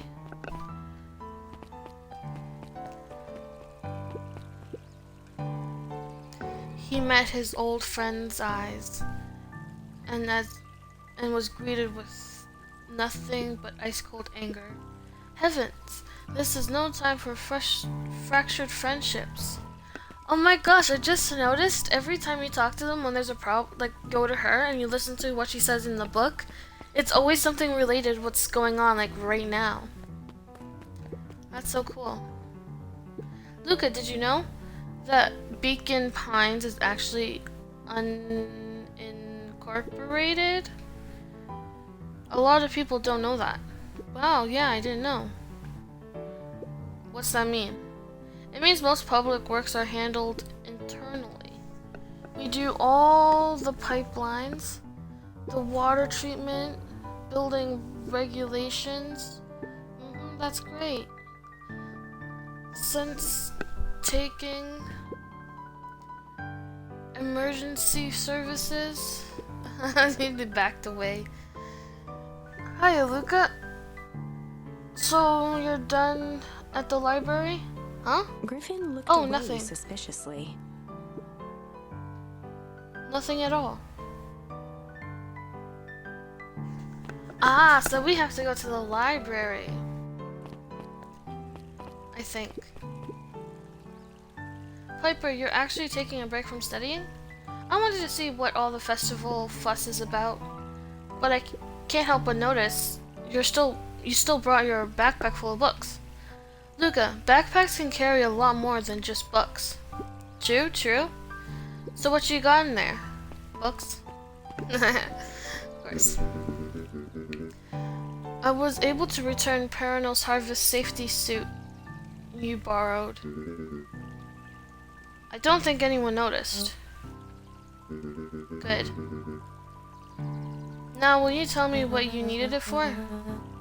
It was a favor for an enemy of my enemy. This isn't going to harm Mr. Kerr, is it?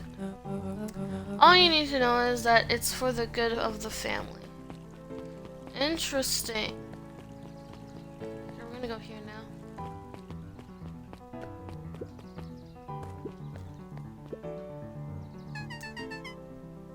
I've got a question for you. What do you think this whole festival is for? The way I figured it, Perennial Harvest is trying to win over the town. Like a bribe, but with balloons. Cynical. I like where your head's at. That's what I assumed at first too, until I eavesdropped on a couple of gossipy clipboards. What if I told you that this whole thing is really a special shindig for a super secret guest of honor? A special guest? Who? I haven't dug that deep yet, but whoever it is, PH thinks they're a big deal. Interesting. Maybe it's Beck's mom.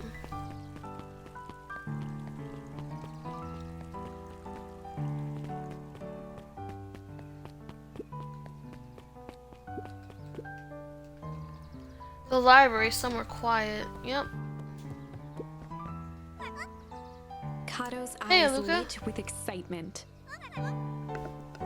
I've been expecting it. Bravo for deciphering the first riddle. See, I knew what that word was, deciphering.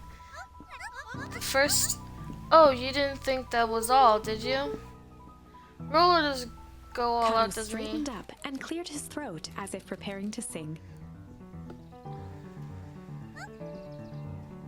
Ahem. On planet Farpole, you may take issue when the fifth king dies. You'll need Kato stared at tissue. Luca eagerly. Get it? Want me to tell you? No, it's okay. Let me figure it out. Alright, when you find it, bring it here to be verified. And if you decide you want a hint, the offer still stands. This?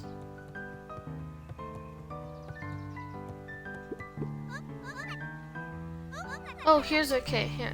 The words I emphasize are important. Issue 5th. 5th issue. Oh, we have to go all the way.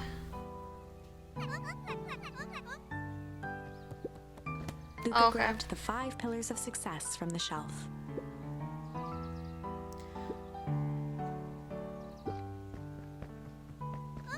Oh, well. Okay, it's the 5th issue. The Luca grabbed the issue with self-help. Luca grabbed. no. Luca grabbed. Oh, it's up here. I know where it is. It's up here.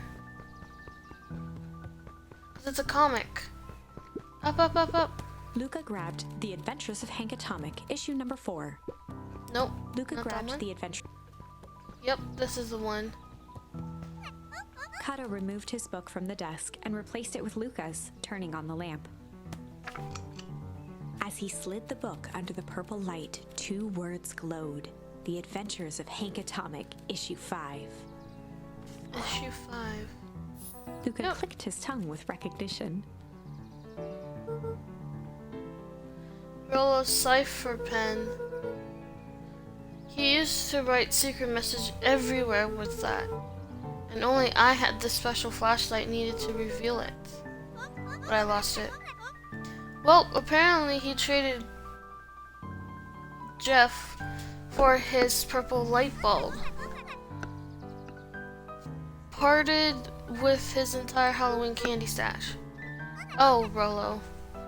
Now let's see Kato began here. flipping through the pages, stopping when he hit a glowing word. Get away from with such a He continued grift. flipping. Grift in grub cart. Reaching the end of the book, Kato looked up. That's it. Gift in grub cart. Griffin. Griffin's grub cart.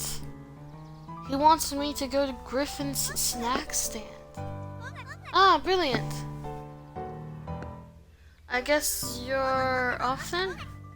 Good luck with the rest of the scavenger hunt. Thanks, Kato.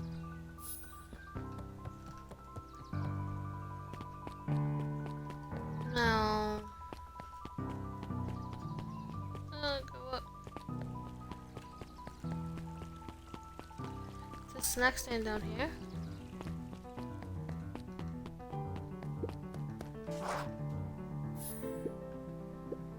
Hey, Griffin. Before Luca Did could Rollo finish come? his sentence, Griffin handed him a corn dog.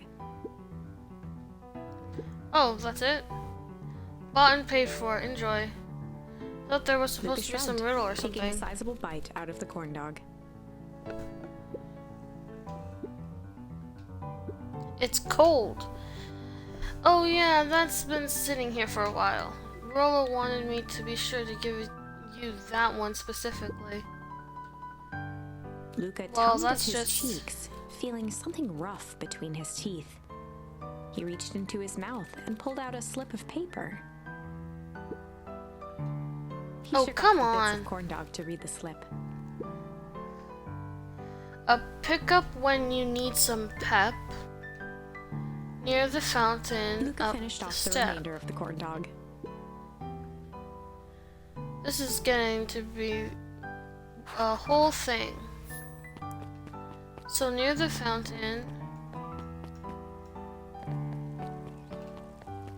up the step. Here? Yep. There we are, Luca. There's no way I'm actually doing this. It's way below my pay grade. Oh, come on, you big stiff.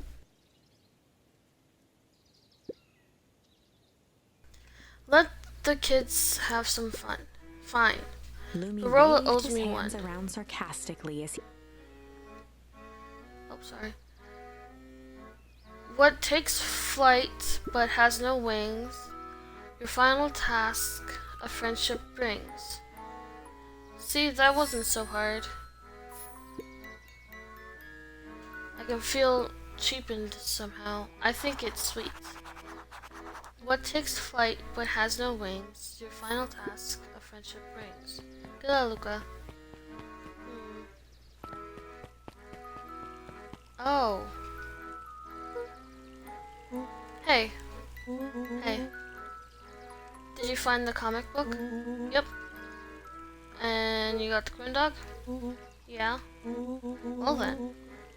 I know it doesn't make up for what I said, but here, Rollo you've earned sheepishly this. handed Luca the balloons. Okay. Flight. Thanks. You didn't have to go through all this trouble. I'm sorry I got so mad. Dang it, you were supposed to let me apologize first. Oh, sorry. Now you apologized twice before me. Let me do this. Luca, I'm really sorry. With everything that's happened with your mom and all, I've always wanted to be there for you. Be a good friend, you know? When you said you were hanging out with someone else, I kind of freaked out. Rollo, still my turn. I felt like if you needed a new friend to help you, it meant that I wasn't good enough. But that was selfish and wrong. I was wrong. Oh, so itchy. I'm sorry, Luca. Okay, apology over. Luca You threw can talk now. himself at Rollo, hugging him as tightly as he could.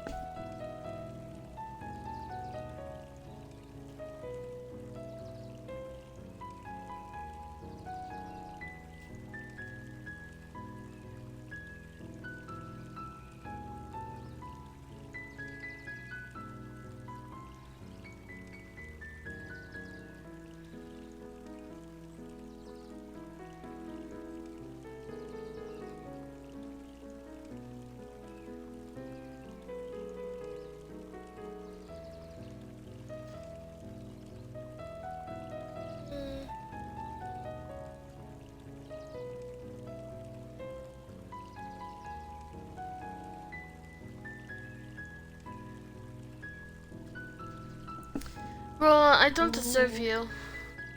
I don't deserve you either. That's why we deserve each other. So, what else do you want to do today? We could snoop around and try to find some info about your mom. Snoop where? You could probably sneak into Perennial's Harvest HQ while everyone's at the festival. Are you curious about all the stuff those clipboards write down? What if we get caught? I think I've had enough excitement for 1 week. Let's just make the rest of the day about us. Really? Yeah, the rest of the world can wait 1 more day. You know, I have been wanting to get some work done on MCDC emission control. The name a bit unpredictable. That sounds perfect.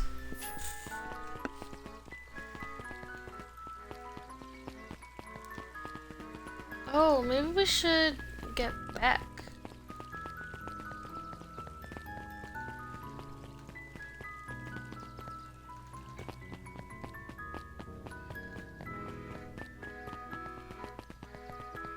Is that an option?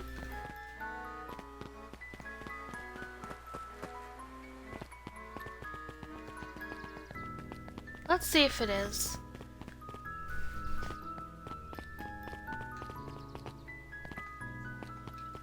Nope, it's not.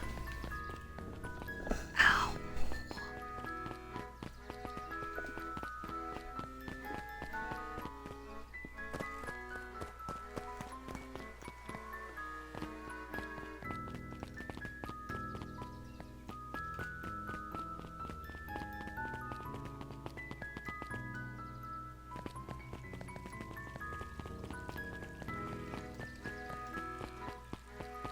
Look at me running with my balloons.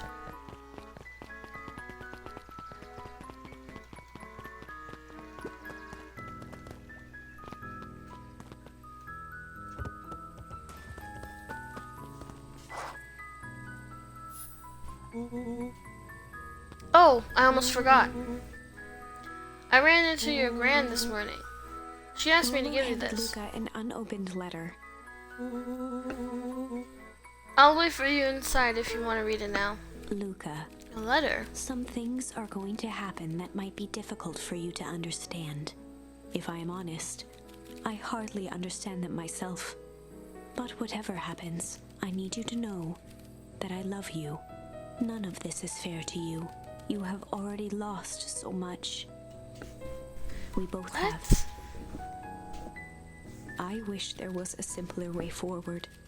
But if there is, I haven't thought of it. God knows I've tried. Everything I've done, I did for you. I hope someday you can accept that. Love, Gran. Luca folded the paper into his pocket and headed up the ladder.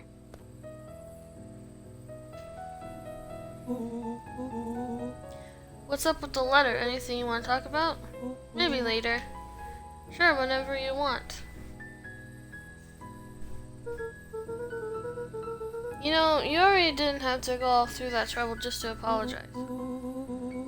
I know, but we'd been looking forward to the festival for weeks.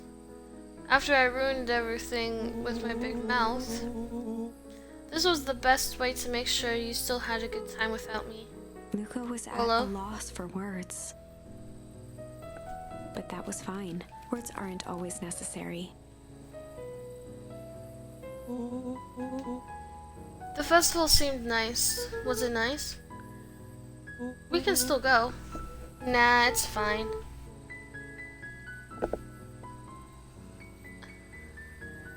Well, there's always next year. Sadly, this was untrue. A distant rumble shook the treehouse.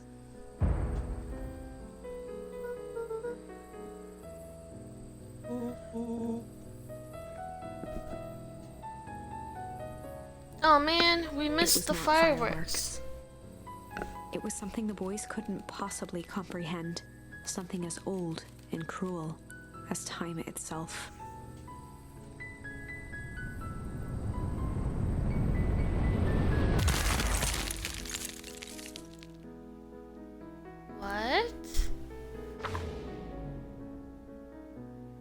shockwave of cold tore through the room.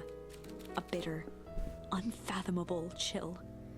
Before they could react, it encased them in ice.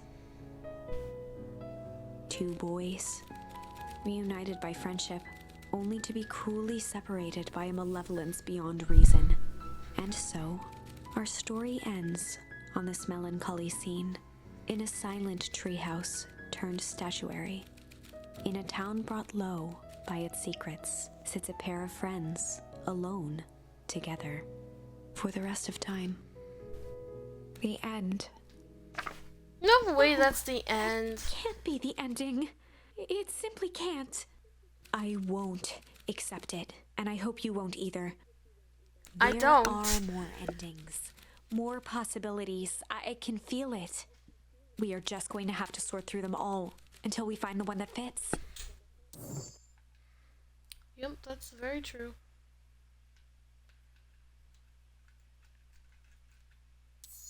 No.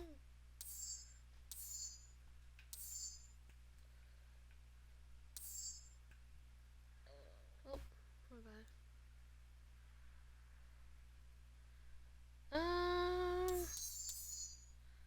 Let's do a new one. Do this one.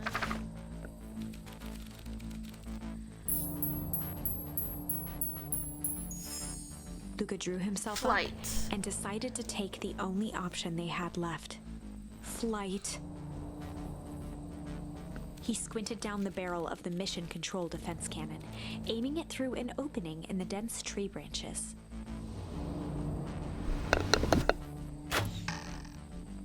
He looked up with surprise as it struck true and taut. Wow, we can't believe that worked. Oh, wow, I can't believe that worked. Hey, Mr. Kerr, we'd love to hear your thoughts, but I'm afraid we have places to be. Come on, Iggy. See ya, jerks. Fine. We know where that leads them. This way. Take the tunnels. Luca and Iggy winced as they sprinted through the thicket. The branches clawed at them, reluctant to give passage. After what felt like a marathon, Luca stopped in his tracks as they reached the clearing. What the? That was all he was able to say before Iggy slammed into his back. The boys tumbled down a steep decline and crashed with a wheezing thud on a surface as hard as ice. In fact, it was ice. Chapter 5. Signs. They stood silently, catching their breath. The sky was like sapphire. With each breath, a plume of steam escaped from Luca's lungs. Let's keep moving. Luca pulled Iggy to his feet as they gazed across a snowy terrain.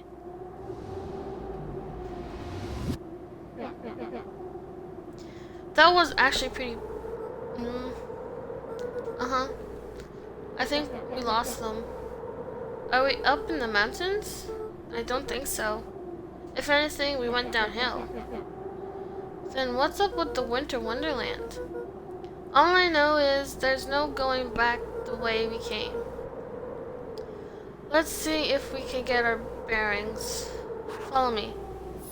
Find a way home. A disc of smooth metal was lightly covered in snow. Two faint seams were visible along the surface. A manhole cover? If it is, I've never seen one like it.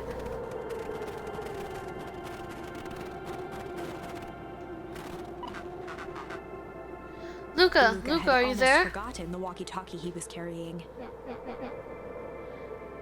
It's that bozo Kerr. I hope nothing bad has happened to you Luca out in looked at those Iggy woods. with hesitation. With No a need to be resigned rude. sigh, Luca responded. It seems like the only dangerous thing in the woods is you. He speaks, the young man of the hour. Now, how in tarnation did you end up with one of those our radios? Just lucky, I guess. Boy, howdy. You Van Horns are full of surprises, aren't you? You knew my parents? Never had the honor of meeting your father, but your mom sure was a Luca handful. winced, shoving the walkie-talkie back into his pocket. We gotta keep moving.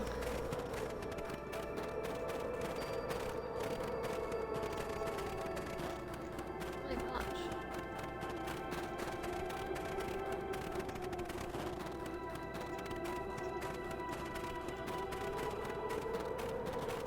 Okay.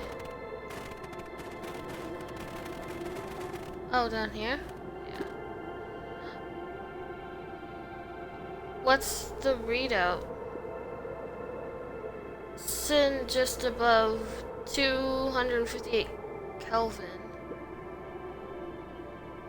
That's down a bit from last time. Should we report this to Mr. Kerr? Meh, still within safe ranges. It may be spreading, but it's under control for now. Even a small nudge in the equilibrium could cause a cascade. Cascade, my bad. Dude, relax. Just a few more sites to hit before we can punch out. Let's get this over with. So we're like in another dimension? What's all this? Hard to say with all the snow. I think it's the town sign. I can almost make out the letters under there. What town could this even be? There couldn't be another town this deep into deep wood. I'm looking at evidence to the contrary. Let's figure out what we're dealing with here. Step 1, snow's gotta go. Let's see what I can do.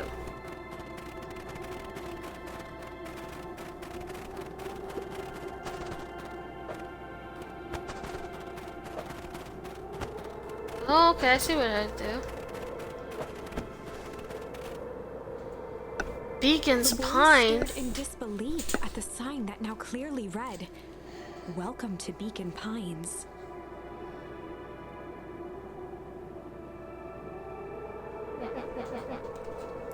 This doesn't make any sense. We're in Beacon Pines? How is that possible? We ran away from town. How did we get back here? I guess we got turned around? Where did all the snow come from? Well, it's been colder than normal lately. That's a pretty big difference between sweater weather and Arctic hellscape. The puddle we found that at before. It was cold too. Maybe all of it leads to one source. You think it's related? What the hell's going on? We're gonna get you some answers. Let's keep moving. Can we go down this way? No, we can't. Oh wow.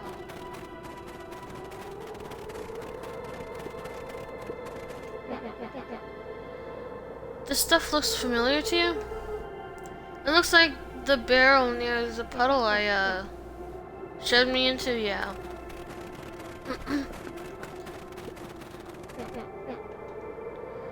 It's Looking all down at the frozen frozen. stream, Luca could faintly see a school of minnows encased in the ice. Whatever happened here, it happened fast. The fish didn't even have time to run. Oh, or, you know, run. The crunching of footsteps trailing Luca went hush. He looked back to see Iggy's face twisted with confusion. Everyone's gone. What? There's nothing here but more snow. There must be an explanation for all of this. We have to keep looking. You can look all you want. I quit. Iggy, we have to keep going. You don't get it, do you? This isn't one of your pathetic Hank Atomic stories. We aren't going to save the day. We aren't gonna save ourselves. My face is mangled. This town is destroyed. And Everyone we've ever known is gone. You don't know that. You can't just quit. Do whatever you want. I'm done. Iggy, it's gonna be okay. Luca peered upward at the darkening sky. He let out a long, foggy breath. Faintly, Iggy began to cry. Seeing Iggy in such a pathetic state gave Luca a sense of compassion, and more than a little guilt. It is getting pretty late, I think. Probably not a great idea to stumble around in the dark anyway. Luca allowed himself to collapse next to Iggy. Let's just rest for a The boys bit. huddled together for warmth and comfort. If not for exhaustion, their minds would be racing, trying to make sense of the events of the day. As it was, all they had energy for was to sit in silence, numb.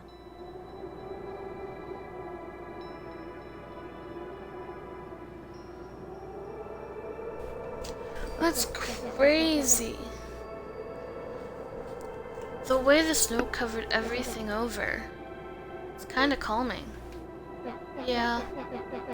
I haven't had the time to say it, but thanks. Huh? For getting us away from those creeps? I sorta froze up back there. Iggy, I should be the one apologizing. This all happened because I lost my temper. Nah, that's bull hockey. First of all, you didn't know what that gunk would do. You didn't, right? Of course not. And second, stop with the baloney about losing your temper. Iggy But I did motioned lose my temper. sarcastically to his half-deformed face.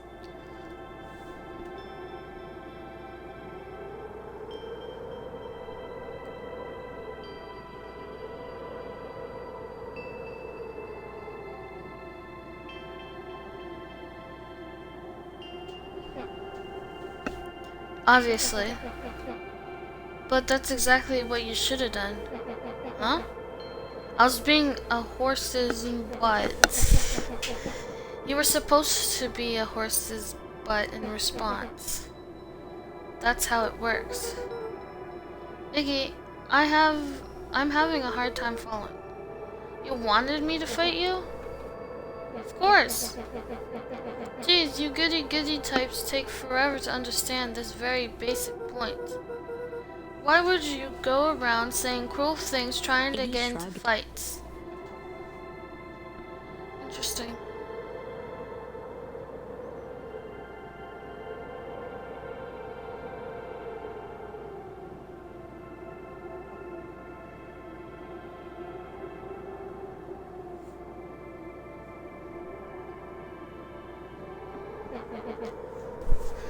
It's something to do.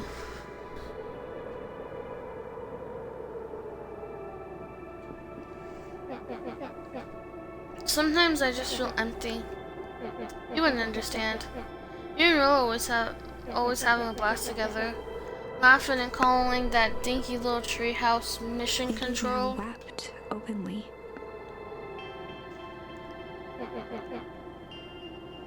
Perfect little Luca Van Horn.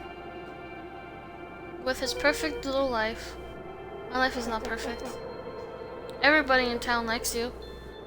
Not everybody. Hell, that new girl hasn't even unpacked yet, and even she already likes you. You have He wiped Tish. his nose with a sleeve. I love Tish. Tish is great. But she ain't exactly the world's greatest Luca conversationalist, gave you a warm know? chuckle. I get that Iggy impression. cleared his throat as he wiped his eyes. Huh? It must be raining out here. Iggy Definitely. arched into a wide yawn. We should probably try to get some sleep. Yeah. Let's lay low for now. Tomorrow we'll get to the bottom of all Luca's eyelids this. began to slowly drift shut. Luca? Yeah? I always did want to see the inside of your dinky little treehouse. What did you think? Not bad. I'll give you a full tour when we get back. You know what? That's all Luca could whisper before succumbing to sleep. Iggy snuggled in some more. When it comes to the worst days of my entire life, this one wasn't half bad. Nice. The house smelled of warm bread. Luca was playing with toy blocks on the living room rug. He looked up to see his parents on the couch. His mother held his father's head in her lap. She idly stroked his hair while humming a song. A voice behind Luca spoke. "This is how you remember them, huh?" Luca turned to see his own face. The doppelganger from his dreams, still clad in a yellow hazmat suit, still carrying a look of disdain behind empty eyes. "Aw, look at this perfectly cozy scene. You know it wasn't really like this." The figure picked up a toy block and inspected Oh, it. I accidentally skipped it. "It's amazing the facades that one can build given the right materials. Not that I blame us. These are a child's memories, all warm and fuzzy. You don't remember, do you?" Lucas snatched the block from the figure's yellow-gloved hand. "Remember what?" The doppelganger pointed to the couch. "The last day we saw him alive. The day he chose to abandon us." Luca turned to look at his father, still lounging on the couch. "That's not true. He didn't abandon us." The doppelganger waved his hand dismissively. "Everything is true here. It's just a matter of what we choose to see. Let me show you." The world flickered and pulsed. Luca was sitting next to his bed, listening to his heartbeat with one of his dad's stethoscopes. The doppelganger limped into the room. Now, we both know that's not how this went." He grabbed Luca's hand and guided the stethoscope to the floor. Luca heard muffled shouting, brought close by the stethoscope. It was his parents, fighting. "Do you remember what we did next?" Luca gave a slow nod and crept down the hall to peek through the banister. He could see the outline of his mother at the bottom of the stairs. "Damn it, Walt. We can't afford to get involved in this." She was scared. His father stepped forward. "What am I supposed to do? Just watch?" "There's a sickness in this town, and we both know who's behind it. I swore an oath to help people. I won't turn my back on them." Luca's mother grabbed Walt. She was crying, pleading, "I can't lose you." Walt calmly removed Eleanor's hand from his shoulder. "What's right is right, and what's wrong is wrong. I could never live with myself if I let Sharper get away with this." Eleanor raised her voice. "Spare me your bullshit platitudes. What about our son?" Luca flinched, dropping the stethoscope down the stairs. Walt turned with a panicked smile. "Luca, is that you, buddy?" With tears in his eyes, Luca descended the stairs. "Mom? Dad? What's going on?" Walt dropped to a knee to meet Luca eye to eye. "Nothing, buckaroo. Your mom and I just got a little overexcited is all." Luca placed the stethoscope against his father's chest. His heart was racing. "It sounded like you were going somewhere?" Walt gently removed the device from Luca's ears. "Listen to me, Luca. I have some business to take care of. I'll be back in time to tuck you in." Luca hugged his father tightly.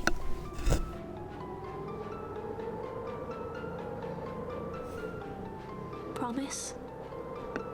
Walt stood up and walked to the door. He glanced over his shoulder. "I promise." With a wink and a grin, he put on his hat and strode out into the evening sun.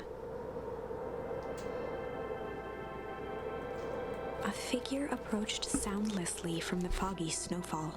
It stood above them, lingering in contemplation. Slowly raising one hand above Iggy, it snapped out 2 brisk raps on his head. From a deep slumber, Iggy sprang up defensively.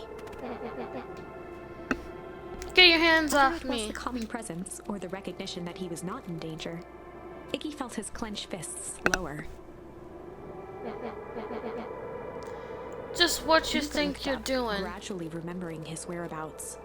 The figure exhaled a cloud of warm vapor. You two certainly have caused a lot of commotion. What's that supposed to mean? Take it easy, Iggy. We were asleep minding our own business. You're the one running around knocking on people's heads. I'm sorry if I hurt you, Iggy. You didn't hurt nobody. Anybody. Huh? Oh, I see. You think you're better than When me? it came to You. complete strangers, Iggy had trouble cobbling together an insult. You big-headed, scarfy-necked furball.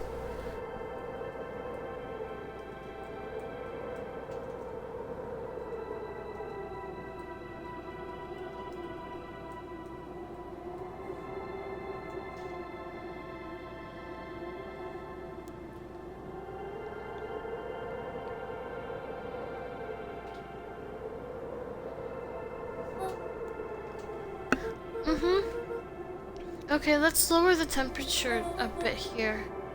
Interesting choice of words. I mean, let's just calm down. Who are you? A friend? An observer?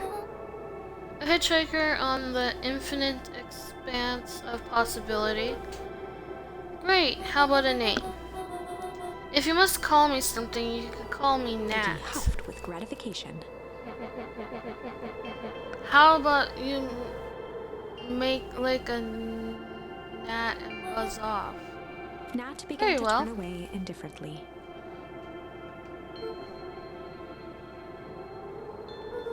Wait, do you live here? You might say that. So you know where we are. You might also say that. Look, pal, we just want to find a safe way out of here. You gonna help us or not? Before knowing how to leave, one must know where they are. Alright, that does it. Luca, I don't know about you, but I'm getting out of here Iggy one way or turned another. sharply and began to stomp off. Enough with the riddles. Iggy, wait up. Realizing he'd worn their patience then, Nat relented. Very well, I suppose this isn't the time for metaphors. I'll show you how to Luca get and back Iggy home. turned around with hope in their eyes.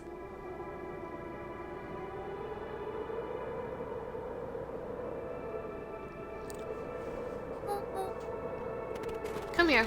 Nat took a deep breath in. Close your Nat eyes. exhaled slowly, then snapped his fingers. For Okay, a open brief them. moment, Luca and Iggy let themselves believe that some great magic was about to unfold. Until they opened their eyes and found themselves in the exact same place, cold and disheartened. This is your home. This is Beacon Pines. Look, Nat, we don't know how we got here. Maybe we stumbled through some time travel gate in Wood. Or we teleported to some alternate universe. Or this is all just some cruel experiment by Kerr and his goons. But this is not our home. You're inching closer to the truth. Alas, the reality is much less fate. I don't know. Just give it to us straight. So be it. As I said, this is Beacon Pines.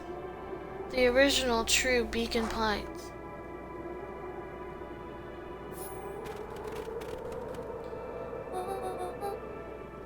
You You both grew up here. But the town you've called your home for the past several years is a replica. A remarkable achievement of engineering, to be fair. But a replica nonetheless. That's impossible. It's too much work. You need a whole town to replicate a town? A whole town? Indeed, to pull off such a feat would require immense labor power. That which could be moved would be moved. That which could not would require precise duplicate.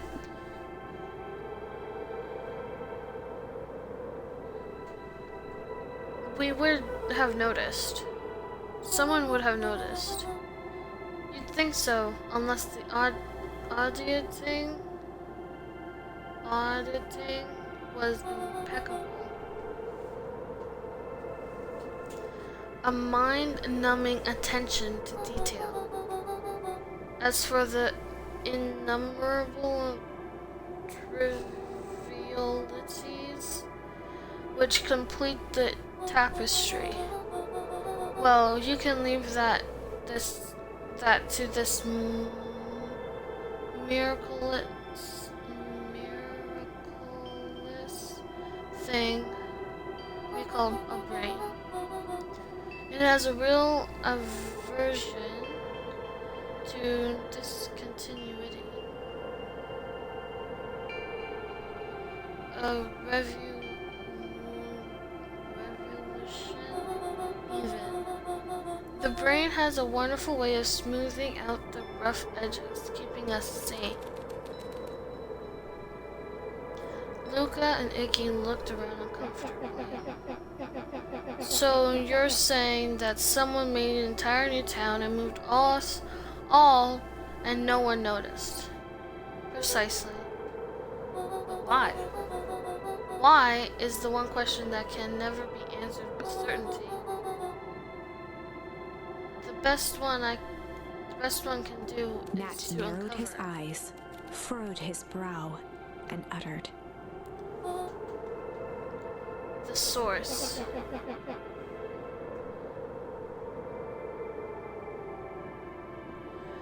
Why did you say the source like that?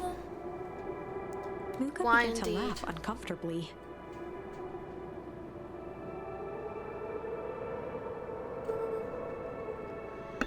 It's all ridiculous. There's no way He they looked could. down at his feet. His eyes started back and forth in contemplation. With a sudden pain, a thought struck him. If this really is home, He sprinted off into the pale distance. As Iggy turned to follow, Nat called out.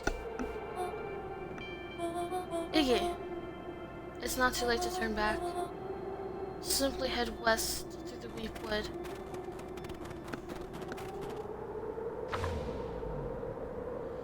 Chapter Interesting 6. indeed.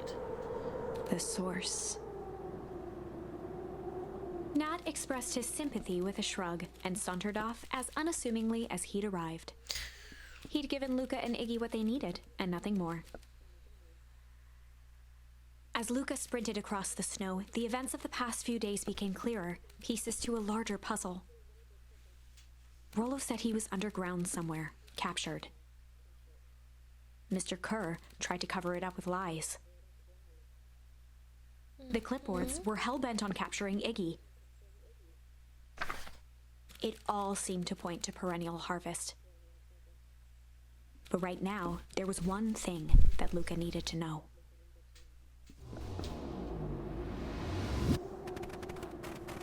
Luca stopped dead in his tracks.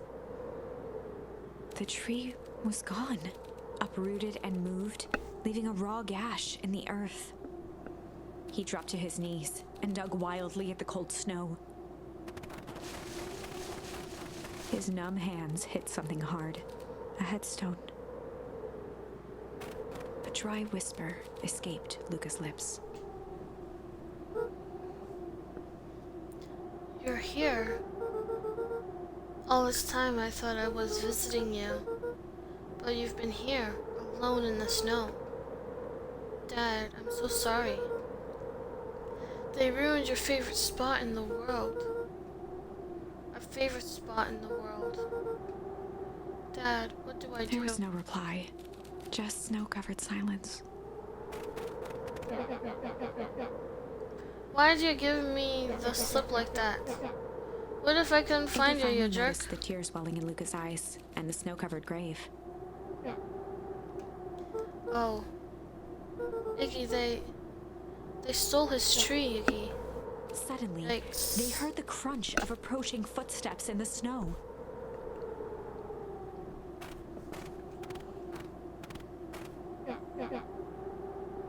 We gotta hide. 259K.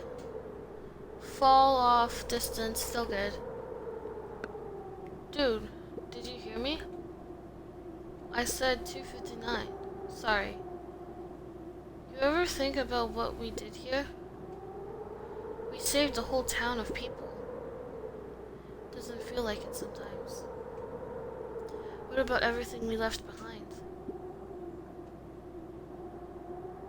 That's the grave of someone with a family. The people who love them will never know the truth. The truth is He overrated. bent down to scoop up a snowball and lobbed it playfully. Hey, don't be such a downer, dude. We took this job to change the world. Yeah, come on. It's almost lunchtime. Huh, weirdo.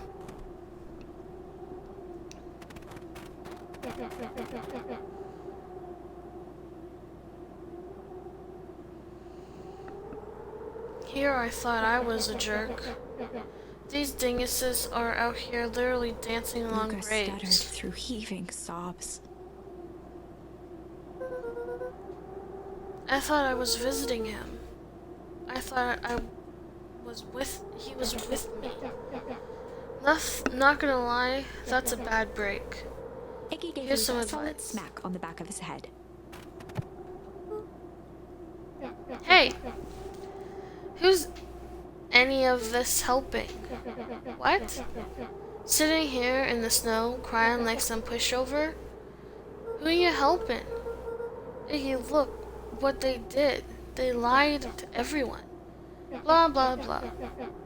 Luca Van Horn, you're a lot of things, but you ain't no pushover.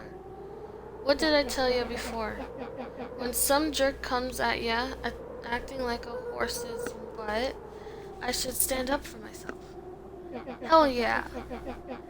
Kerr and his merry little band of clipboards pulled off this switcheroo for a reason, right? Nat mentioned something about Luca a wiped his source. eyes with a sleeve. Whatever's at the source must be awfully valuable to Pernal's harvest. Sure would be a shame if something unfortunate were to happen to their precious source, wouldn't it? What do you have in mind? If it's small enough to steal, we snatch it. If it's too big to snatch it, we smash it. And what if it's too big to Iggy flashed a smash? mischievous smile and cracked his knuckles. I'm always up for a challenge. I'm gonna make this right, Dad, I promise. Let's do this. Locate the source. Can we go this way? No. It can be awful cold out there in those woods, Luca. Probably best you two stay put and conserve your energy. Help's on the way. Where's Rolo? Where's my mom? Did you kill her? Oh heavens no. Do I seem like a killer to you? Shared a skeptical look. Well, do I? Oh shucks, now that hurts my feelings. Screw that guy. Yeah.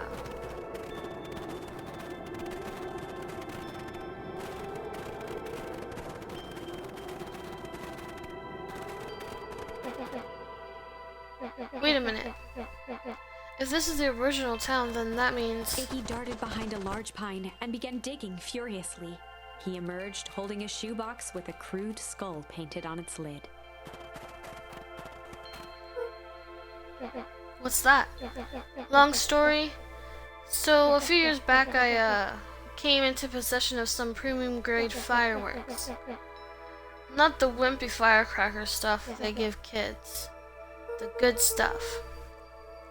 So why do you bury them under a tree? That's the long part of the story. You and Rolo were doing chores at Rolo's chicken coop, and you guys pissed me off for some reason or another. His eyes with realization.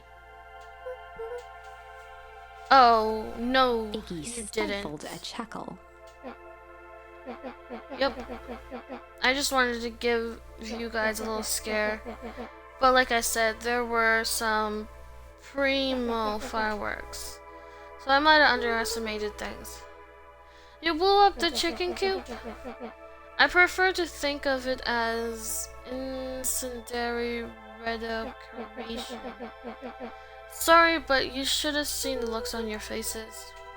Rolo got grounded for months, which is why I needed to stash the evidence and lay low. So I buried them under that tree. But when I came back from later, they were gone. I figured some grown-up found them. Iggy tossed triumphantly him. raised the shoebox. Turns out it wasn't fireworks that got moved. It was us. Unbelievable.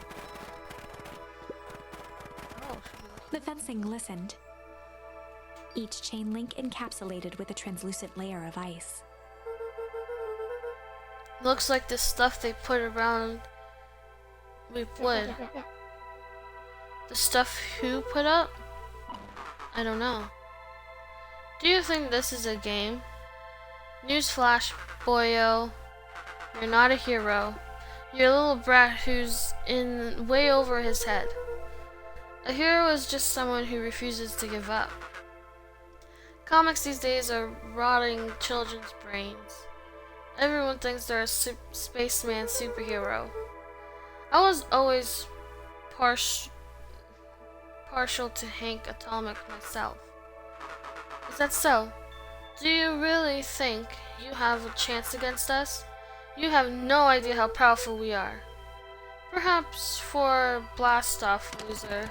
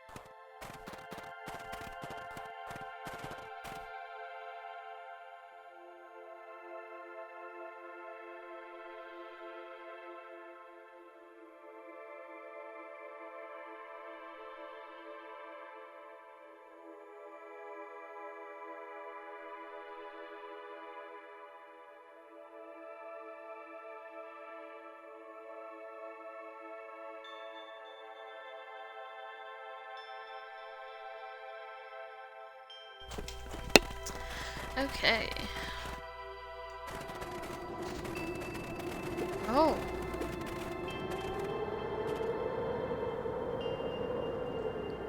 Luca and Iggy inched up to the edge of the hole with bewilderment in their eyes. Arctic air breathed out of the cavern in heaving gusts. Echo, echo, echo, echo. Whoa. I can see why they wanted to move us all out of the town now. But why would they dig a giant hole? I think this is it. This is the source? It's a dang hole. How did we smash a hole? Oh no.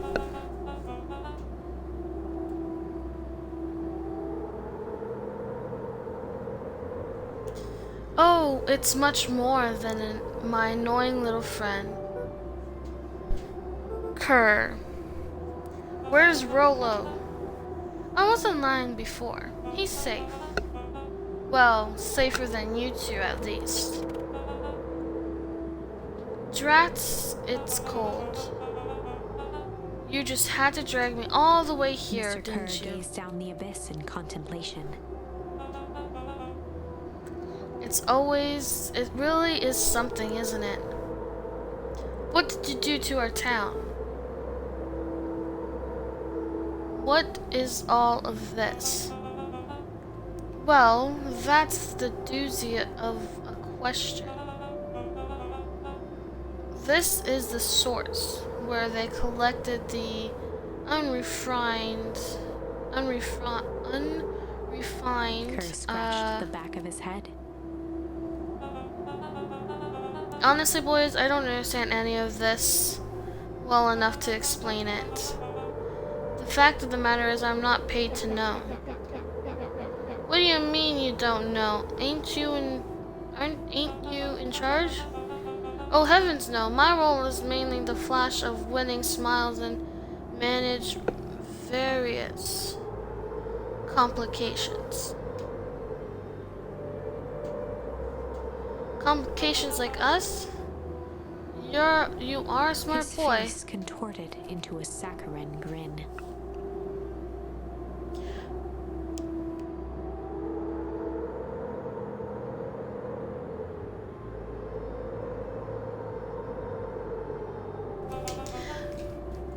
It really is nothing personal. Some people are destined to strive for greatness, and others are simply obstacles along the way. Seems like you were destined to be a creepy lackey. The point is that we all play our part in life. Mine is just happened to be a lead in the role of a lifetime. And you happen to be extras ready for your curtain call. We weren't giving up without a fight. Your smile's not gonna be so winning after we're done with you. Now, boys, there's no need for melodrama. It makes even a professional such as myself embarrassed for you. Let's change the mood a Kerr bit. snapped his fingers. Scene change. Oh no. There, that's better. Deal with them. Iggy turned to Luca with a sly glance. Are they gonna push us down the hole? I have a feeling they're gonna do that. Why are you smirking? Because I have a box full of fireworks you don't Iggy know. waved the box into the air, threatening to drop it down the hole. Stop. Let's not do something regrettable. Joke's on you, regret is one of my specialties. Out of curiosity, what would happen if I threw these in your precious hole? Nothing at all. You're a terrible liar. I'll have you know. I'm an exceptional liar. Bup. Iggy That's plucked far a single enough. bottle rocket from the box and held it up with reverence. Stop, you fool. Call off your goons. After a long pause, Mr. Kerr flung up his hand with frustration. Very well. You all can head back for the night. It's been a long day. I'll handle these two from here. Mr. Kerr sighed into the frigid air.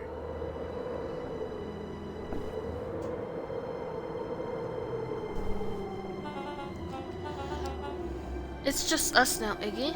You can put that down. With a What, like nonchalant this? flick, Iggy tossed the firework into the hole.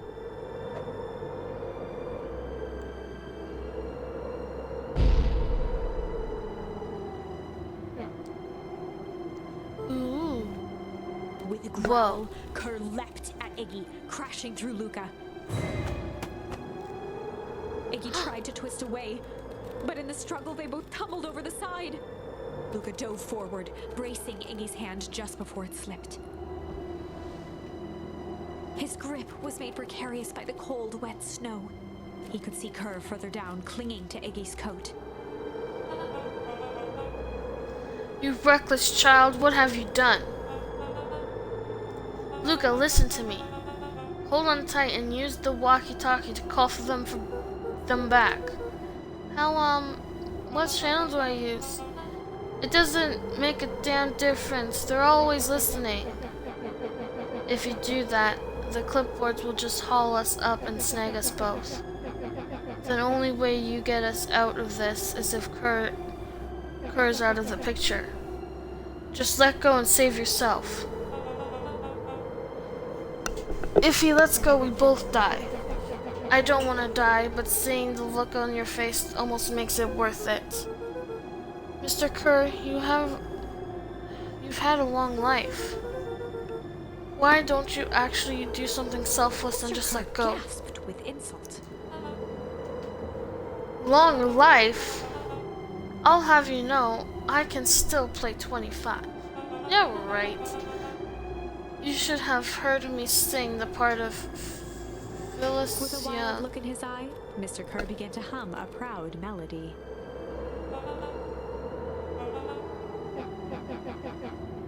Wow, can you believe this guy? Luca's hand began to cramp. His voice began to crack. Kerr, just let go. No can do. If you want to save your friend, you'll have to save me too. Luca, look at me. Luca It's okay. felt Iggy loosen his grasp. You aren't going to kill your friend like that, are Every you? muscle in Luca's body burned. I'm not his friend. Yes, you are. Nah, I'm just a no-good bully. Like you, Kerr. Luca Iggy, felt no. his hand slipping. And I told you what you need to do with bullies. I can't. It's your only way out of this mess. Two birds with one stone. It makes sense for us to fall together. Wackadoos travel in packs. Calm settled over Iggy's face. Luca, let me Iggy's do voice this. was colder than the bitter air billowing from the chasm. This is so sad. Let me do the right thing for once. Luca had no choice but to.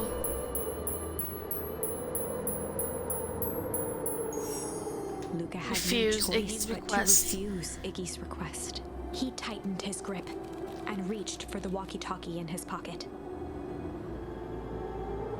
A wild delight crept onto Mr. Kerr's face. That's a good lad. Now, radio for help. Iggy begged Luca with his eyes one last time, but Luca pressed the button and called out. We need help. Mr. Kerr is in danger. It wasn't long before they were once again surrounded by clipboards. Mr. Kerr sighed with relieved frustration. There you are. You really are a worthless lot, aren't you? Mirror, now. A clipboard dutifully produced an ornate ivory hand mirror, and Mr. Kerr began preening his tousled hair. Ah, that's better. Mr. Van Horn, I applaud your sharp thinking under duress. I'll put in a good word for you with the founder. Take them away. A swarm of hands overpowered Luca. The last thing he saw before a cloth bag was pulled over his head was the defeated look on Iggy's face. The end. Dang. I think this was one of those times where doing the right thing was the wrong thing. Yeah. We're gonna have to redo it. Luca had no choice but to accept Iggy's request. With a quiet blink, Luca watched a teardrop sail down into the howling void. As his fingers slowly gave up, he met eyes with Iggy. Good.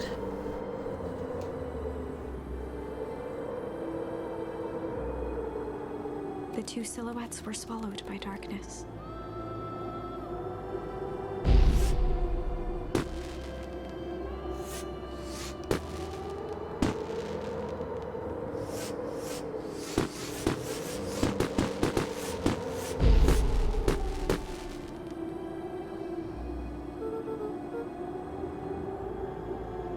Hell of a goodbye, Iggy.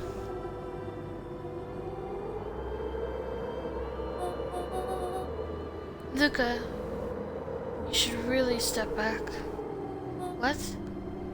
Quickly.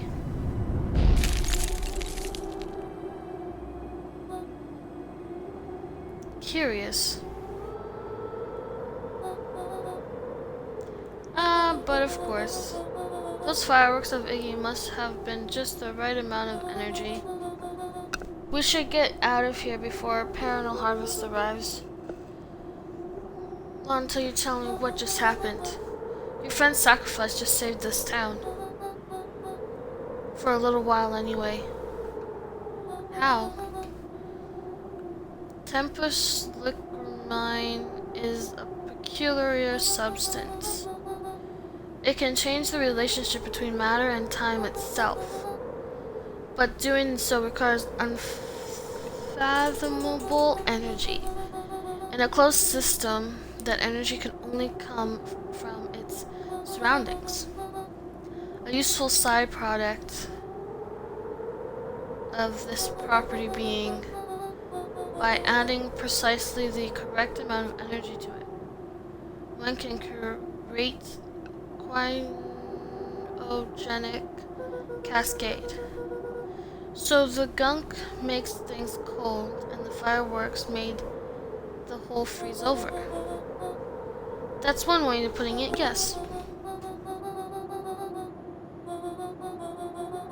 Oh shit, I just skipped through that. My bad. I shudder to think what would have happened We have some in that idea case. what that would look like. Yeah, we do. It will take them a good while to safely break through the access the source again. If you know all this stuff, why haven't you been helping? I have been, in my way. Each of us has a role to play. Iggy's role, it turns out, was to buy us precious time. Mine has been to observe and wait. Wait for what? You. Me? Why? What's Fierce my twinkle role? flashed in Nat's eyes. Luca Van Horn, you're going to save the world. With a chuckle, I'm gonna Nat be a turned and walked superhero. past. Dumbfounded, Luca followed behind him, trudging through the snow. Every step taking him further away from everyone and everything he knew, and closer to destiny. To be continued in Beacon Pines, Pines Harder. Revenge served cold. Second time's a charm? Wait, that's it? This ends with a crummy cliffhanger just when it was getting good? I was even starting to like Iggy. So was I. I refuse to be associated with some never-ending parade of sequels. Let's go True. back and find something more definitive. Heck yeah. Okay, I only have one for that one. Oh, there's this one.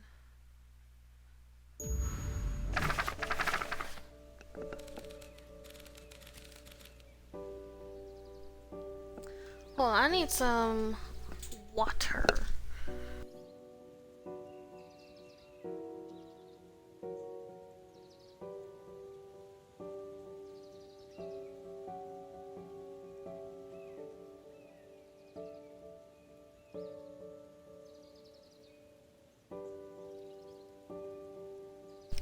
Okay, let's do this. Luca began Break. to respond, but the sky answered for him as the clouds above began to break, revealing patches of star-filled summer night. Moonlight filtered down, shimmering in the treetops.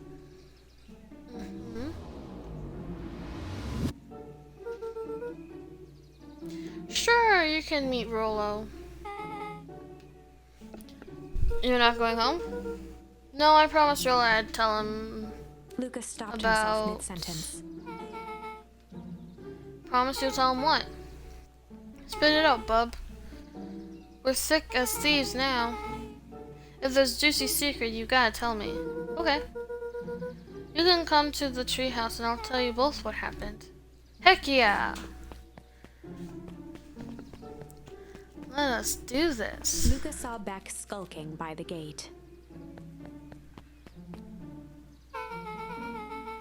So you're telling me there's nothing mysterious or creepy about this place? It's mostly boring and empty. I refuse to believe that. Big spiked gate, looming mansion, rich reclusive owners. It even smells shady. Beck grabbed the wrought iron bars and shook the gate. Mark my words, you descendant nightmare house. You will reveal your secrets to me.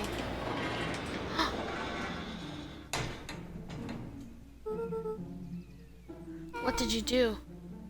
First of all, I told you so. Second, hide. Interesting.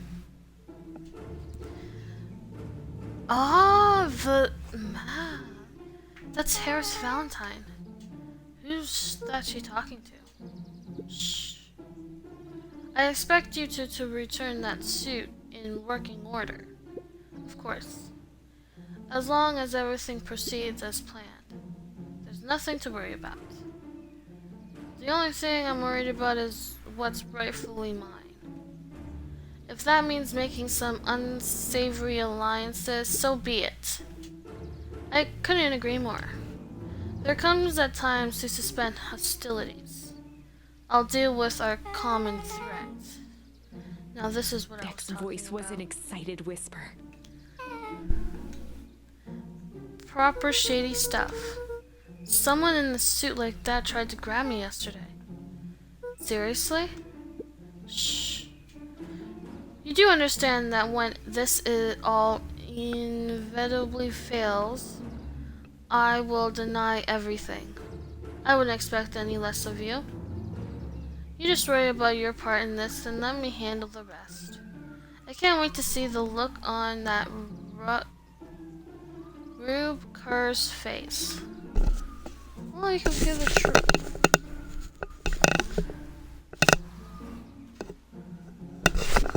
Yes, the truth will come to light. I'm still surprised you're so comfortable with the potential collateral damage. If there's one thing I've learned, it's that change is painful. Wow, I was expecting shady. But that's just flat out supervillain talk. If you don't mind me asking, why? Why are you doing all of mysterious this? figure retracted their mask, hair pushing out from all corners.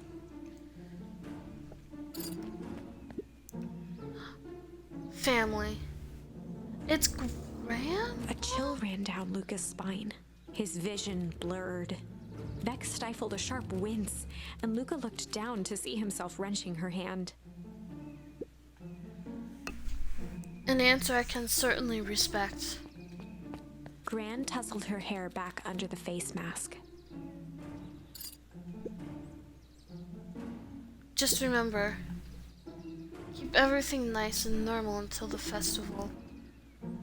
I don't need lessons in rousing Gran suspicion. gave Eris a curt nod and disappeared into the night. Oh my goodness.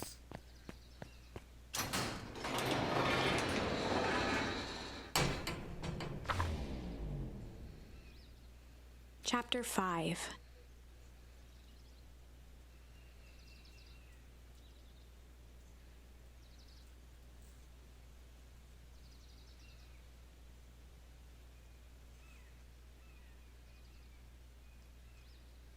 What Chapter big 5. ears you have.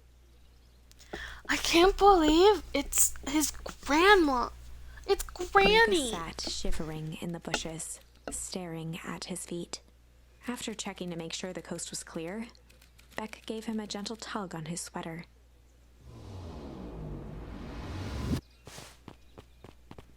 That was crazy.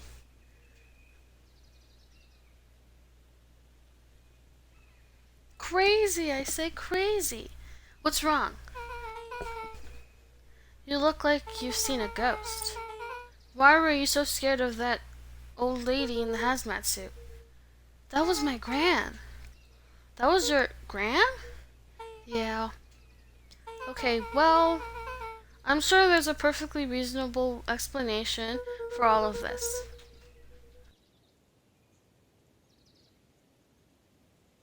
Let's just get to the treehouse and figure things out there. Lead the way. Nice. Time to go to the treehouse. Do do do do do. Oh. For the last time, there's nothing to worry about. Of course, we're not Clipboard worried. finished writing with a scratchy flourish and looked up. Just dotting our I's and crossing our T's. Interesting.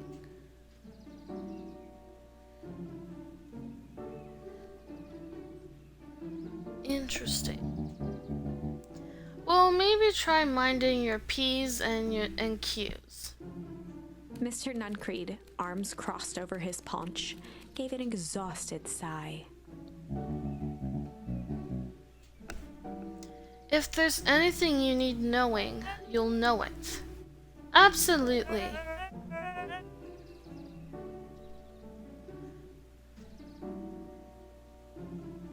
If you'll just sign here acknowledging everything is accurate, we'll be out of your hair in a flash. Oh, for the love He of... snatched the pad and scribbled his name so hard the pen nearly snapped.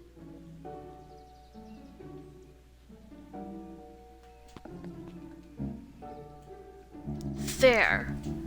And would you like my eternal soul The as well? clipboards looked at each other for a moment, almost pondering the possibility, then broke into laughter as they walked away.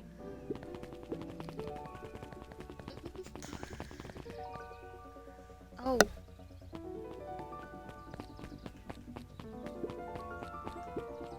Should we talk to him? Yeah. Hi, Mr. Nuncreed. Luca, let me give you some advice. The next time someone you don't know asks to hear your thoughts, give him a good hard bop right in the kisser. Oh, Gran tells me to just keep away from the clipboards. That's good, that's good. Your Gran is a smart lady, Luca. Speaking of which, you better run along home now.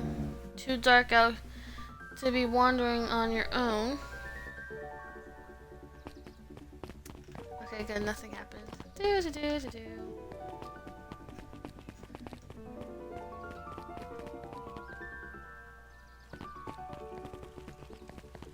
To the treehouse. Oh, she's still reading.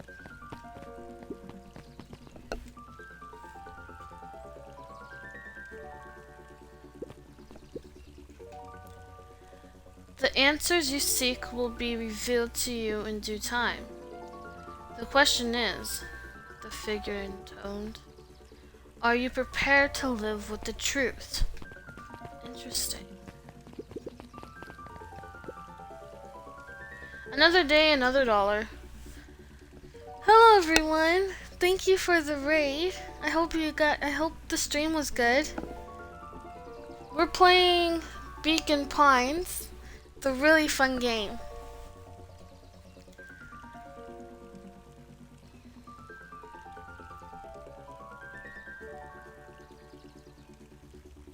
Was the stream good?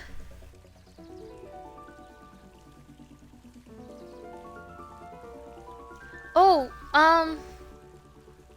let me do it actually. I could just... Hi Lily. if you guys want, you could join the Discord server. Oh, you should get some rest then. See you tomorrow, Z. Have you noticed how all the Paranal Harvest folks order the same drink? You guys are gonna see me mess up a lot of words, so that's gonna be fun. Decaf cappuccino with extra foam. Why? I don't know. Just thought it's a little odd. Pretty weird for sure. Well, the customer's always right. See you bright and early tomorrow. I can't wait. Okay, we have to go to the treehouse. So this is a mystery game. And we've uncovered a lot.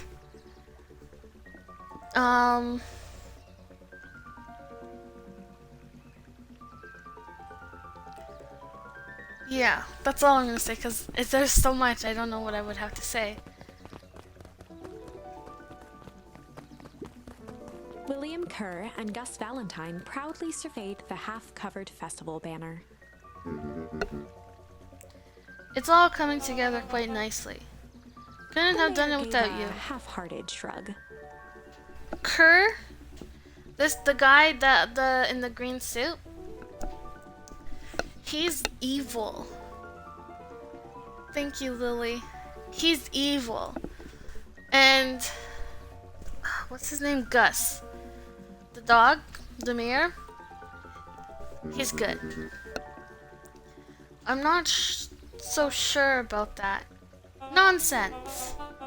That reminds me. I wasn't able to thank your sister for her contributions. Yes, she has been indisposed of late. She doesn't much like me, does she? Oh no, that's not it at all. She's just been busy. Of course. Regardless, I would be forever grateful if you could pass my thanks on to her. The History Museum adds a real air of importance to the whole affair. And we couldn't very well celebrate the story of Beacon Pines without including the Valentines. My father was a great man. You're darn tootin' he was. His arm on Gus's shoulder. But I mean the entire Valentine family. Present company included. Can I ask you something, Mr. Kerr? Call me William. Why are Williams so evil all the time? I never had a good experience with characters who are named William or like Billy. Like, is that just something everyone experiences, or is it just me? 'Cause I feel like that's, Ask away. William, why are you doing all of this? Gosh, I never felt one needed to compelling reason to throw a party. Not just a festival. All of this. There's gotta be 100 down on their luck towns out there. Why is Paranal Harvest so invested in helping Beacon Pines? You know what I love most about agriculture business? Seeds. Seeds. Yep, little bundles of With a potential. glimmer in his eye, Kerr gestured grandly toward the horizon.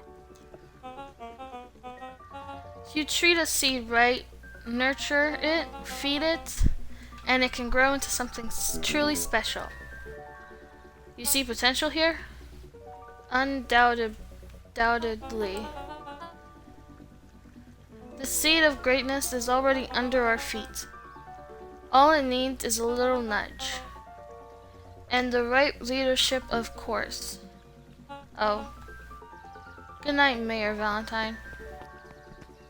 How did he not see us? What? What's so funny? Oh shoot, I didn't mean to run like that.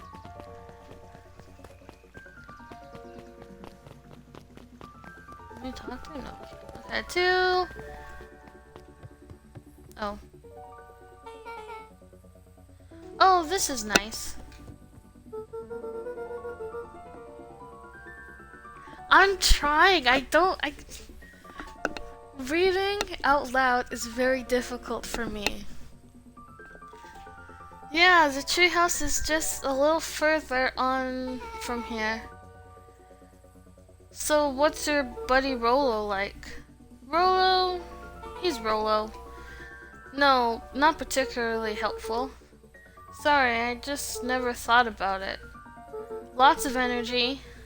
He's funny, even when he's not trying to be. Things have been tough for his family since Fowl Harvest. Yeah, see? They talk...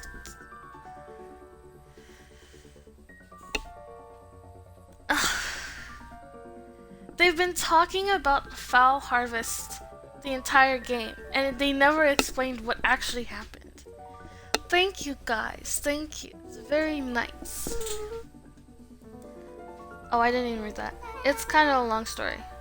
Hit me with the highlights. Okay. There used to be a fertilizer company here called Valentine's. They were kind of a big deal. Oh, big deal fertilizer. It was a big deal to us. Their stuff really worked. Farmers loved it. So Valentine's grew and grew. Beacon Pines pretty much grew around it. Most everyone in town either worked for Sharper Valentine or used his fertilizer. He did call this a furry game. Things were good. I'm sensing a big but. Around 6 years ago, Sharper Valentine suddenly died. And something changed. Changed how? Could have been a bad batch. Maybe it was in the water or air or soil. Nobody knows. But all the crops died, and everyone blamed the Valentines. The foul fat harvest. Yeah. Valentine's fertilizer went out of business. Half the town lost their jobs. Sheesh. The next year the crops came back, but something was different.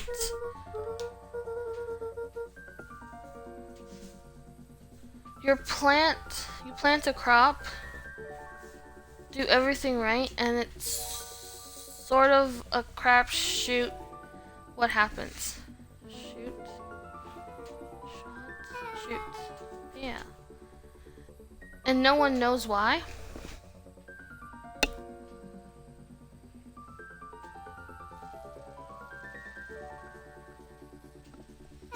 Nope. I take it Rolo's farm got the short end of the stick? Yep, for some reason, their farms was hit harder than others. That sucks. Things have gone better since Perennial Harvest came to town. The Beacon Pines reborn initiative? I think it's initiative. Yep. First thing they did was give the town a deep scrub. They even put us up in hotels one town over for a week while they decontaminated the groundwater. Oh my gosh, that's how they did the... Okay, so in one part of the story, me and Iggy went to an older town that was like frozen and like with snow, and it was Beacon Pines, and they found out they moved, Kerr and his goons and stuff moved the entire town to a new location. So that's why they didn't know, because they were in the hotel for the week while they were switching. Thank you for the 2 new followers. I don't know who did it. It was... I don't know. But yeah, now we figured it out. We better get going. I have a feeling Rolla's gonna get mad at us.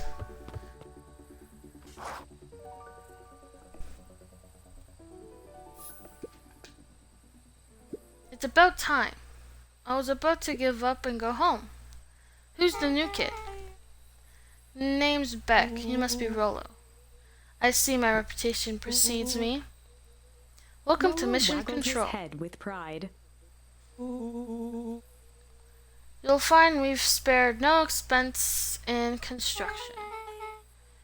I've seen worse looking piles of junk. Thanks.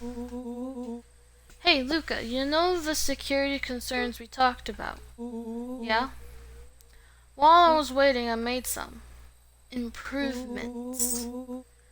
Let me lock this baby down for a little test infiltration. Can't be too safe these days.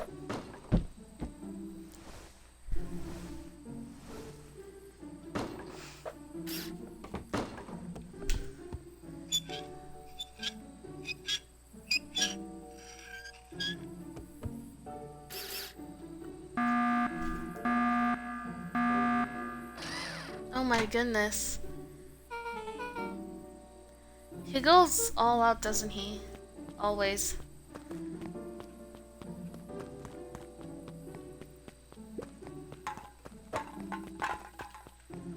Oh, I see what I have to do.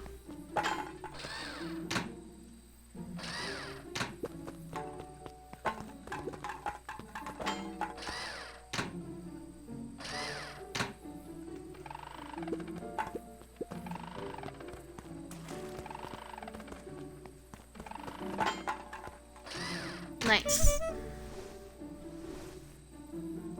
Oh, that's cool. Where did you guys get all this junk in the first place? There's a guy in town named Jeff. It's a Jeff. That's how you say Jeff. I know, right? Aren't they so cute? Who trades us junks for snacks? Junk food for junk. Nice.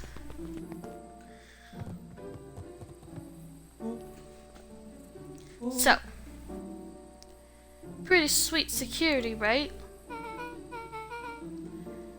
It was imaginative. I'll give you that. Luca, are we sure we can trust the new recruit? I'll vouch for her. Thanks, I guess. Okay, Luca, you promised to fill me in about the Valentine warehouse. Luca sucked in a long breath. So like I said, there was someone there. What were they doing? I don't know, but the place was lit up and active. Maybe they were squatters. I don't think so. It seemed more organized. When the man pulled me in, I saw some sort of equipment running. A man pulled you in? Yeah, but I got away.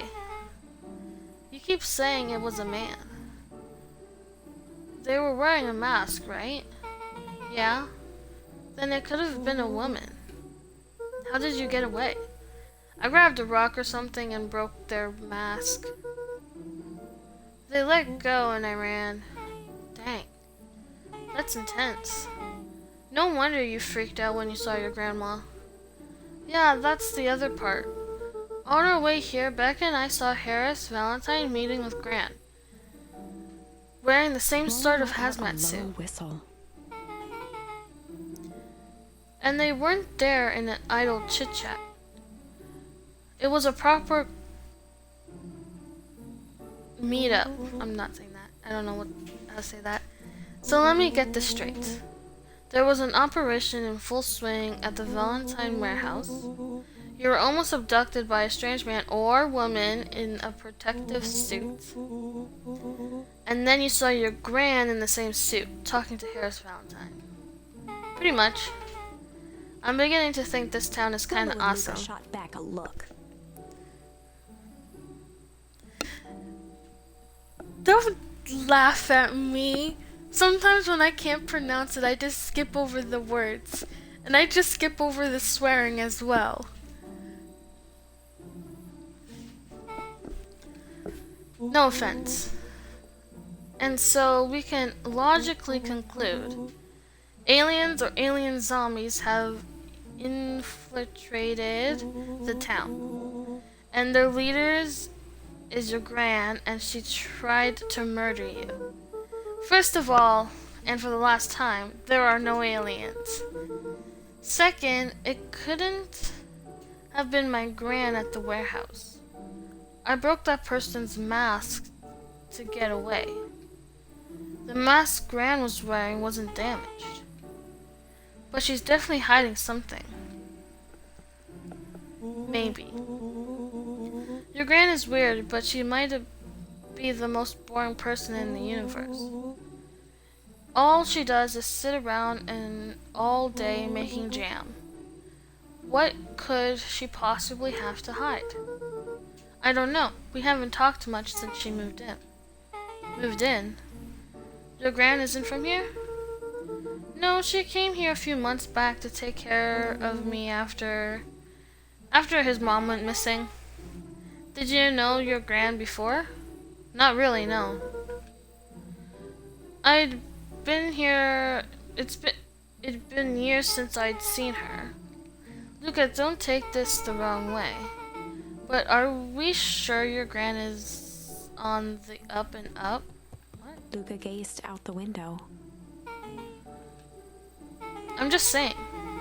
It sounds like strange stuff has been happening since she showed up. We could say the same thing about your family. But you're right.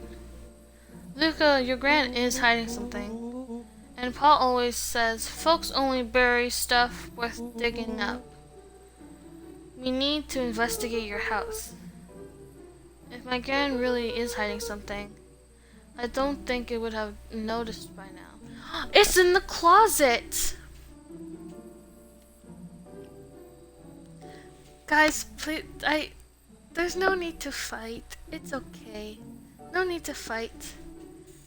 I can be everyone's. That's kind of the whole point of hiding something. I guess you're right. Gran's been leaving the house for hours at a time this week. I'll call you two tomorrow when the coast is clear. And we can start getting to the bottom of this. I'm always game for a good snoop. You can count on me in.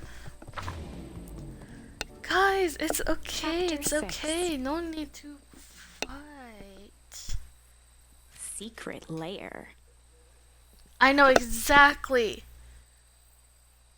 where to Summer go. forged ahead, but the nights only seemed to grow colder. Luca walked home slowly under the pale starlight, cautious to avoid any more surprises lurking in the shadows. Reaching home, he slipped quietly into bed, half dreading what they might discover the next day.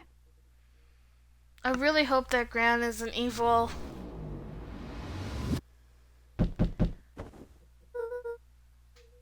But from my understanding, she isn't.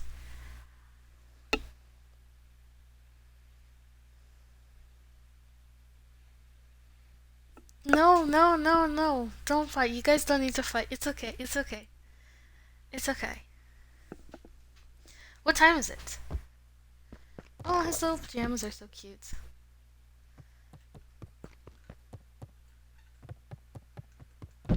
This is where we have to go.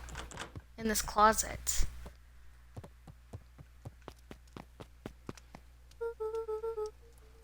Rolo, what on earth is that? That ridiculous thing on your head. Oh, this? It helps me think.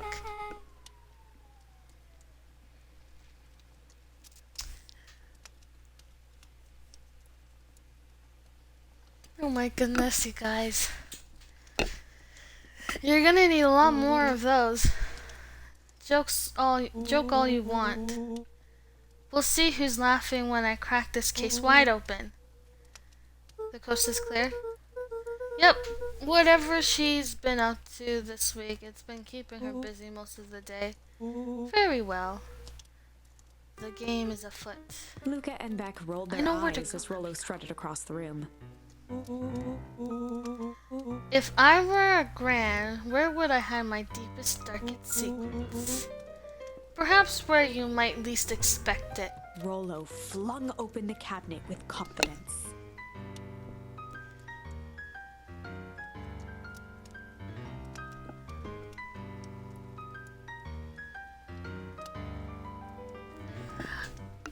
Since when do I own you? He coughed Aha! as a veil of dust hit his face. I think it's safe to assume anything that Dusty isn't. Oh, anything that Dusty isn't what we're looking for. Or maybe that's what she wants you to think. Then again, any good detective knows not to trust their first hunch. Yeah, right. Okay, that does make sense. Yeah. No, but it's a family. I don't own you. It's a family name. First hunches are for suckers. Okay, but I know where to go. Eureka! She's lit a fire in order to burn the evidence. Oh my goodness. She keeps that fire going every day, Rollo. Drat. It may already be too late. Just think of the mounds of documents lost to ash. Okay. I'm gonna stop you right there. Can we just think for a moment? Luca, is there anywhere Gran doesn't want you to go? Yeah, the closet. The closet upstairs. So maybe it stands to reason that we should check there first.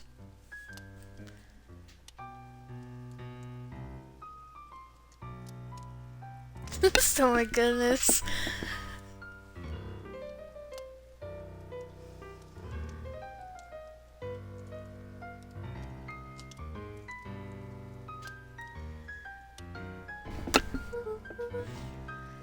No dice. It's locked.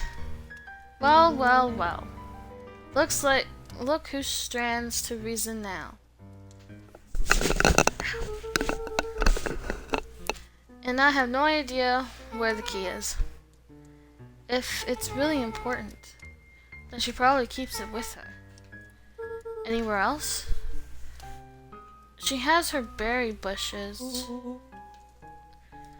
Who has ever thought, I'm going to take this important thing and huck it in the bush? A lot of people do that.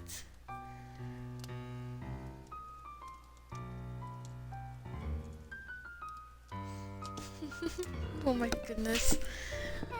True. Anything else? Maybe something out of the ordinary?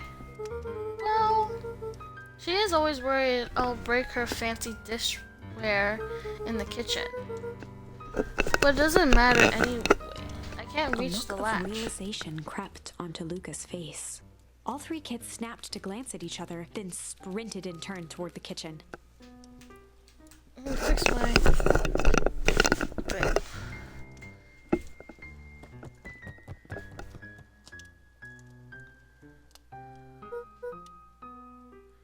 Alright, Rollo. This is your time to shine. Ah, yes. You've called upon my expert detective skills. And now I shall proceed with... Lucas scrambled up Rollo's back.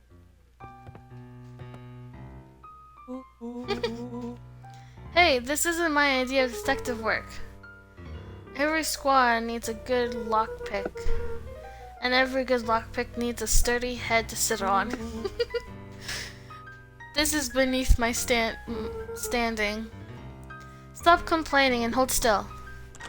Got it. The three crowded around the hutch to peer in.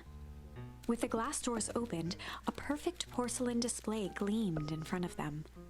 Their eyes searched for anything amiss, but the only distinct feature was its impeccability. Well, that was anticlimactic. Yeah. I didn't really know what we were expecting. Like, oh hey, let me just zinc on this random teacup on one of the teacups, it slanted forward with a hollow click. The entire hutch began to rustle and slide under its own power. Interesting.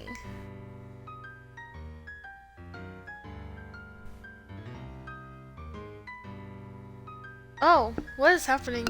What are you guys talking about? Okay. Seems like your gran has been doing some remodeling. Dude, only 2 types of people have secret layers. Evil masterminds and superheroes. So which one do we think she is? We're about to find out.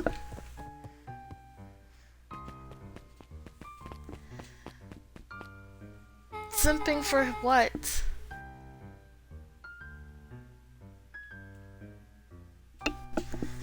Okay, so more of an unhinged conspiracy vibe? I don't know how to say that.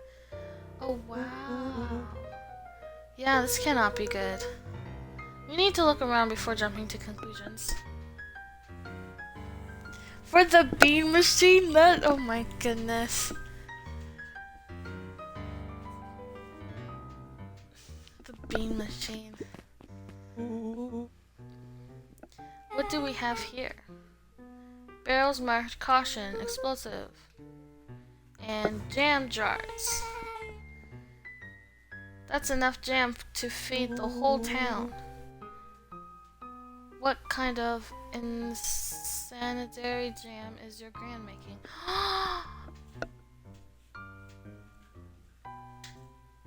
Oh my goodness. So earlier we had to do deliveries for jam. And we had to give it to 2 other people. And I had to specifically given it to them.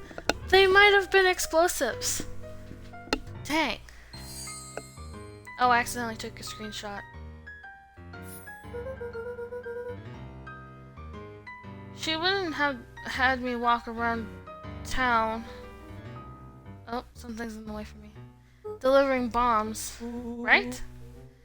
Only one way to find out. Casually spun open a lid and dipped his finger in the jam. He smacked Huckleberries. his lips.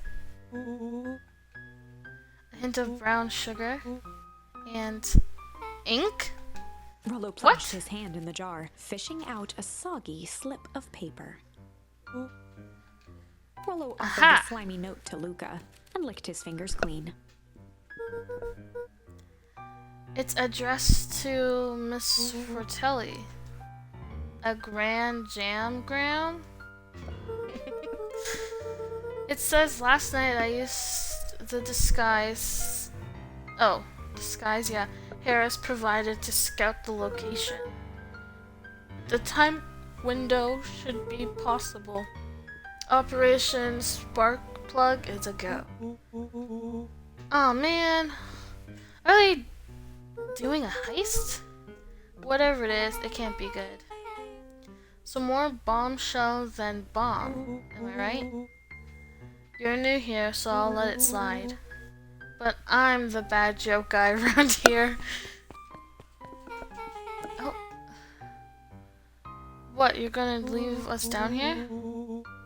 Yeah, come on, this place has to got juicy evidence. Yeah, okay, that's sorry, that's just my thing doing it. Okay, go up this way. Luca jostled each cabinet drawer in turn. Only one was unlocked. He fingered through the filing cabinet, pausing at a bulging folder labeled Walter. The bad joke guy. I believe that. Haptic's the one. For a moment, he just stared at it. What do you got there? It's my dad. So, just to let you guys know, for those who weren't here in the beginning of, like, the actual beginning, his dad's dead. So, just to let you know. Looks like some of his old medical files. Your dad was a Luca nodded doctor? and caressed the label with his thumb. Well, are you gonna read it? Here, let me help. Rollo swiped the folder from the drawer and began leafing through the pages.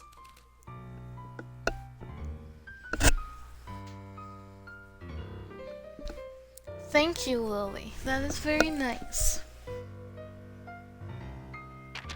He whistled to himself, barely looking at the text. How about you actually read some of it? One sec. Dense documents such as this are a lot like a cheeseburger. It's best to skip straight to the middle. That's pretty much true. That's where all the meaty bits live. Wow, I had no idea we were in the presence of a preeminent scholar in dense documents and cheeseburgers. By all means, proceeds.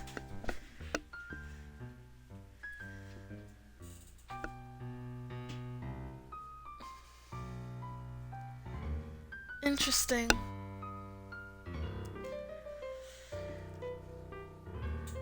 This whole the whole conversation has been about simping. I shouldn't be the one to talk though. I have a simp list, so, you know. He stopped at a page and mimed, holding up a monocle. Ah, here we are. Follow-up examination of Terrence Wilby. Patient shows further signs of paleness and malaise. I don't know what that is.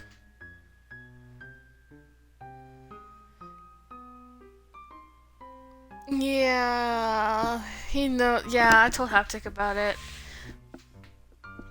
Body temperature continues to drop. He now describes soreness of muscle and joints. This is similar to the symptoms exhibited by Mrs. Willoughby just a few days past.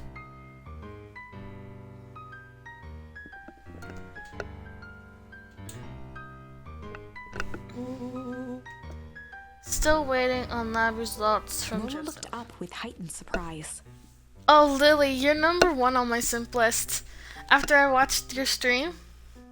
So, you know. See? Creepy. Yeah, that's kind of disturbing. Who's Joseph? That's Mr. Nuncreed's name. Rollo's finger Wait. traced across the page.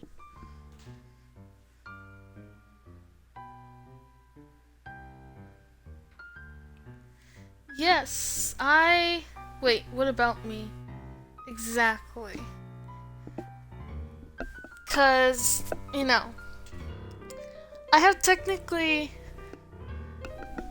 a list for characters and, you know, things I simp for. And Lily, oh yeah. Yeah, you're number one. And then I have a folder, a computer folder of people I consider mommies. So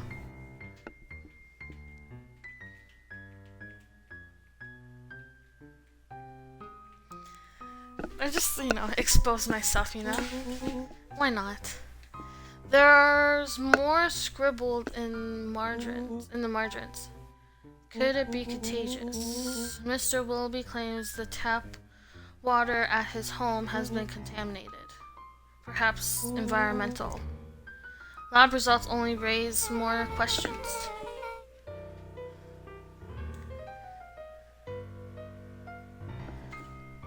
I don't mind exposing myself to an extent, My simp list and my mommy folder, not a huge deal for me,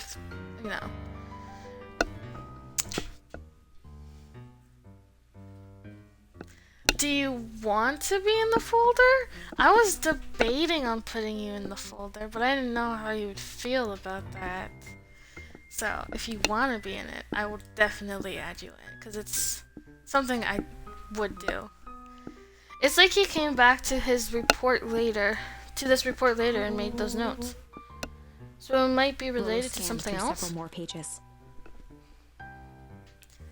I mean, Queen, you could also be in the folder if you want,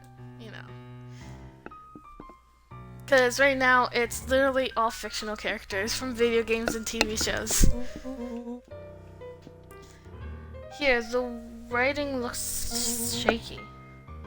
I just couldn't help her. The disease or whatever it is. Progresses so fast. And with his wife passing, Terrence's condition follows close behind.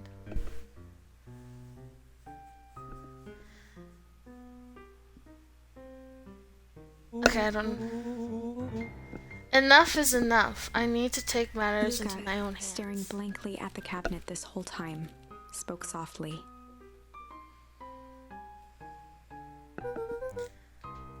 What does it say next? Folder, trying to loose more pages.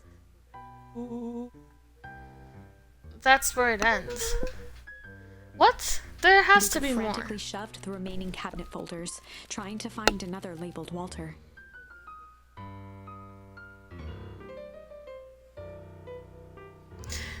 Queen, it's very obvious that you simp for Haptic.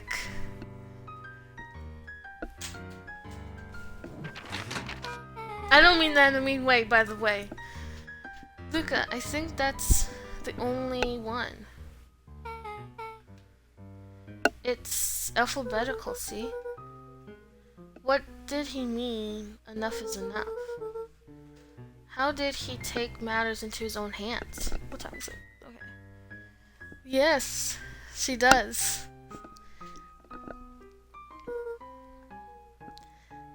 Oh, this is BS. I'll say BS. Luca slammed the drawer shut. A spider web of string connected photos of people from the town, interspersed with hastily scrawled notes. Well, she sure has kept herself busy. Is your gran a serial killer? Cause I'm starting to get a vibe. Don't be ridiculous. Sure, she's just tracking the movements of everyone in town. Out of the kindness of her heart. Yeah, there's nothing suspicious about that, you know? Nothing. She put little symbols by some of them. Yeah, Mr. Nuncreed has a check mark. The clipboards are all inside a big circle. My mom's are both on here. Both with question marks. Guess Valentine has a question mark. Harris has a question mark that's been crossed out. Mr. Kerr has a bullseye. The killer has chosen her next victim! We don't know what any of this means.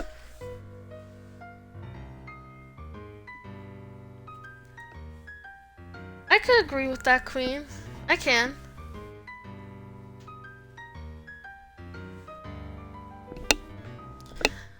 We don't know what any of this means. Oh, I read that. Whatever it means is probably not good.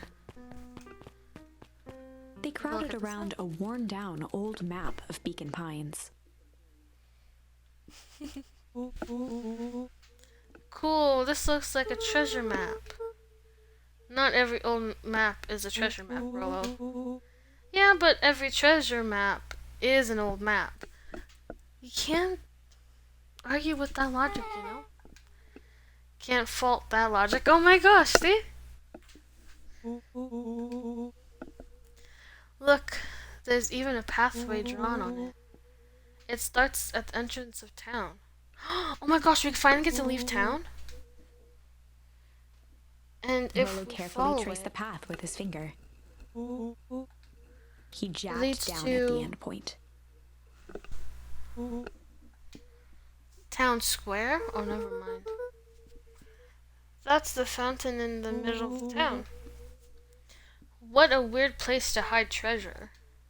Bro, that doesn't look like treasure to me. It could be... Okay, I will put you in the mommy folder. No, I did not say I simp for you. I agreed with Queen that you are a simpable person. Like, people would simp for you. But yes, I'll put you in the folder. I'll put all three of you guys in the folder. You, Lily, and Queen. You guys get in the folder. The end of the path on that map has the same symbol as those explosives over there. So it's not hiding treasure? A real bummer. Rolo, what's the thing you've been excited about for the past month? The festival. Gulp. Did you just say gulp? This feels like a gulp kind of situation. What? Oh, I see. Okay. Everyone will be gathered near the center of town. She's gonna blow up the festival. Not if we stop her. I don't think Granny's, Luca what was looked that? up from the map. What was that? No, I heard it too. That was the front door. Which means someone just shut the door. Which means someone's upstairs. Shh, quiet. Hit the lights. Beck flicked off the light, and they became statues in the dark. Overhead, creaking floorboards bent under slow, deliberate steps.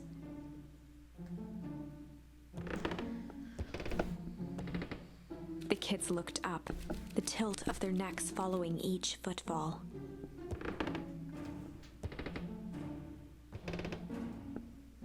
Then suddenly, it stopped. Her voice is so nice and calming. I love Without it. realizing, they'd been holding their breath. All three exhaled shakily and glanced at each other. A muffled male voice broke the silence.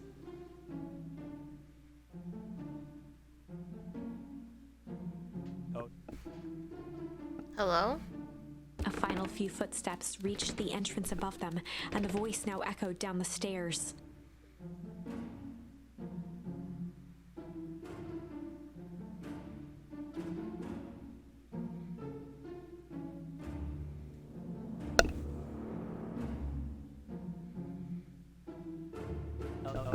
Sorry. The three Anyone kids down there? shuffled to the corners without a peep.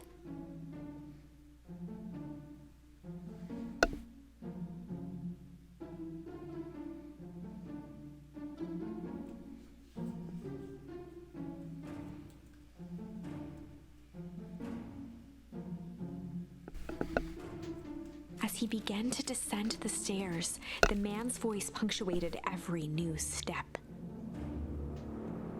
Thump. Yoo-hoo! I'm not here to hurt anyone. I'm just here to help. That doesn't sound creepy at all. I know who it is. Just... At the bottom step, the man paused, squinting to search the room for signs of life.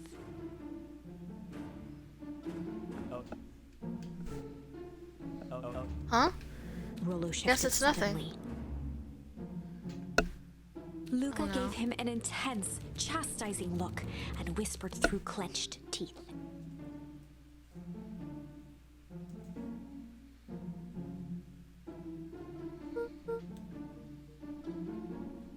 It Rolo, was too don't. late. Rollo was already inching toward the stairway. He screeched as he charged toward the shadowy figure. Ah, okay. Flamin' chicken coop. With all my his goodness. weight, Rollo tackled the man to the ground. Lily, what are you saying? Don't say that. You're gonna make me blush. Rolo? Mysterious creepy man? From the Anyone dark there? corner, they saw something move.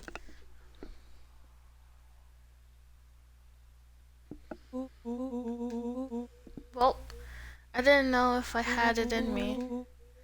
But there was only one way to find out. Holy crap, Rolo! That was awesome! Wait, did you just Luca kill that person? scrambled to the hunched figure on the ground. I can agree with you, Queen. with that statement.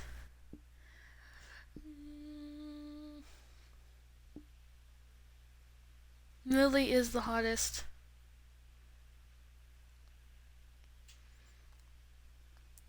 Technically, some would argue. Hold on, I have to turn my lights on.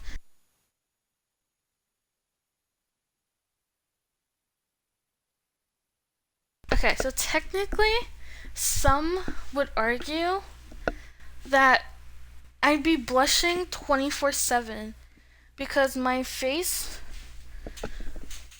or I guess, yeah, my face would always be red. It's always red. No matter what, it's always red. It's red right now. Pressing his fingers to the man's neck, he sighed with relief. You sure clobbered him good, Rollo. He's knocked As Beck out cold. flipped back on the light, Luca and Rollo both gasped in stereo.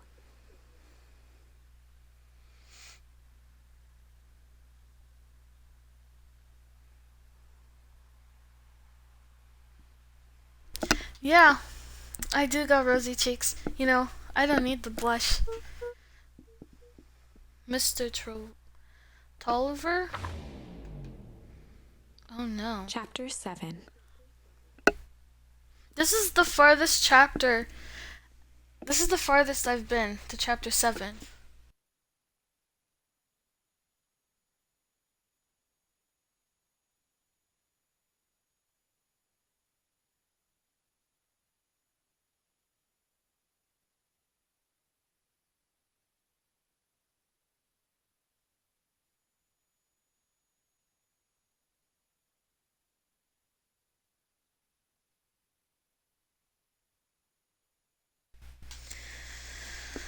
Chapter 7. The Sorry. interrogation of Hiram Tolliver. Tolliver. Still unconscious, Mr. Tolliver slumped heavily in a shoddy old chair. Isn't this woman's voice so nice? Like, she narrates it so beautifully. I love it. His hands were bound with rope, his feet tied with some loose string. Wow, these kids know what they're The doing. kids huddled in a circle, discussing their plan. One thing was Dang. certain. They couldn't just let Mr. Tolliver go. They needed to know what he was doing in Luca's house. After some deliberation, it was decided.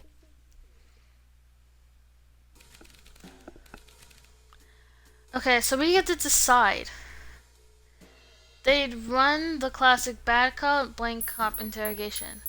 So hard or chill? Okay, sorry, my joystick does this, so you guys have to choose. You guys choose this one.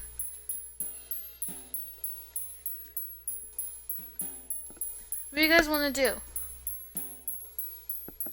Chill or hard?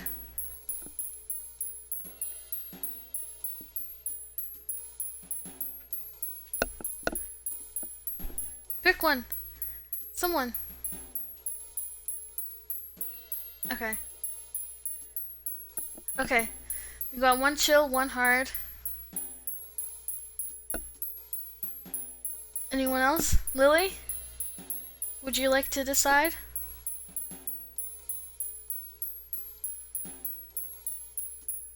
Or shall we let fates decide since my joystick's already making it like this?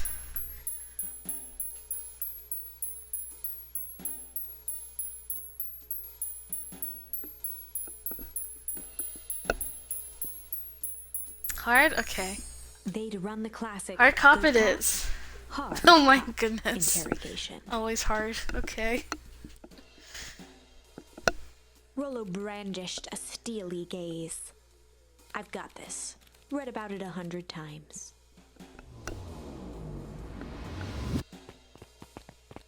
Rollo swaggered past the chair which propped up the slumping Hiram Tolliver.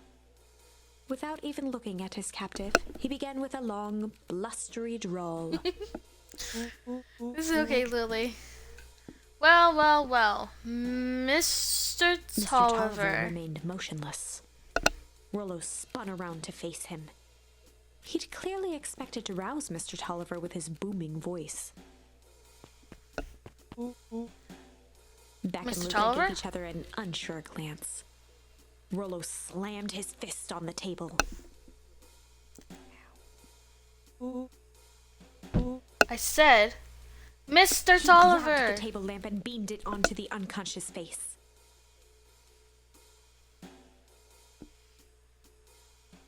It's okay, Lily. You don't have to resist. Be yourself. That's what this is. You be yourself. All of you guys be yourself. Okay? Mr. Tolliver Oh my goodness. groaned and slowly lifted his head. He recoiled with a muddled, weary squint. What in the The world? chair wobbled as he attempted to straighten up. Who? Mr. Tolliver Who's could there? only make out rough shapes through the glaring light. With a gruff tone, Rollo hoped to both conceal his voice and intimidate.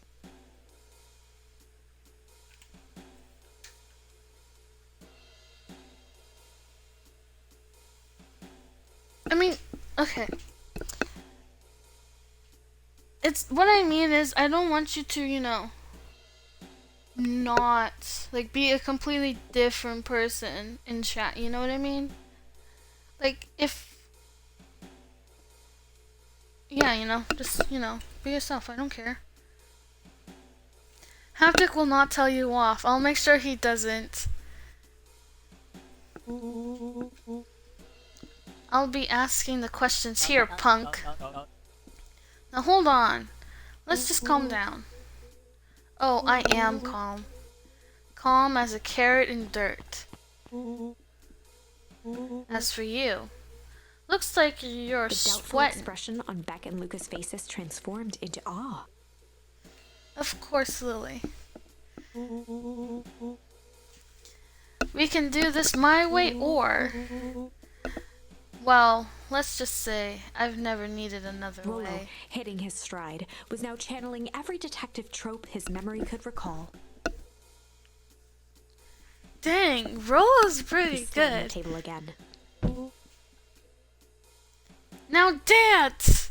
Oh my goodness. What? Mr. I don't Tolliver's even... voice became desperate. He was nearly in tears. You've tied me down. How on earth could I dance? Dance with your mouth, punk. That is weird. Spill the beans. Oh, okay, never mind. What are you doing poking around this house? I'm here to help Juniper. To make sure everything's ready. Oh, so you're in cahoots with Gran. Mr. Man. Tolliver was in a daze, now more confused than ever. Gonna help her blow up the festival, eh? Blow up the festival?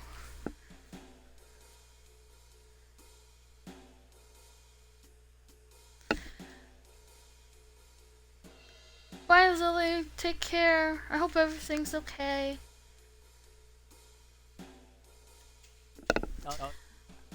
He shook his Good head, Lord. feeling more and more dizzy.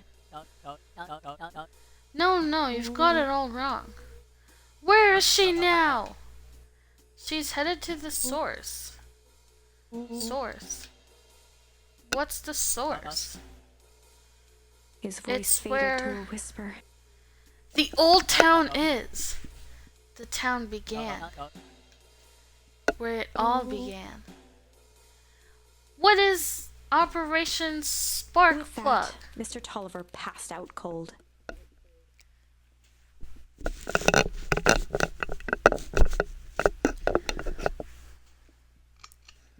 Rollo swung around with a repentant grimace. Damn, Rollo. I think you went a little too hard on him. What did he say about the source? It's where the town began? We need more information. Yeah, but we'd better not push Mr. Tolliver any further. Is there anyone else who might know more? What about the History Museum? It just got set up for the festival. Nah, that tent was put up by the Valentines.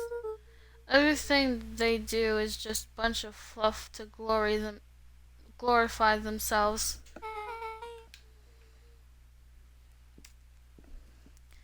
Is there anything more reliable? The library.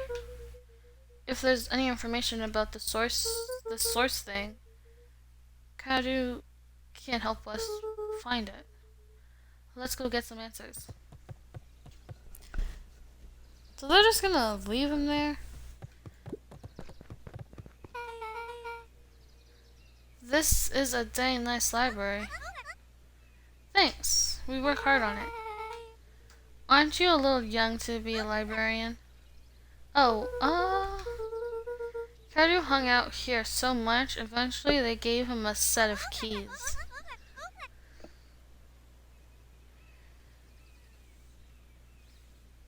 You could lie down, you don't technically have to stay. I just keep an eye on the place for Mrs. For Miss.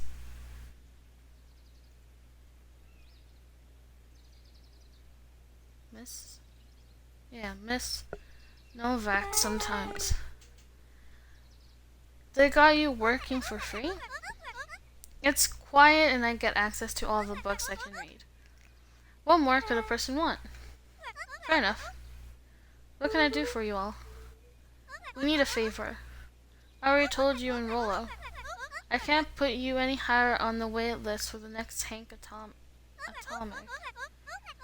And if you're here with more candy, I'll have you know I can't be bought.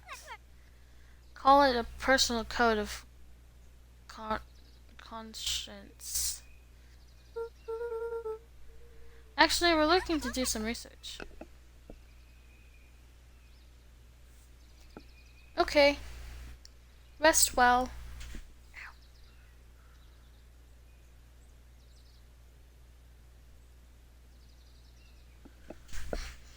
Now you're speaking my language. What are you looking for? That's the thing, we sort of don't know. What do you got on the history of the town? There's the country record archives. What's in those? Birth, deaths, newspaper clippings, stuff like that. Pretty boring reading.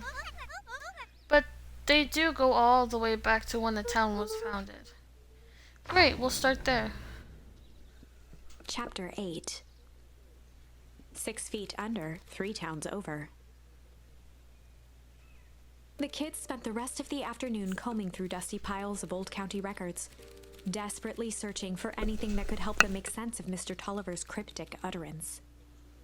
Luca tried to shake the thought of Gran's basement, but his focus wavered. Explosives, messages hidden in jam, dossiers on various town figures, and a corkboard threaded with photos. Gran was the only family he had left. He still couldn't bring himself to believe the worst. But the old map with the symbol of explosives in town square made that difficult. As the sun began to set, the kids were no closer to the truth.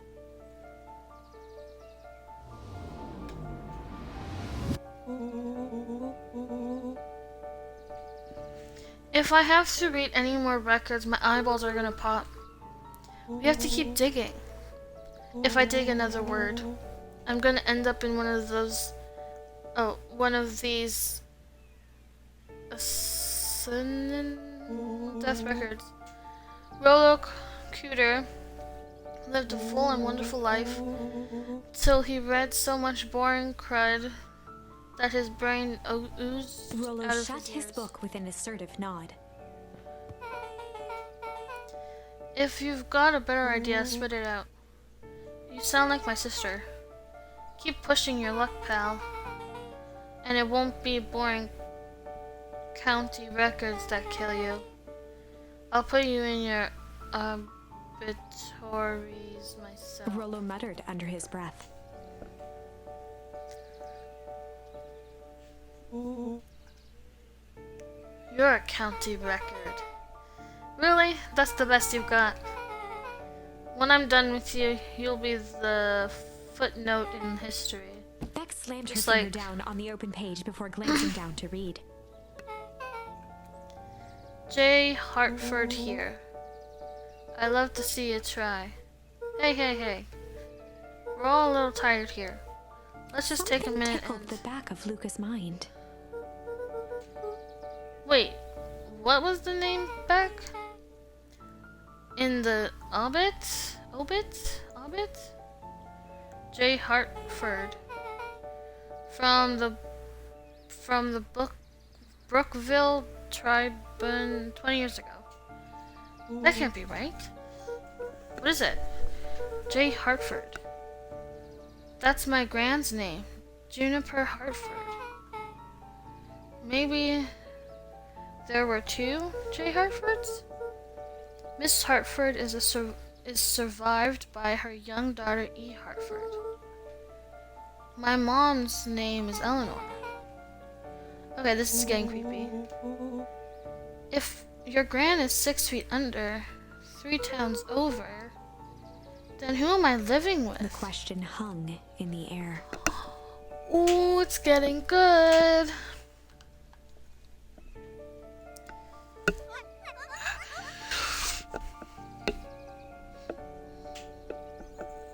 Alright, gang, I gotta close up for the Beck night. rubbed her eyes.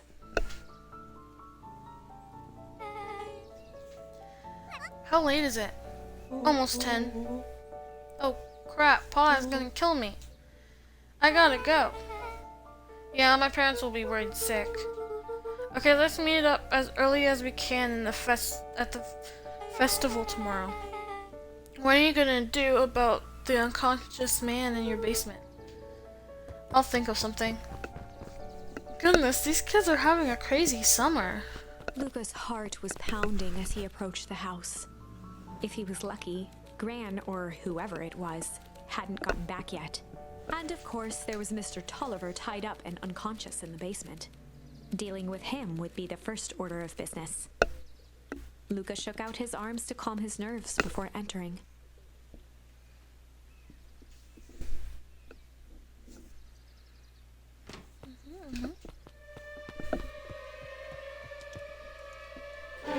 He held perfectly still, tempering his breath, and listened closely. She was asleep. His only hope was that she hadn't found Mr. Tolliver before dozing off. Let's hope not.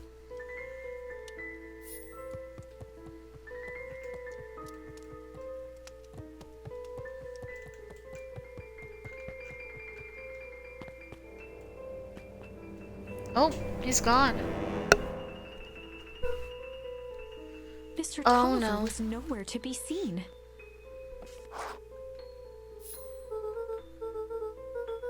Maybe he woke up, escaped from his bindings, and Or left without a maybe trace. Gran knew everything. What do I do? Luca's hungry stomach groaned. Not realizing it, he'd gone the entire day without eating. Okay, I can figure this out. Just need a little Luca brain rushed food. over to the pile of jam jars, unscrewed one, and shoveled a handful into his mouth. I'm afraid your jam delivery will He be flipped the lid delayed. to read the label. Mr. Nuncreed. Okay, now I can think. So, if Gran knows we tied up Mr. Tolliver, I'm screwed. If she doesn't know, then I need to play it cool. I guess the only option is to go to bed and act like if nothing has happened wrong. Gran will think Mr. Tolliver finished what he was sent to do and left when he was done. Okay, let's go to sleep. No, not go back into the basement.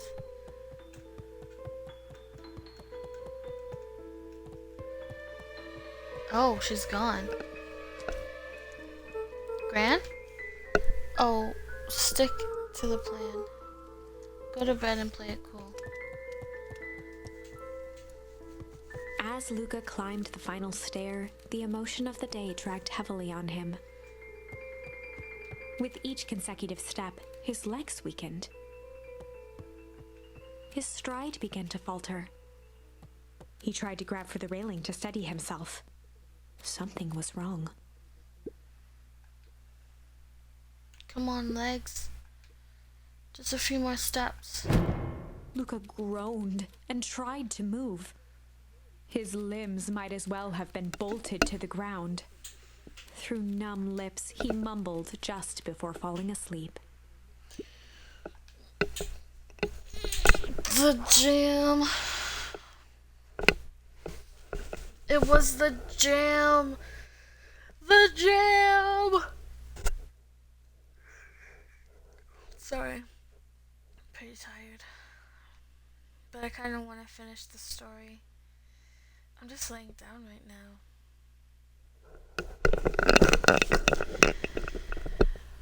So, my predictions are in this game. From all the information that I have gathered, Gran is clearly not the right.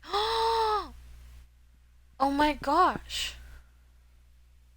Okay, so a few hours into the story, there was this goo, and if you were to touch it, it would make you grow older.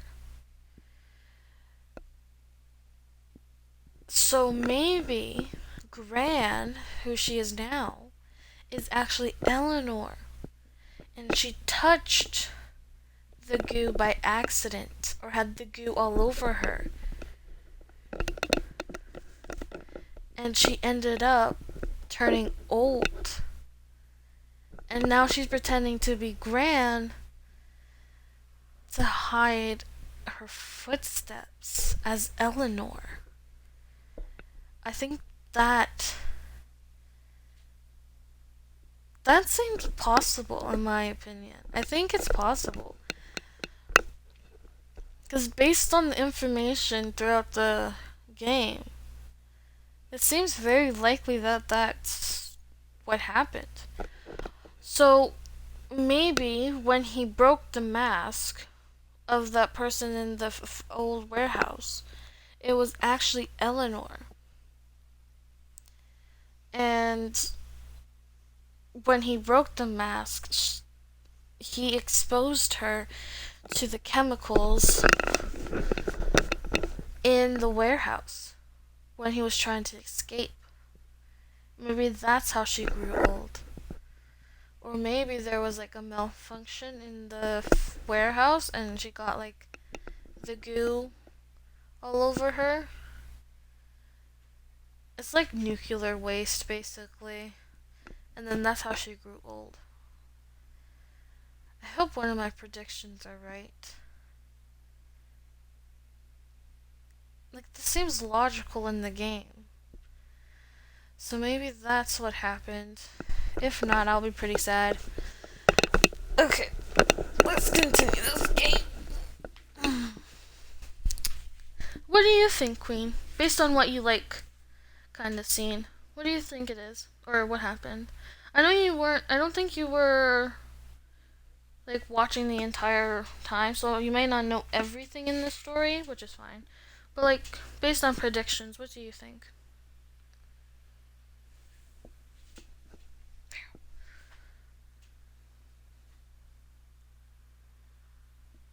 Nice, thank you for backing me up. Now, let us see if this is true. I hope it's true. Sweet boy. What did you get yourself into?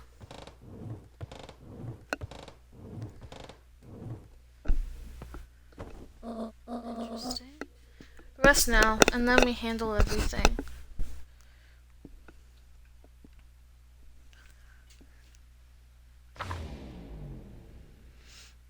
Chapter 9. A speech to end all speeches. Luca awoke to find himself face down in bed. He moaned into his pillow. Why would Gran drug him? I don't think he was drugged. I just think he ate jam that was drugged, that it was supposed to go to someone else. Because it was supposed to go to Mr. Nuncreed, and it was drugged for him. And he ate it So she technically didn't drug him.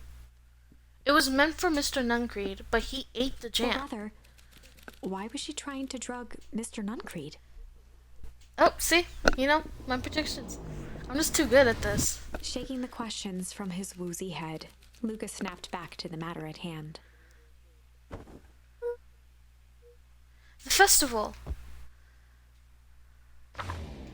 This is like the tree. So, I don't know which one are we at. We have some branches to grow. And these are all right here. If I can... Can I switch? I guess not.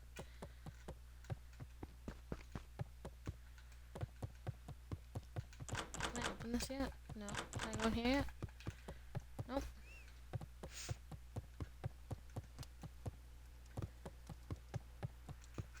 The basement.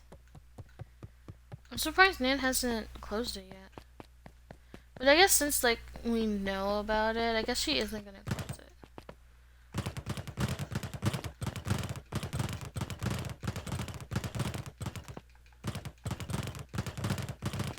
I'm preparing for a fight.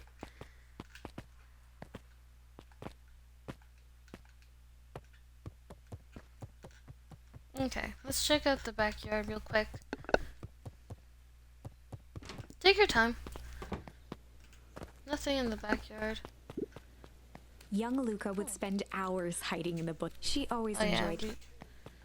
Yeah. You've seen that one already. Okay, let's just go.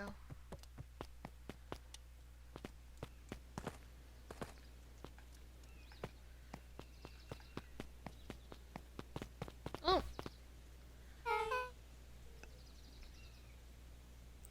Where have you been?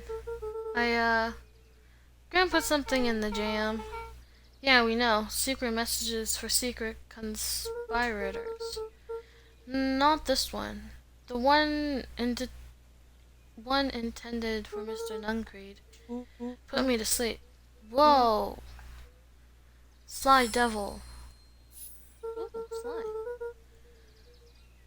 I think she's trying to remove him from the equation. He might be in danger. Have you found anything? We looked around, but haven't seen anything odd.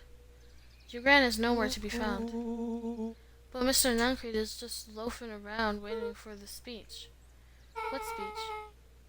Mayor Gus just got up to the podium. Everyone is gathering at the stage. Let's get moving. Right, his big speech he's nervous about. Augustus Valentine nervously wiped his brow. Everyone in town. Oh wow, wait, somewhere new. So like, over here on the other side of the river, that bear I was never introduced to. The baby bunnies I was never, the little kid bunnies I was never introduced to. And that is it, I think, actually. Everyone else I talked to. Ahem. Is this thing... hello Beacon Pines. I'm Augustus Valentine, your mayor, and I suppose you already know that. Oh yes, before we get started, I just wanted to take the moment to recognize someone who couldn't be here today. This town wouldn't be where it is today without my father, Sharper Valentine. So I thought we could begin with a round of applause befitting such a great man. Great man. Welcome back, Queen. Even that's more than an old codger Gus cleared his throat and awkwardly loosened his tie. Right, William where Kerr was I? bounded on the stage with the energy of a preacher at a big tent revival. Gus Valentine, He gave everyone. Gus a hearty slap on the back and motioned him off the stage. Oh, he didn't even get to get to speech. Let's hear it for our mayor. What a great turnout. Oh heck, I didn't prepare anything. But I suppose I could say a few words. Would be a shame to waste such a beautiful Mr. podium. Kerr pulled a thick stack of note cards out from his vest. Community, conviction, commitment. These are the things we celebrate at perennial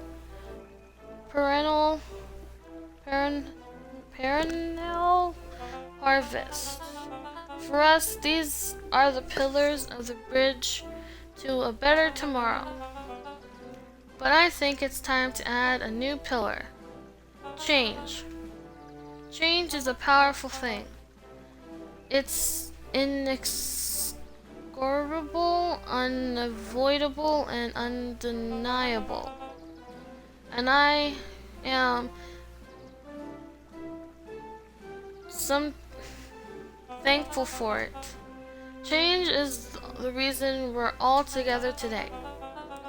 It's hard for me to believe that it was only 4 years ago when fate brought me here.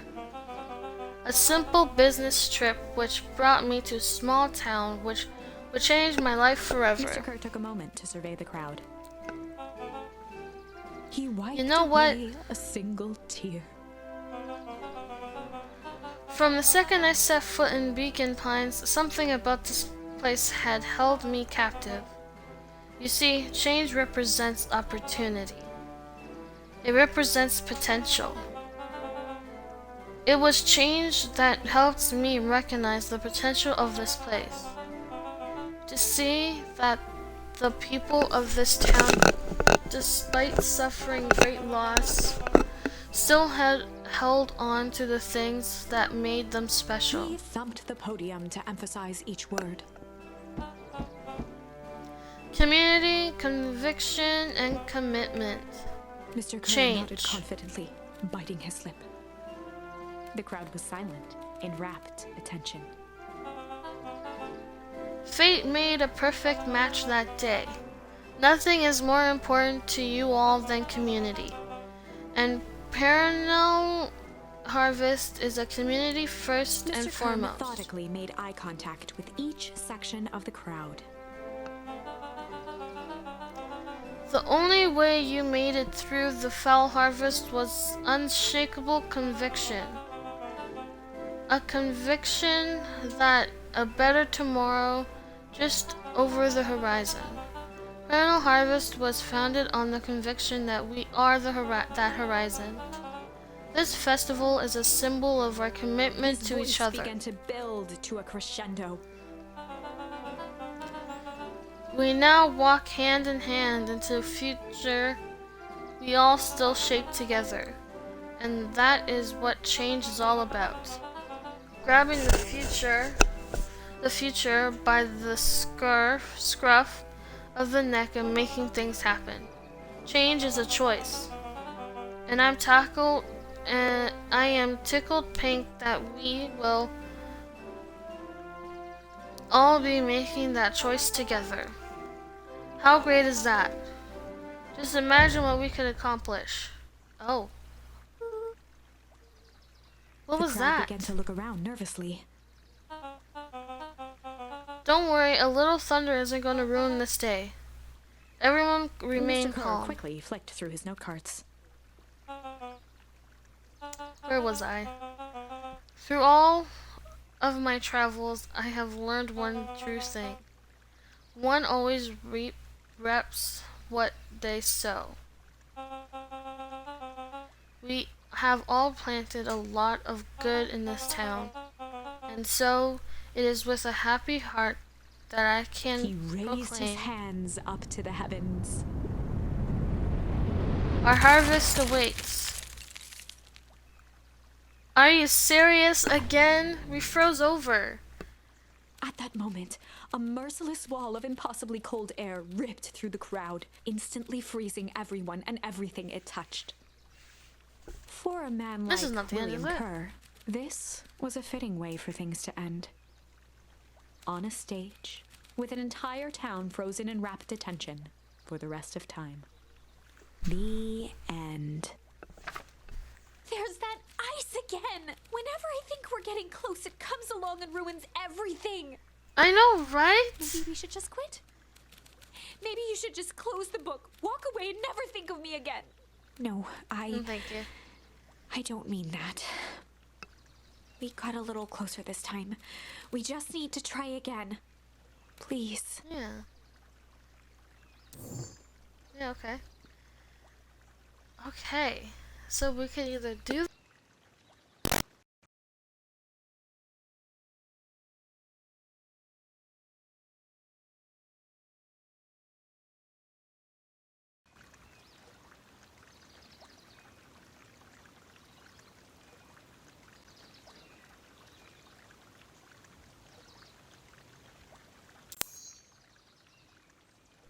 Sorry, my controller disconnected. Okay, so we can either do this one again up here, right? Or if I can, or oh, then that one's still at 1. Okay, so I think we have to get another one from here. Okay, we'll do this one over again. We'll do Slay. They'd run the classic good cop, sly cop Oh, sly. interrogation. My bad. Luca and Rollo ducked behind a barrel, leaving Beck to her task. With a few crisp snaps, she roused Mr. Tolliver. What? What's going on here? You're that Modewell girl. Please call me back. Sorry about all Mr. this. Tolliver looked down and shifted a bit, testing his restraints. It seems there's been a mix-up. You see, I'm down here for the same reason you are. Juniper sent you here? Beck caught herself before letting the surprise manifest on her face. She'd already gotten him to reveal his relation to Gran. This was gonna be easy. You know how Juniper is with her precautions? Operation Sparkplug has us all on edge. I guess she thought you needed some backup. But she sent a child? What better way to avoid prying eyes? Who would suspect a kid? I suppose that makes sense. Mr. Tolliver wriggled a bit in his restraints. Oh, I'm so sorry. Beck quickly removed the ropes. That had to be uncomfortable. A little, yeah. But you understand. We never know who to trust in this town. Mr. Tolliver rubbed the growing knot on his forehead. Very true. So it turns out we're both here Beck twirled her to hand, as if to prompt Mr. Tolliver to finish her thought. destroy the evidence. Beck shook her head and clicked her tongue. Yep, the old gal is nothing if not thorough. Mr. Tolliver let out an amused huff in agreement. She sure is. Can't blame her though. If anyone were to find out that we're going to destroy the source, well, we both know how bad that might be. No one will know anything once I finish cleaning things up down here. Beck was on a roll now, playing Mr. Tolliver like a fiddle. You sure you can finish this up on your own? Juniper trusted me for a reason. You can leave the rest to me. Good, there is one more loose end I'll go work on. Loose end? Oh, it's nothing really. The other day I had the radio on scan while restocking the candy shelf. And wouldn't you know it, I interrupted an odd phrase in the Parental Harvest transmission. Underground secrets. That's ominous. I think it might be a password, but Juniper dismissed it. Said it wasn't mission critical. What's the password for? We don't know. So we have a password and nowhere to put it. I gotta mean something, right? It's gotta mean something, right? Good thinking. You should probably go work on that out. I've got this under control. That's a relief. Between you and me, this basement gives me the willies. Heading for the stairs, Mr. Tolliver hesitated and turned to Beck with a puzzled look. She grinned and gave him a peppy wave. With a shrug, he continued up the stairs, whistling a jaunty tune. Sorry, I didn't read it. Sure did.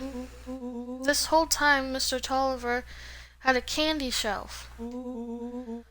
But all he ever sells us is apples. Beck blinked slowly in disappointment. The password, Rollo. Well, sure, but once things are back to normal, I'll be having a word with Mr. Tolliver about that candy shelf. Fine, in the meantime, I've got an idea. What time is it?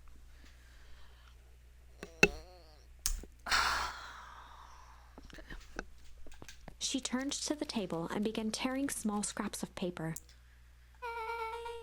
He said he heard a password on the radio. Any good spy transmission is never what it seems. Beck marked each scrap of paper and leaned back. We just need to find the hidden meaning. Okay. What's another word for underground? Buried, covered. Could be a cover-up. Maybe it's one of those each letter is a number thingies. So U would be 21. N would be 14. D would be... Oh! It's an anagram. Nuncreed's drugstore. Luca and Beck looked at Rollo with amazement. Interesting. Rollo, that was incredible. Well, it's either that or Creed's nude drugstore. Yeah, I think you were right the first time. How did you do that? What can I say? I love ciphers. Well, I guess we know where to go next. Okay, you sleep well, Queen.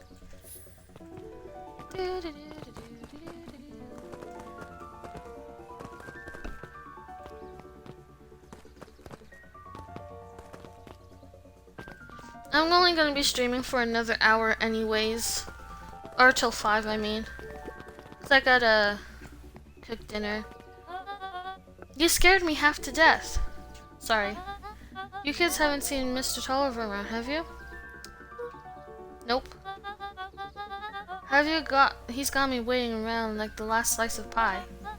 I swear that man would be late to his own funeral. I would believe that. Oh, nope, we can't. I'm not going that way.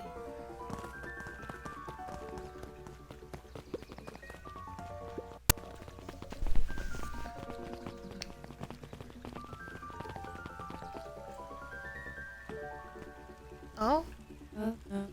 You're late, Augustus. Sorry, sister.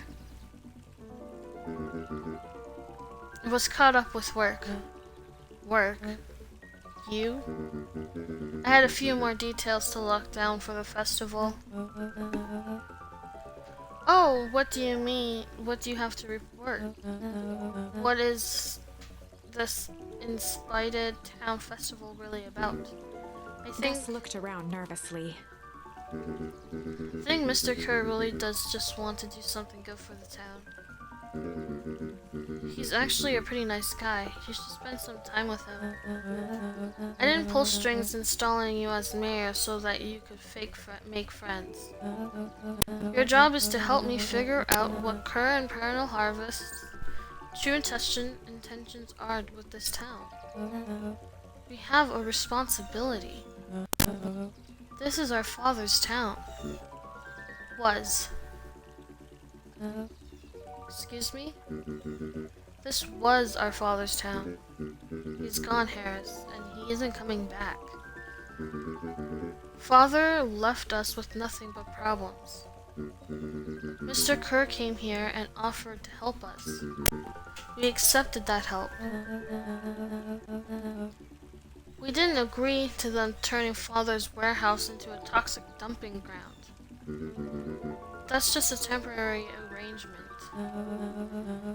The glow can be seen from our damned backyard.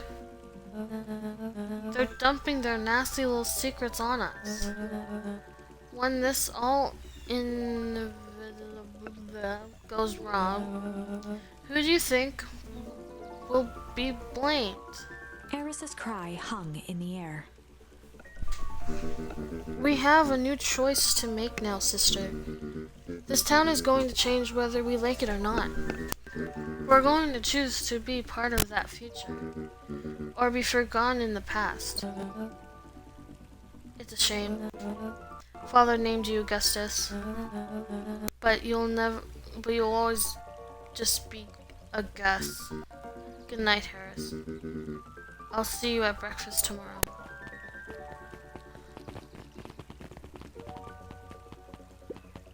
It's getting late, children. Okay, good for you. Oh, let's talk to her. Knowledge, he spat with a sneer. There exists a gulf between knowing something and being able to do a damn thing about it. I do hate when the villain makes a good point.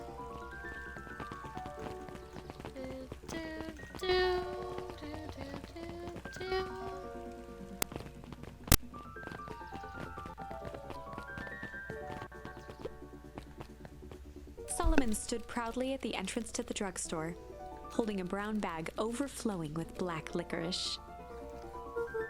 Hey, Solomon. We're looking for Mr. Nuncreed. Is he still in there? I'm afraid not. Then where did you get that candy from? You might say we have an agreement. Solomon shoveled a surprising amount of licorice into his mouth. Sometimes it's the small pleasures in life. Though we might not always have family to rely on. Licorice has never let me down. Well, I can't say licorice would be my first choice, but whatever floats your boat. You can tell a lot about a person by their choice of confection. Oh yeah, I guess. I like sour gobs. I'm certain you do. I always wondered why Mr. Nuncreed kept licorice in stock. You must eat enough of it to make it worthwhile. There are many ways to earn loyalty. For some, it's easy as cold hard cash.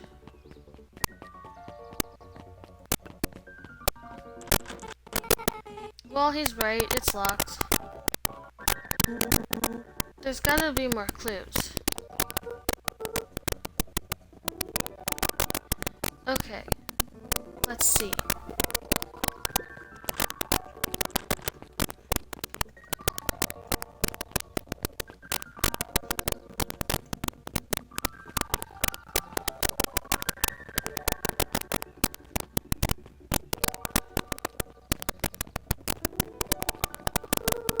Have you ever seen anyone actually use this thing? Besides Mr. Nuncreed, no. Beck cupped her hands on the glass to peek inside. That is not a normal phone booth.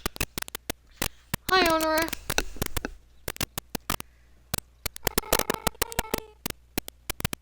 It's got like a blinky keypad. Why would there be a blinky keypad? Creed's nude drugstore? I mean, underground secrets? The password? Beck flung open the door and they all squeezed in.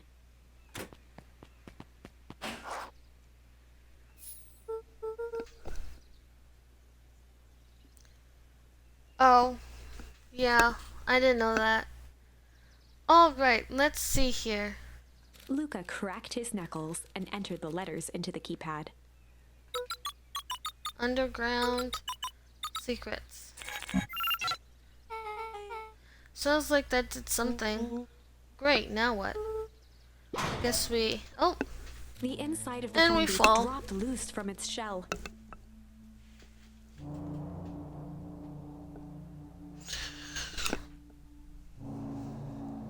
Without even the space to panic, they closed their eyes, held their breath, and accepted their fate.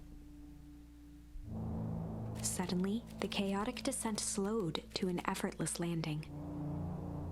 It was unclear where they ended up, but at least it was solid ground. Oh, interesting. The air was stagnant and smelled vaguely of chlorine. I knew it. You knew that there was a secret hub full of strange tubes under the phone booth? Of course I did. Didn't I say that? No. I definitely thought it. Luca, do you remember when I said how cool it would be if there was trans-dimensional conduits from Hank and not Atomic issue number 12 were real? Rolo, at one point or another, you said that about every technology ever discussed in Hank Atomic. That's why I'm such a good predictor.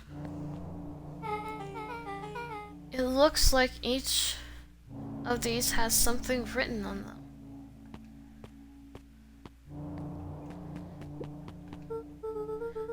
This dude has a broken mask.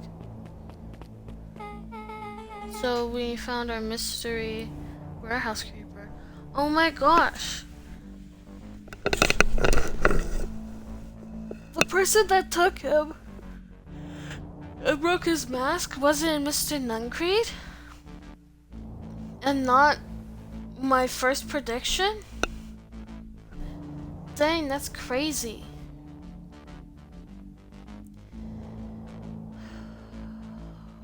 Okay, maybe it was Mr. Nuncreed, but it still could be my first prediction.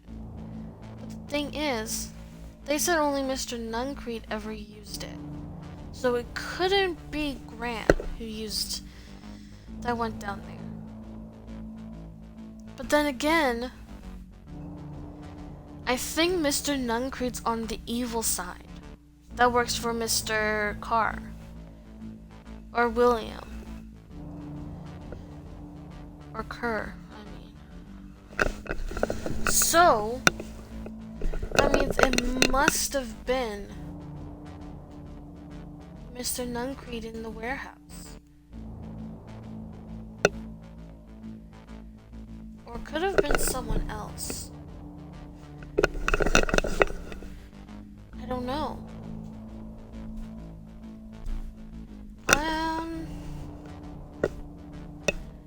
We could finish this, but I'm also very tired. Okay, let's do this. We've at least found their hazmat suit. If it walks like a Nuncreed and talks like a Nuncreed, let's not jump to the conclusions. Just saying. Yeah. Mining Operations Alpha. You guys have mines here? Not that I know of. This town is all farms and fertilizer. And a series of tubes. Oh my gosh, when you go into the thing, to the museum, they talk about how it used to be mines. Pa always says you can only trust a miner up to the point when they hit gold. Not sure that wisdom applies in this exact situation. That's the thing about Pa. You don't always realize what he means until it's too late. Paranol Harvest main office. That's where my mom works. What does she do? Science stuff? Is she involved in all this? We just moved here. How can she be involved? True. Valentine Fertilizer Warehouse. Isn't that where you almost got snatched? Yeah. Why would Paranol Harvest have a tube going to an old Valentine place? This is starting to feel like something big.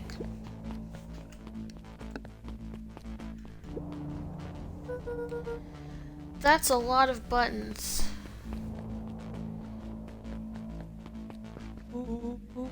Stand aside, Earthlings. I've read enough Hank Atomic to know my way around sci-fi tech. Willow's hands hovered over the field of blinking buttons. Eeny, meeny, miny. Roller, what did you do? Nothing. I didn't even mow yet. What was that? Hide. Where? There's nothing but weird tubes down here. Just get back.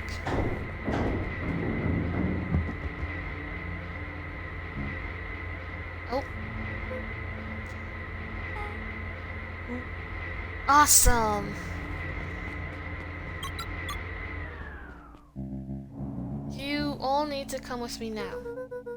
We aren't going anywhere with you. Not until we get some answers. Mr. Underground Secrets. I told them it was an absurd password. But they love anything that makes them feel clever. They who? That's no matter. If I can keep you hidden until after the festival, I might be able to save your skins. We don't care about our skins. Hold on now, I like my skin. This all stops now, Nuncreed.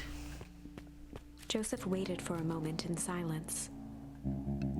You sound just like them. Him. Who? Walt. You don't get to talk about my dad. You know, your father and I were friends back before. He gestured toward the strange tubes. All of this. That's a lie. It's true. I used to bounce you on my knee. What happened? Same thing that always happens. Reality, complications, life. We were a team, Walt and I. An idealistic doctor and bright-eyed pharmacist. Both hell-bent and on helping folks. So you were his sidekick? No. We were partners. He helped the patients and I helped him. Yep, totally sidekick. Nuncreed let Total out a sidekick. growl of a sigh. Luca, I need you to know this.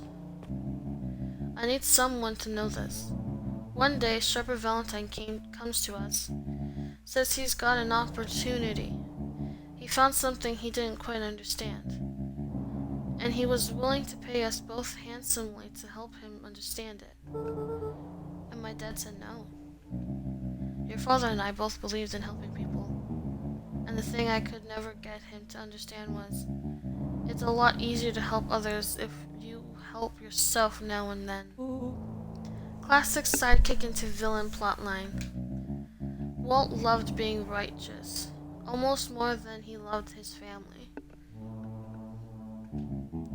He was wrong about one thing though. When he begged me not to take Valentine's offer, he said, Joseph, if a person says yes one time to Sharper Valentine, he'll make sure they keep on saying yes to him until the day he's dead and gone. He shook his head wistfully.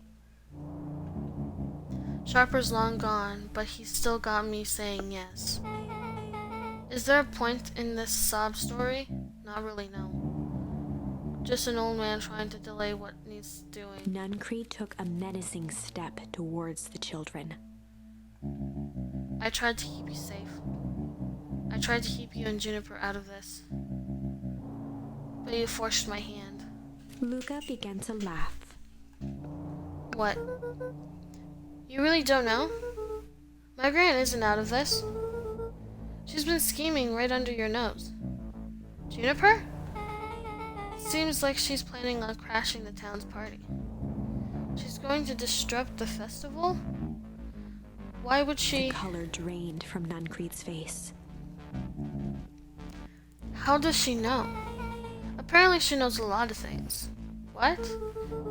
Let's just say this isn't the only underground lair we've busted into today. And honestly, hers is way cooler. She got maps, explosives, and bad intentions, big man. Nuncreed grabbed Luca by the shoulders. His eyes were frantic. You need to tell me what she's going to do right now. She doesn't understand what it is she's messing with. Tell me now, she's in danger, boy. I don't know. She had a map with a mark on the fountain in town square. The fountain, but why would... A jolt of realization struck Mr. Nuncreed. She knows about the source. What the heck is the source?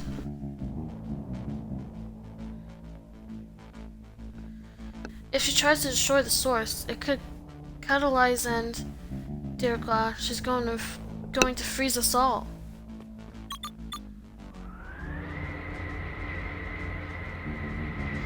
You all need to run. Run where? Away.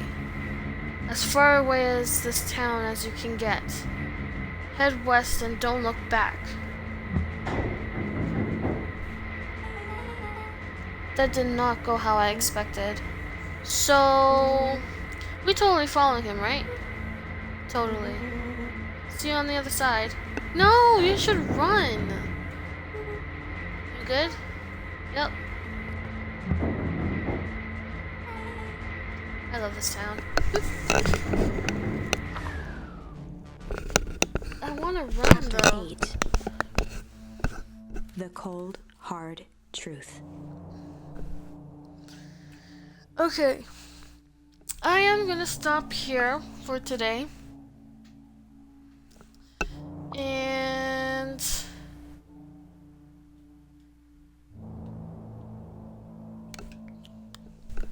tomorrow we're gonna try finishing this. It's such a fun game. I would continue, but I have to cook dinner and that's about it. So we'll do chapter 8 tomorrow, and of course we'll do as much as possible. Hopefully we can finish it tomorrow. So, let's see. Is there anyone? No, excuse me.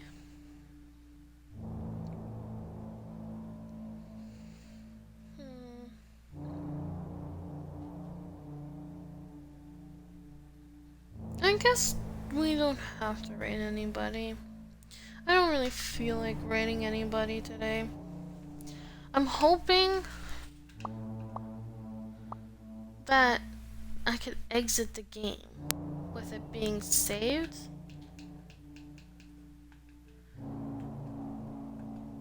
Hey, I got so much achievements. 6 achievements in this whole thing. That's 600 game point things. Okay. So, thank you everyone for coming to the stream. I had really fun playing this game, and I'm definitely gonna finish it tomorrow. So, please come back, and if you're curious, I'm really hoping some of my predictions are right. So yeah, I'll see you guys tomorrow. Thank you again for coming. And I'm not rating anyone today because I kind of just don't feel like it. So I'll see you guys